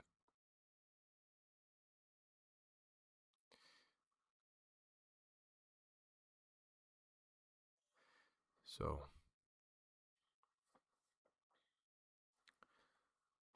what do we do now? Well, first you sit down, because you're just standing there awkwardly. Everybody in this room is at like a knife's edge right now.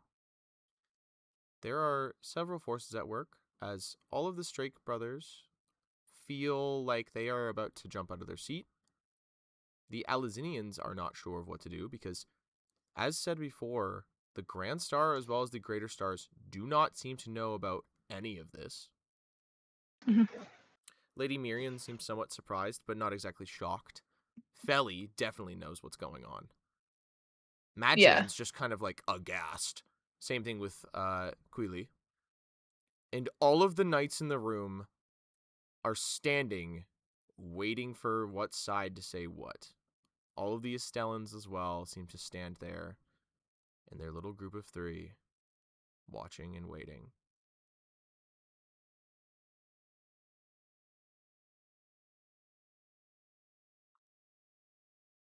Is this not supposed to be a nice dinner of celebratory nature? Calm down.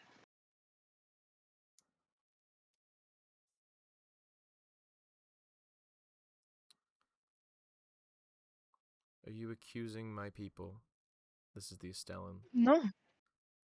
Are you accusing my people of knowingly working with demons and otherwise Herald of Stars? Yeah, sure. Let's call it that. On what proof, other than your existence, do you have? You know, I don't know. I don't know. Maybe it's the mountains of books that are buried in the libraries, under the libraries, under the libraries. Maybe it's my mother herself. Maybe it's the actions that I've committed. Maybe it's my memories. I may as well. When we were in the dungeon, we have come across a demonic spellbook with pages from a Stellas. Just because you come across something that has the mark of our people does not mean that we were present. No, it just demonstrates closeness.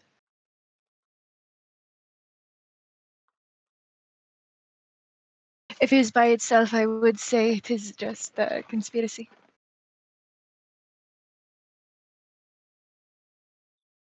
But what do I know?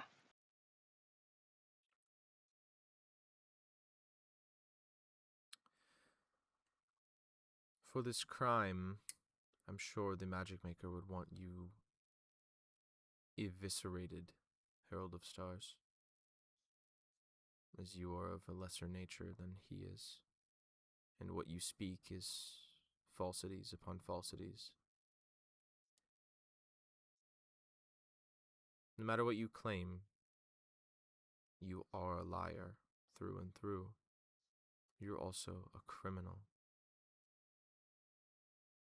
Though you may wield the same power as Winsa, Dagria, you yourself are nowhere near as capable. And everything that you do goes through her.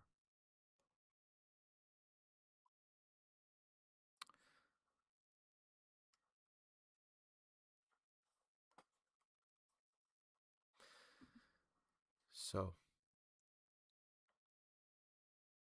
this marriage will not happen. Simple as. And perhaps for now, we will forget all you've said. Magic is a wonderful thing. It's potent, it's pure, and it's like a poison. I'm sure Sir Majan over here could say so himself. It's in everything. It is everything. And it's so easy to touch, to change. Perhaps tonight never happened.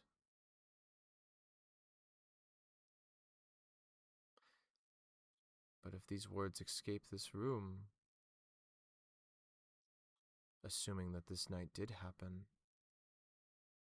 then there would be some rather large problems. You watch as she looks over at Sirius and she goes, probably another war. We wouldn't want to anger Queen Vea and Emperor Volkar more than they already are, since we'd be asking for their forces to aid us. And I'm sure they would take our side, realistically.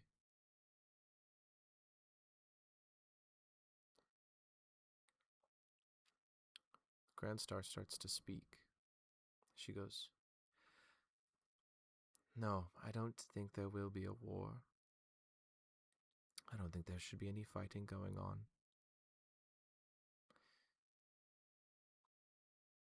realistically, Estellas is small, and Alazan is large. Vima goes, you seem to think that you rule this place.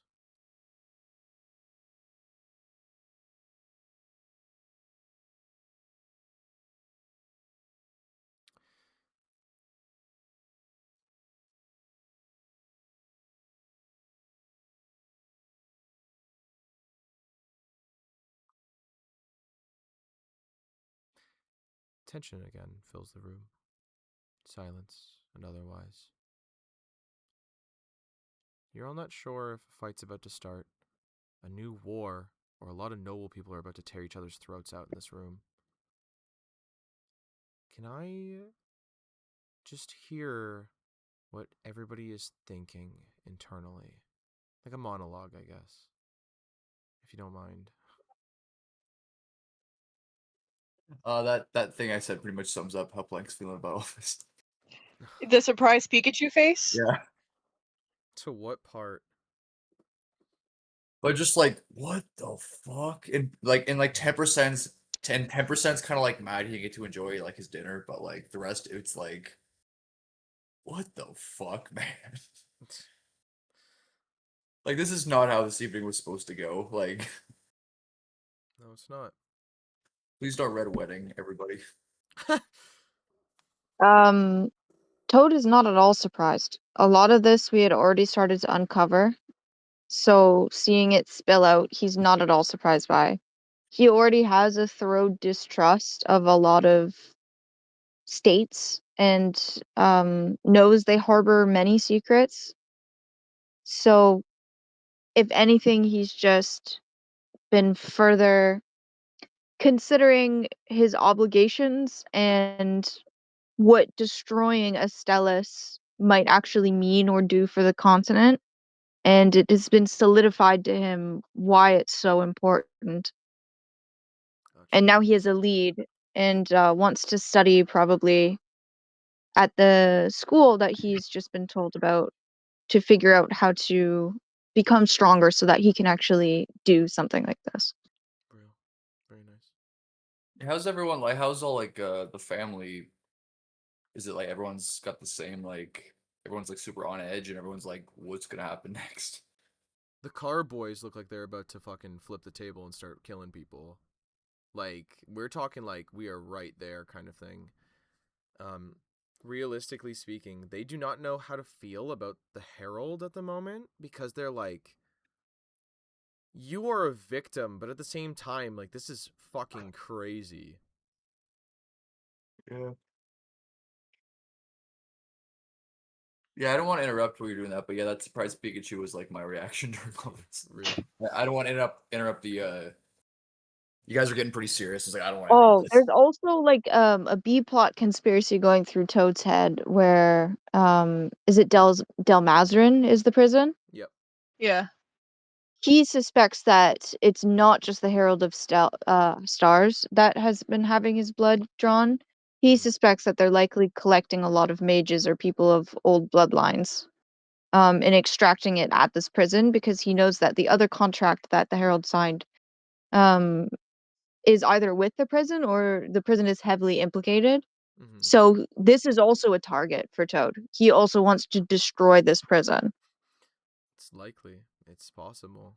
Oh, sorry, I didn't want to interrupt, but I had one question. When you're saying like everything, all these like contracts are voided, like what other ones were you referring to? Like I was a little confused about that part. So the Herald has claimed that he signed multiple contracts. That's not anything like we're aware of. That's just the No, part I you was told. guys know that, but he has just said that the contracts that you have in front of you guys are all tampered with. Everything. No, I And it's know. I mean, because like, of him. we as the characters don't like weren't aware of that prior to this. Like, we knew like that one. Like,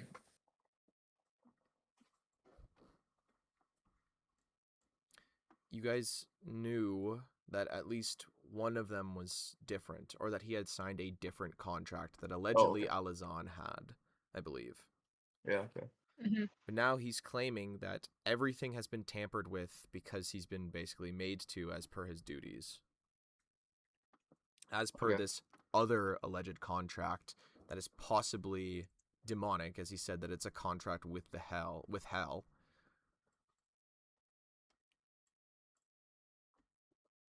All right, fair enough. Mm-hmm.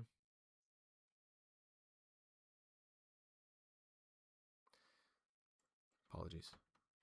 I know we got really heavy, and I apologize, guys. You guys are free to speak and do whatever the fuck you want. Oh yeah, Yeah. I'm just always worried that you guys are like bored as fuck because I've been talking. Well, for I'm just fucking taking. It's an gotta hour. be.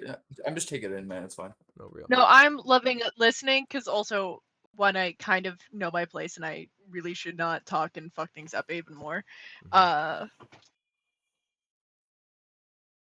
No, just like in the context of all this, like I feel like Plank and Toad don't have a lot to say during all this, so we're just like, wow.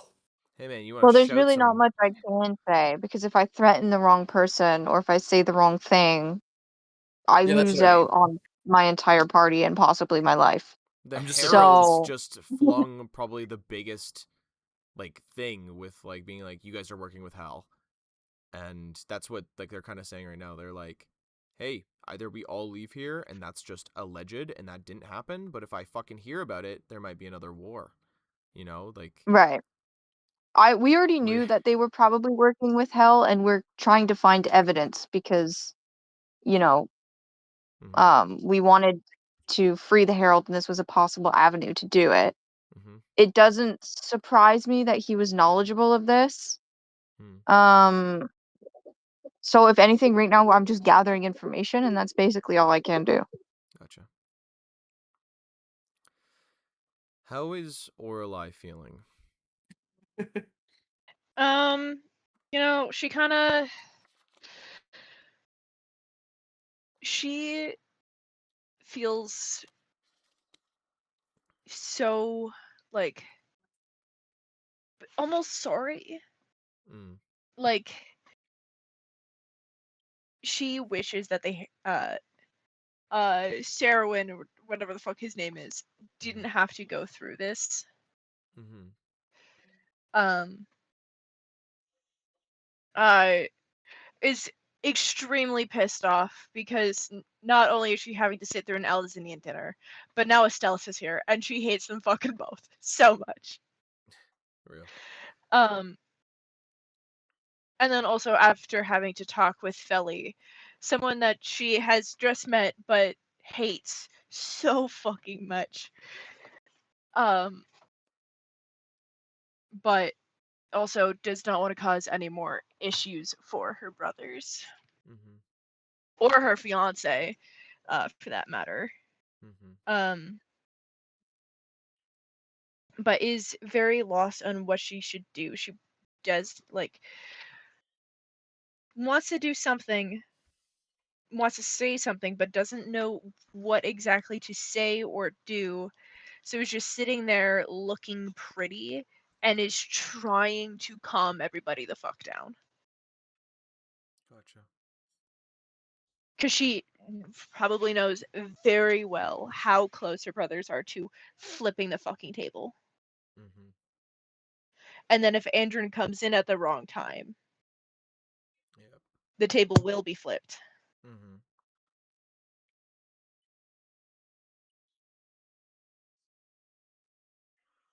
Well, this is now all of this like demon talk has now been said in front of what are again, as said before, at least two, if not three, continental majors, which Yeah. are very important people in the continent. So this is like, you know, Yeah, and some damning stuff if it's she true. like also knows to some degree that it's going to be a lot harder to gather any evidence or anything now that Estellis knows that we're looking into this. Mhm. It's going to be harder to take them down. Know that now that they know how to that they need to hide. Yeah.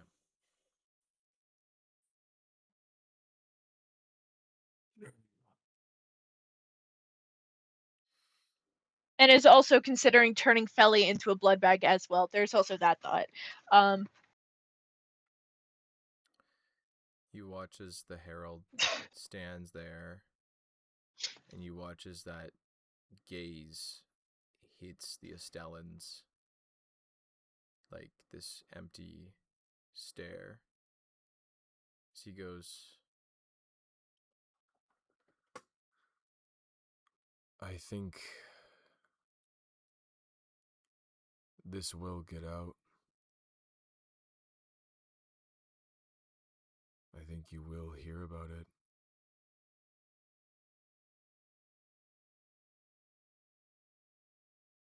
But I don't know if it'll be your ears that hear it.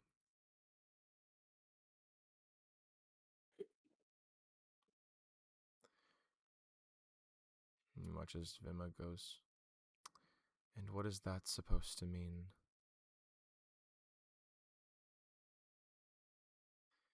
Goes, Could mean a lot of things, I guess. But I guess at the end of the day, it just means that I guess you won't be hearing about it. At least not you.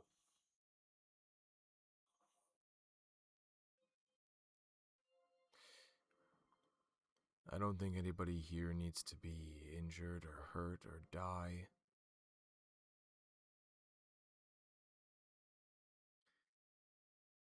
But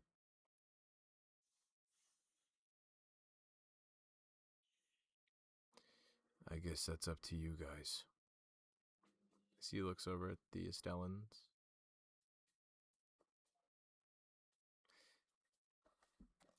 The Estellans seem to kind of pause.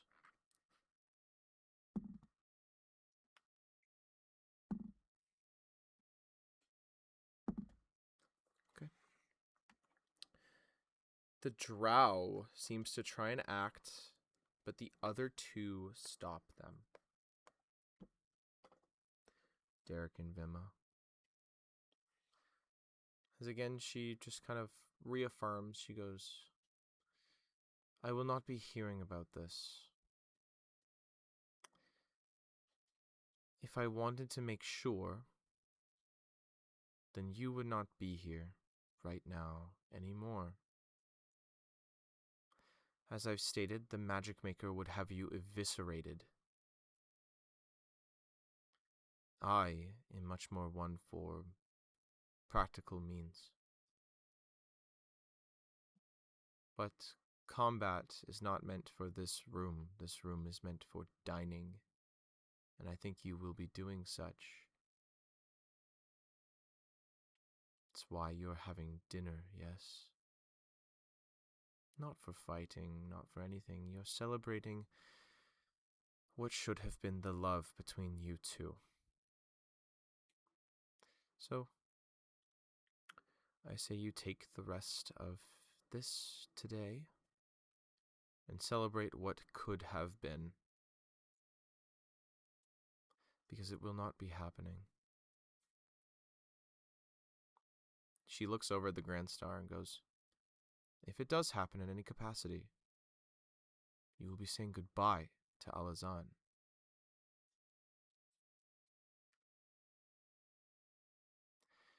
You watch as Winsa just kind of looks and goes,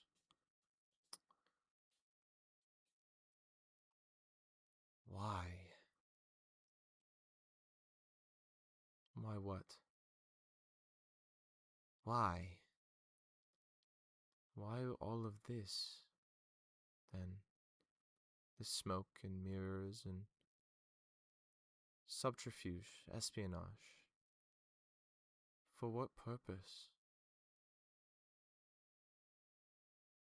You watch as she just goes, so this marriage won't happen. That's it.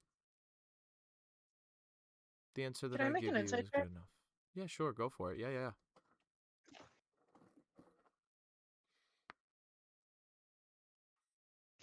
Ba, ba, ba, ba, ba, ba, ba, ba, ba, ba. What is my insight? Ba, ba, ba.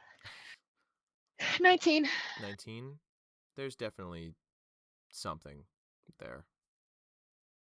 You don't know if it's a lie. It feels like a lie. Or at least there's more to it. Mm-hmm. Simple as, what I tell you is all that you need to know. You are the Grand Star of Elazon, and that's what you know. Enjoy it.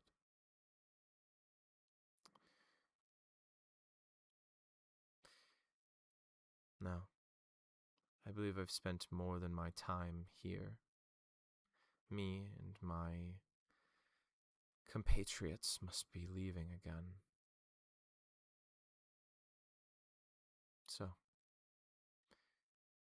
enjoy your time.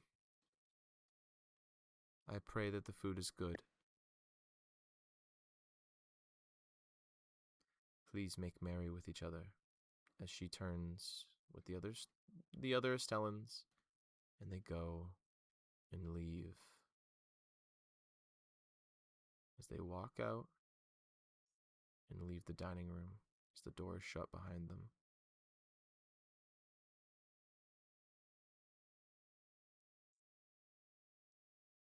As you watch as all of your brothers, the Alazinians, and the Herald kind of stand there aghast or agape, not sure what to do with this pause or shock. Just, what does that mean? What does any of that mean? What are they talking about? You kind of watch as Madjan kind of like looks over with like a kind of sour face, like kind of frowning, and goes, "What a load of shit."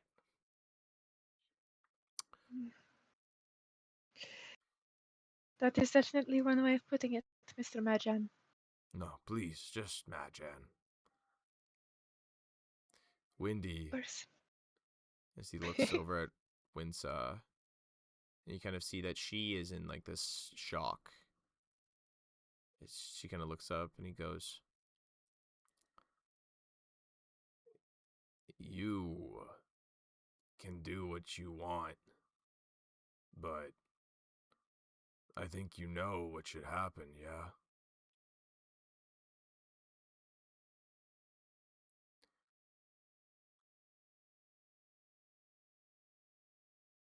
You watch as she looks over at the Grand Star, or not the Grand Star, the Herald, sorry. She goes, "Is that true? What you've said? Everything?"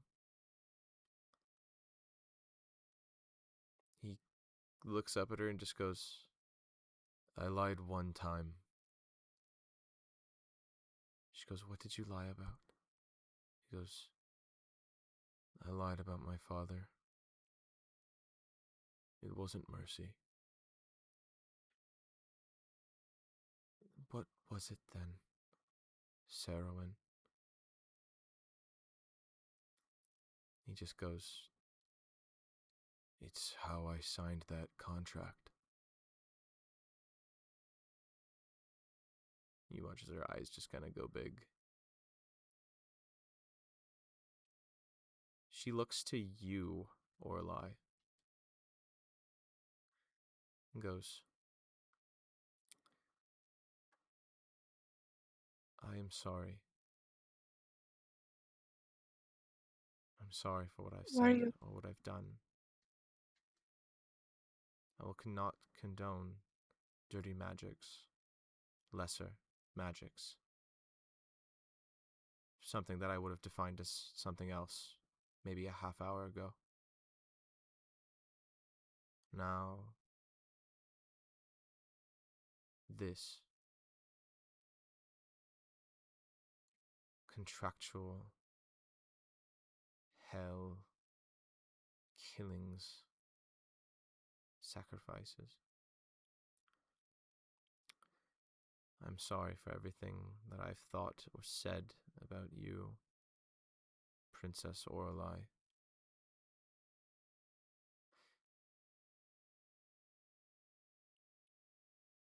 She looks upwards to Madjan.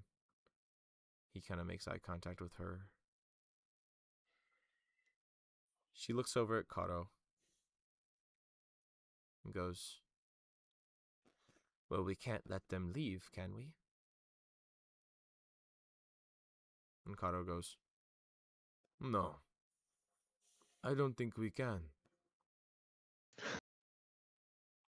They're devil sympathizers using magic to actively, what, plague, infect, poison our wells? Astellis is nothing but a piss pot of people. It will be gone before Alazan is gone. You watch, she just goes, good. There's a quick snap as you watch as the knights kind of snap too on her side. You watch as Kato goes, yeah, you do the same. As you watch as the Strake Knights move. And she just goes, make sure those 3 don't leave. I want them taken to Dalmazran. Or at least to our personal dungeon. As you watch as they start to move, and she goes, take Lady Felly as well. She goes, what? As she goes, you're more than implicit in this. Be gone. As the knights start to grab her, she goes, what are you talking about? I've done nothing. As they start shackling, chaining, and taking her, as the Strakian knights run after the 3 Estellans.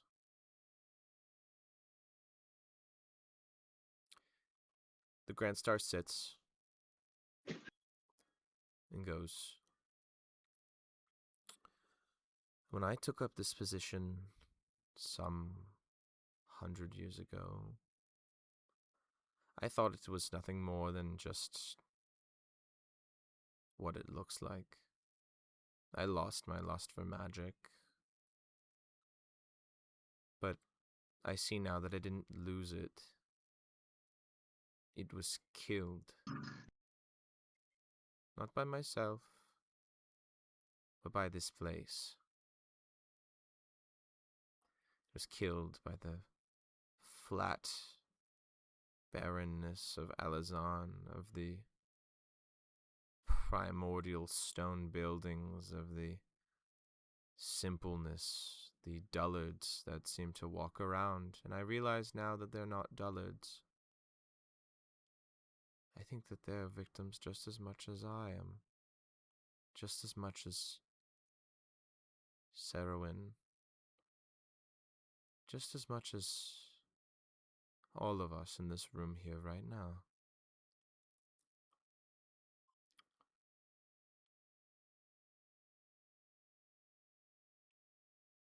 Orlai's gonna get up from the table Okay.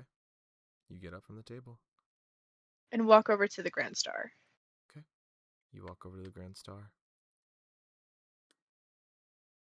She kind of looks at you. I'm sorry to hear that you lost your love of magic. Yes. It is the worst thing that I could think of other than losing my family.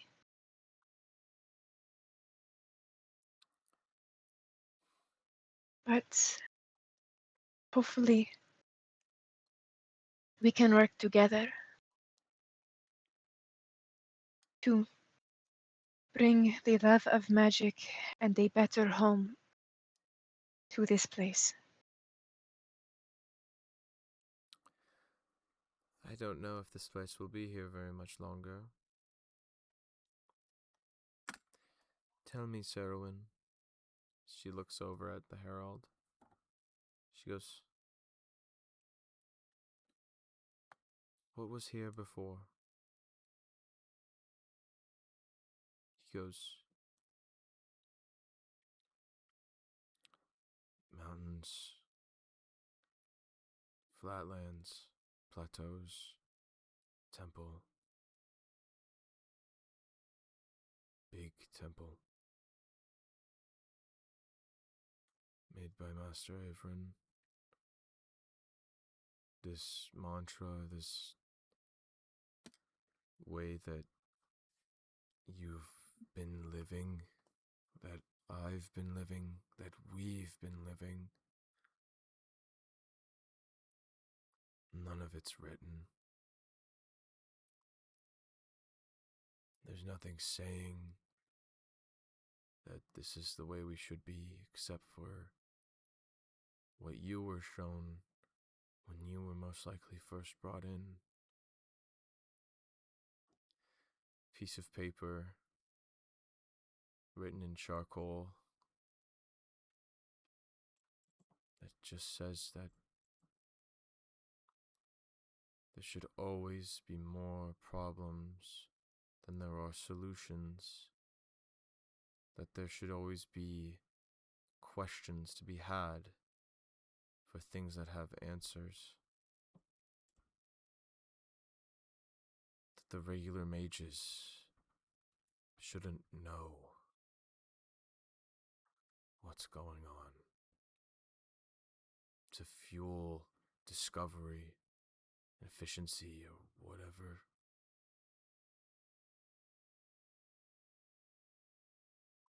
But I can't imagine as to why it would all be obscured, changed.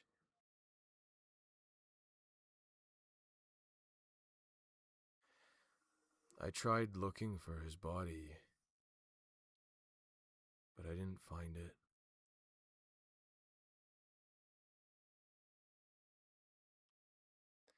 So he must be buried somewhere else to talk to him. Master Averin, that is.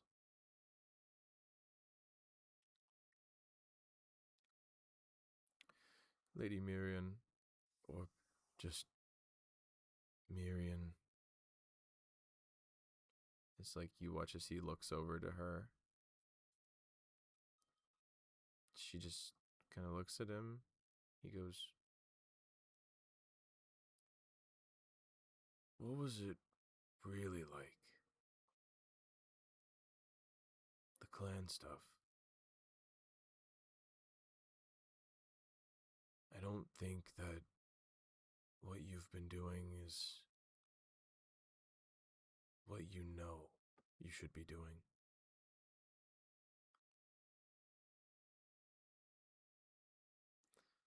She kind of just goes and looks at him and says, "Yes.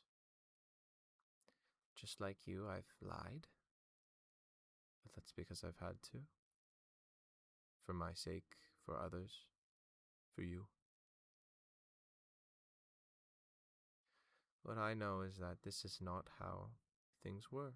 The clan or tribe or whatever we called them. Those closest to us. Families, bloodlines.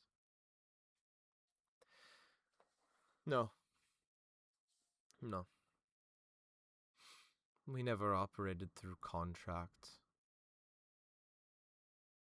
Everything was honor-based.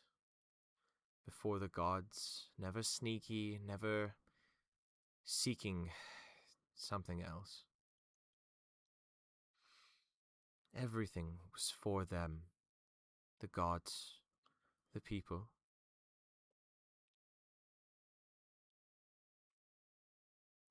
I just don't know when it turned dark. I don't know when it became this. Much before my time. But I still did my service like you.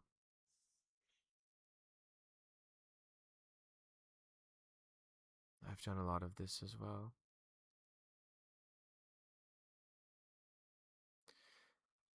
I just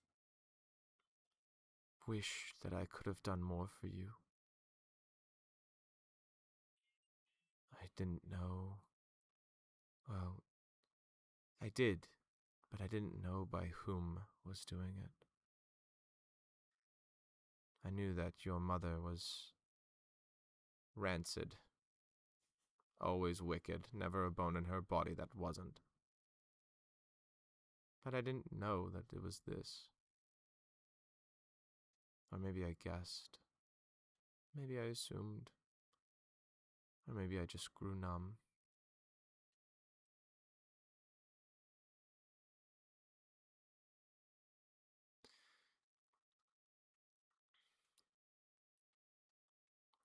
Well, I guess what we knew as old traditions don't matter anymore, as they're not old traditions. Again, I suppose a lie. The people of that time were great. They wore themselves with pride. They showed their faces, they bore their scars the way that they did. And they lived, and they cooperated, and they were kind, but they were ruthless. And they made sure this place was safe.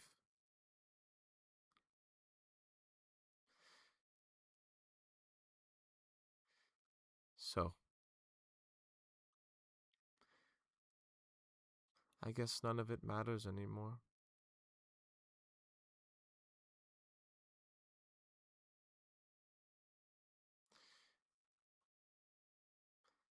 I don't know how free you are of this contract that you've had with Hell, or the promise that you've made to your mother. But right now you seem pretty free.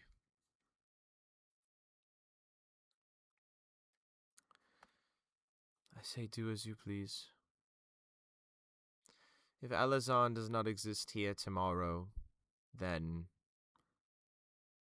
perhaps it was for the better. She looks at the Grand Star and says this. The Grand Star kind of just goes, perhaps so. But that's not about to stop me from saying everything I want to say. The one thing that Alazan, the one thing that I have that Estelis does not account for is that when I was a much younger woman, I was the most petty bitch.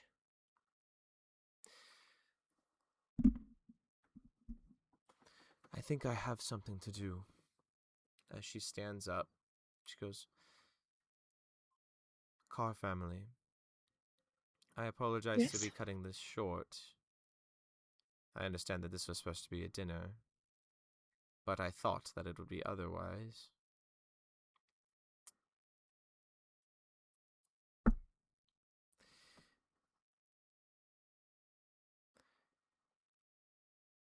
I need to do something to fix this place. I don't know how much of that contract you're actually bound by, Serwin, but I could think of a few easy ways of breaking it in this moment. Realistically, just letting you two get married, I don't care.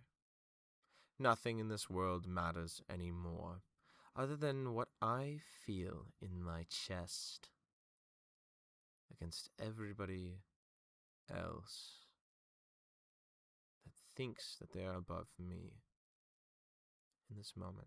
And I don't mean you, King Soren, or you, Queen Hortense. I don't mean from a royalty standpoint. I mean the ones that have been, I suppose, guiding my hand without my knowledge, the ones that have made me dull, dim, and stupid.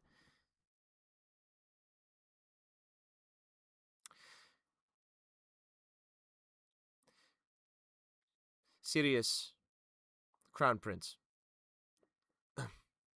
Yes, Grand Star. She goes, no, don't call me that. Do not call me that title. Just call me Winsar. If you really feel inclined, then, lady, I don't care. Winsar. I came from nothing, and I bear no title, and so thus I will keep it as such. Winsar Dagria. How do you feel about a common alliance in this moment? Your sister doesn't need to marry.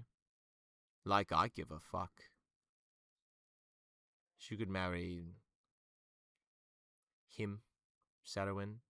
She could marry fucking Madjan for all I care. And I don't really care.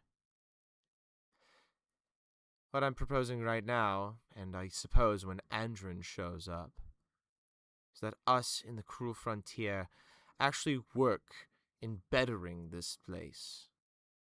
Bettering Kalior. Gods, do I grow tired of the days that I hear of what is the same stuff. Now that I think of it, that's every day. Saruman is right. Poisoned. My mind is poisoned.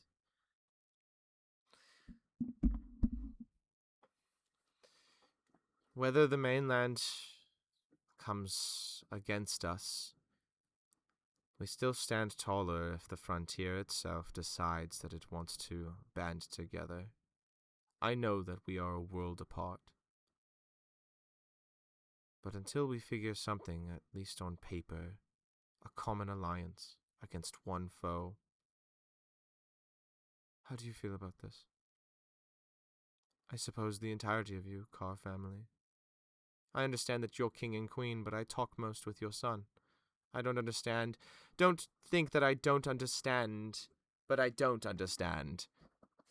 You're training your son, but it feels I should be dealing with the king or the queen, but I'm dealing with the crown prince on all these matters in continent, and their other son deals with their entire army, and the other son deals with everything that my ex-husband deals with. And I just can't fathom it. But a common alliance. I say we do a sweeping wave, a purging wave in a way. Those that try to keep the old ways here in Alazan are obviously sympathizers of Astellas and don't understand. I say we work towards actually rooting out what's happened and what's going on. As I knew nothing of demons necessarily. I knew that they roamed. I didn't know that they were feeding on my second or whatever has been happening.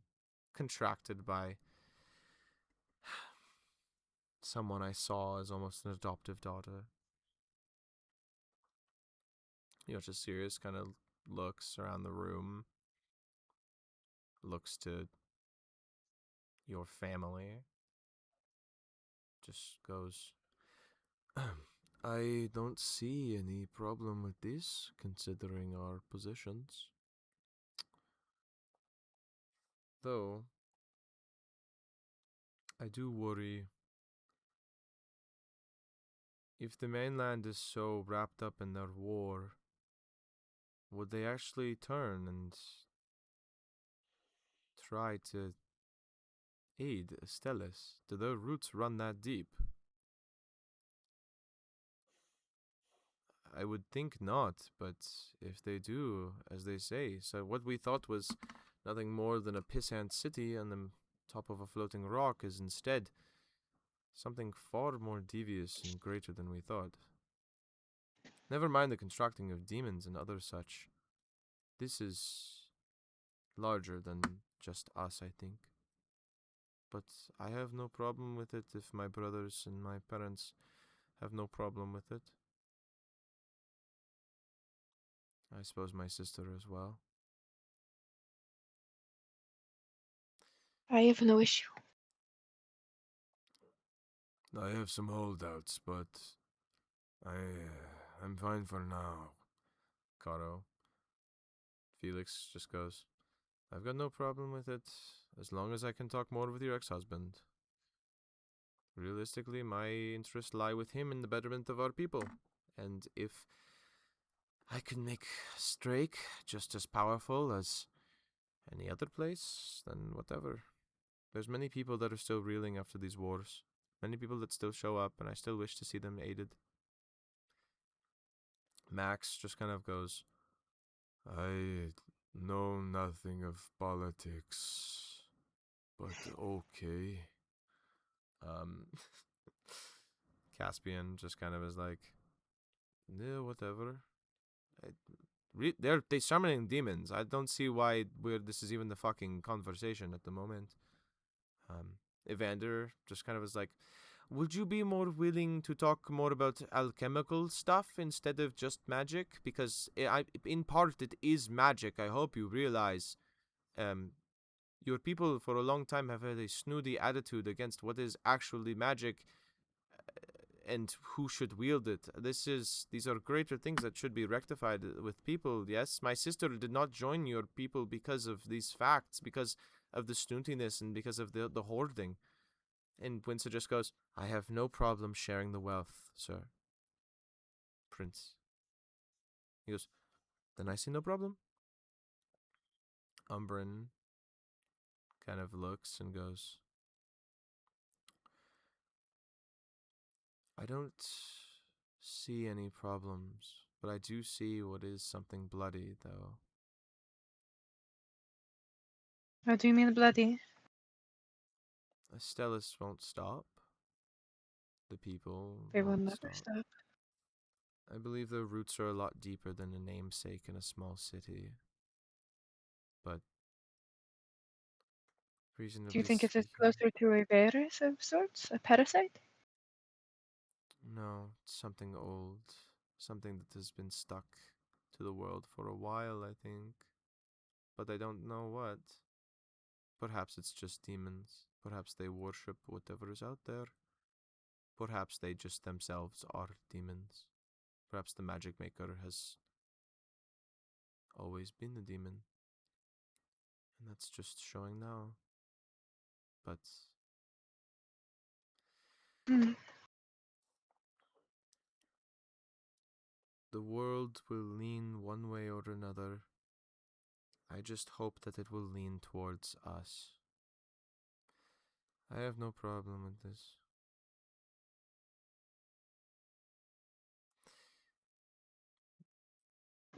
The King and Queen of Strake, as I believe have gotten all your brothers, Yeah. seem to have no real problem. Soren just goes, Miss Winsa, I am so sorry for these burdens that have been put upon you, shackled by an unknown oppressor. I see nothing wrong with an alliance if my sons and my daughter see to it that it is worthy of holding water. you know, just Hortense just goes, I think that it's been a long time since the entire continent, at least the frontier, has had a proper reason to come together. Everybody walks on eggshells. Everybody. The architecture of Alazan has always been hostile, rejecting outsiders and those that are supposed to be. But the inside is just as poisoned as the outside. You will need to build this place from the ground up, for the more I look at it, the more the groundwork is Astellas. Classist system that oppresses the weak and values power over anything else, consistently and constantly. All of Alazan has this. If you do something along the lines of this quote-unquote purging, I don't know how you will be doing this. Either a lot of people die or a lot of people leave.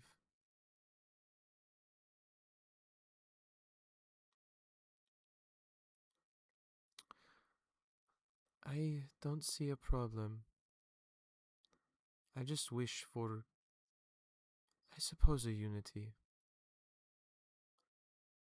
I guess. I've never been one for hurting people. But if we have to hurt so many, then I have a holdout as well as my son Karo. But I suppose I am 75, yes. 25, maybe.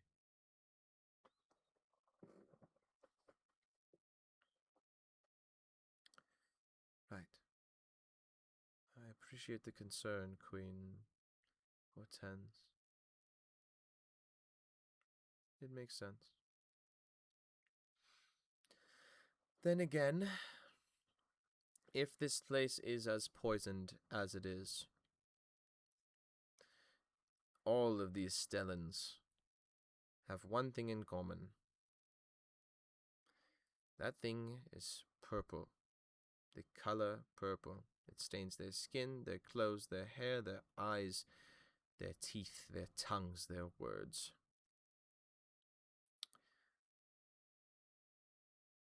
If Alazan is poisoned, then something must be poisoning, yes?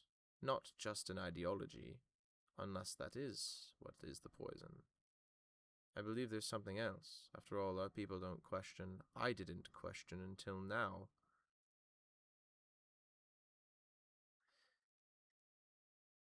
But I don't know if there's more at work than just an ideology. I'm willing to take any sort of words from the room, even from your toad friend, as they seem the most I inclined with Estellans. Toad will can go hobble in from the bathroom because he's been listening the entire time. Okay, you hobble your way in. I'll just stand in the doorway, leaning on one side of the door, and I'll look up and say, I don't know if it's related, but when we first arrived, we did see purple storm clouds. Unnatural and clearly related to Astellas. Whatever is in them can only be imagined to be in the atmosphere or bleeding into the water that you drink. Yes. I wouldn't rule it out. Yes. Yes, that would make sense. Gods. Okay. I suppose from here on, we have a sort of uneasy-ish alliance. For now.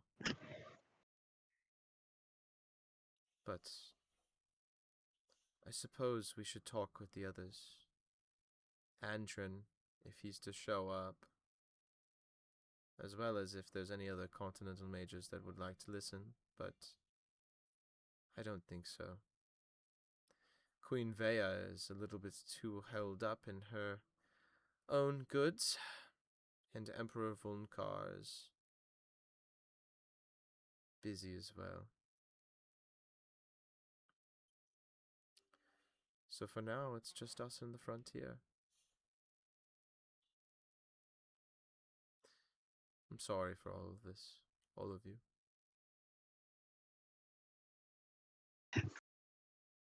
I do not think that it was a bad thing. But I it think we is. have ended up. Yes, but I think we have ended up exactly where we need to be. I don't know. I really don't Stelis know. has been something that is plaguing this continent for far too long. Perhaps. So maybe we have been brought here together to band as one to start cleansing and retaking what is ours. Perhaps.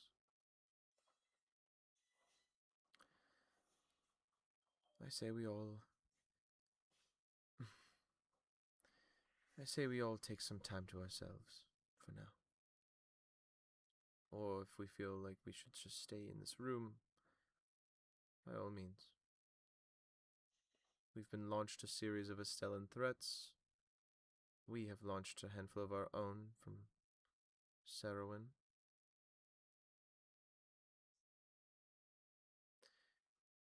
I only worry about who is actually pulling things.